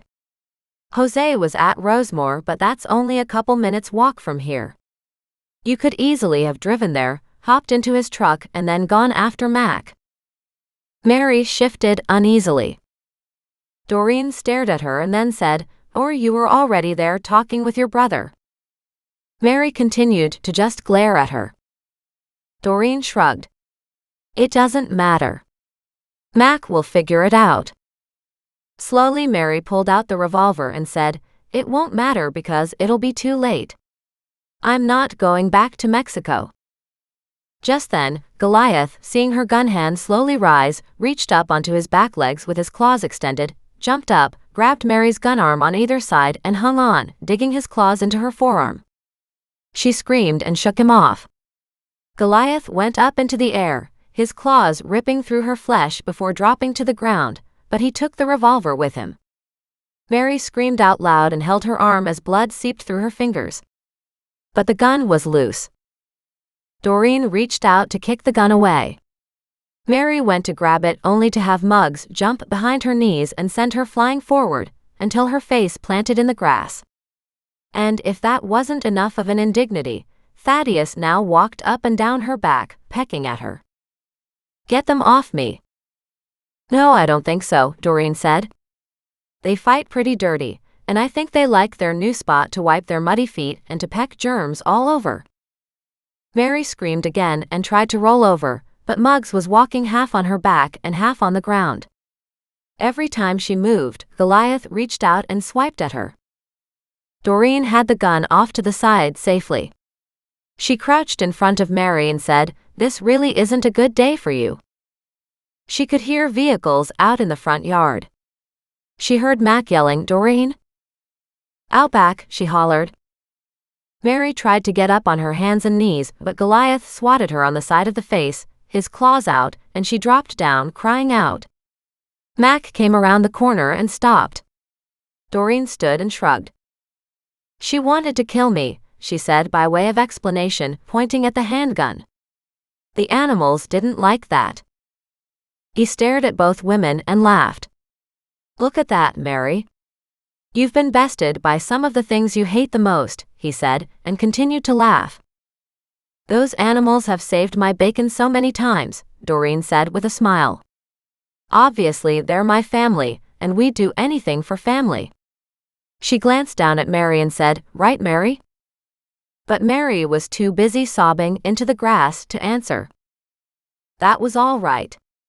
Doreen already knew the answer. It might have taken her a while to figure it out, but she knew it now. Epilogue. Wednesday dinnertime, on the same day she closed her last case. It was crazy to think how quickly this case had solved itself. And really the recipe for success in this one was simply time. Time. Time for others to think about what they'd done. Time for Crystal to grow up and to choose her own future. Time for others to act upon what they'd done and to continue with their evil processes. Time for the brothers to continue their good work as far as they were concerned. And time for fear to grow within the hearts of the others. Doreen stood on the front step, Muggs and Goliath at her side, Thaddeus on her shoulder, the cops still standing around talking with Mary in the back seat of the cop car. She faced Mac. "I suppose Clara was at the station to give you a statement, wasn't she?" "She arrived hours ago," he admitted. He looked at Doreen and smiled. "You going to be okay?" "Well, this one has a happy ending at least," Doreen said hopefully. "You will investigate the other parents, won't you?" His face sobered. "We definitely will. And we will bring Crystal back home again." Doreen smiled. "I can't ask for anything better." Just then, several of the neighbors approached while several news vans pulled into the cul-de-sac. Within moments, cameras were rolling. She groaned. "I guess this will never stop, will it?" "Not as long as you keep sticking your nose where it doesn't belong," he said cheerfully. She glared at him. "If a child gets to come home and several cases get closed, that's good news." Then she smiled up at him. "At least I didn't get hurt this time." "Good thing," he growled. "You still have stitches in your head from Penny. Could you please try to stay out of trouble for a while? At least until you heal." Just then, one of the neighbors came racing toward Mac, letting her sidestep the question. Hello, police?" Mac turned to look at him. "Yes, I'm Constable Mac Moreau. What can I do for you?" The man held out a paper bag. "You can take this away," he said. "Just a few days ago, I was working in the garden, and I know it wasn't there before then. But I did have somebody run through my yard not long ago in the evening, just as it was getting dark," he said, the words spilling out of him so fast he was hard to understand. Mac held up a hand. "Slow down." "I didn't know what to think of it. I was really nervous." The neighbor appeared to be in his mid-70s at least. The small man with a wisper of gray hair on his head crunched up his face into worry lines. Here, he said, shoving the bag at Mac. "Take it." Mac took the bag and looked inside. His eyebrows shot up to his hairline and he said, "Where did you find this gun?" That's what I mean. That's what I mean. I was working in the gardenias, and I know it wasn't there before then. But after that man went through my backyard, I went out to continue my work the next day, and I found it. I didn't know what to do with it. I thought maybe he would come back and get it again, the man cried out. So I just left it there. It's just me at home, and I knew nobody else would come and take it, but then when I went out this morning it was still there. I don't want it. I don't want it, he said, backing up. You take it. Do you have a dark brown fence? Doreen asked. That runs along the river. He turned and looked up. Yes, that's my place. I see you sometimes walking there. She nodded. I love that space. It's a really nice path along the creek. Not anymore, he said. Not anymore. He kept backing away. Not when people throw guns into my backyard, he said. This used to be a nice neighborhood. Out came his finger, and he poked it in her direction. You're the one who keeps bringing all these nasty people here. She stared at him in surprise.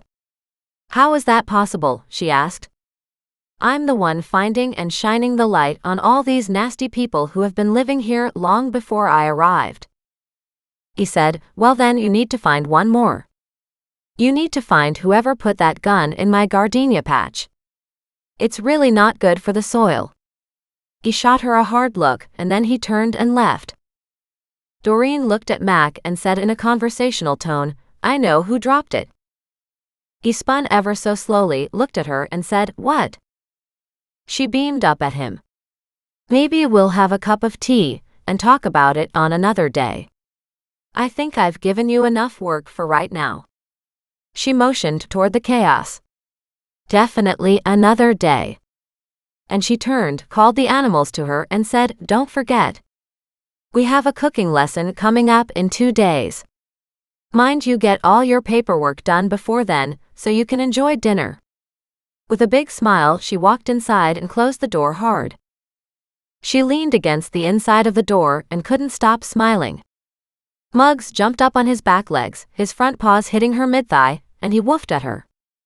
She reached down and petted him. Goliath, not to be outdone, stretched into the exact same position. She slid down the back of the door until both animals could get at her. Thaddeus hopped up her arm to tuck into the crook of her neck. She cuddled them all and said, thank you so very much for saving me again today. And for caring about Mac. She knew the absolute joy of having all these tomorrows coming to her, even more so now that the animals had saved her life once more. Treat time, she said. The animals went crazy. She jumped to her feet laughing and said, you deserve it today, guys. You definitely deserve it today. As she handed out treats, she couldn't help but think about the gun in the gardenias, and the suspicions she had in the back of her mind. But that's tomorrow's case, she said, chuckling. Definitely tomorrow's case. She was done for today. This concludes Book 6 of Lovely Lethal Gardens, Footprints in the Ferns. Now hear about Gun in the Gardenias, Lovely Lethal Gardens, Book 7. Lovely Lethal Gardens, Gun in the Gardenias, Book 7.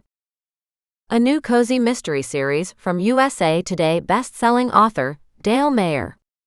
Follow gardener and amateur sleuth Doreen Montgomery, and her amusing and mostly lovable cat, dog and parrot, as they catch murderers and solve crimes in lovely Kelowna, British Columbia. Riches to rags. Chaos to more chaos. Fire destroys evidence. Or at least most of it. Flush with success from solving a decade-old kidnapping case, Doreen can't wait to find out what's next in her one-woman crusade to clean up Kelowna's cold crimes.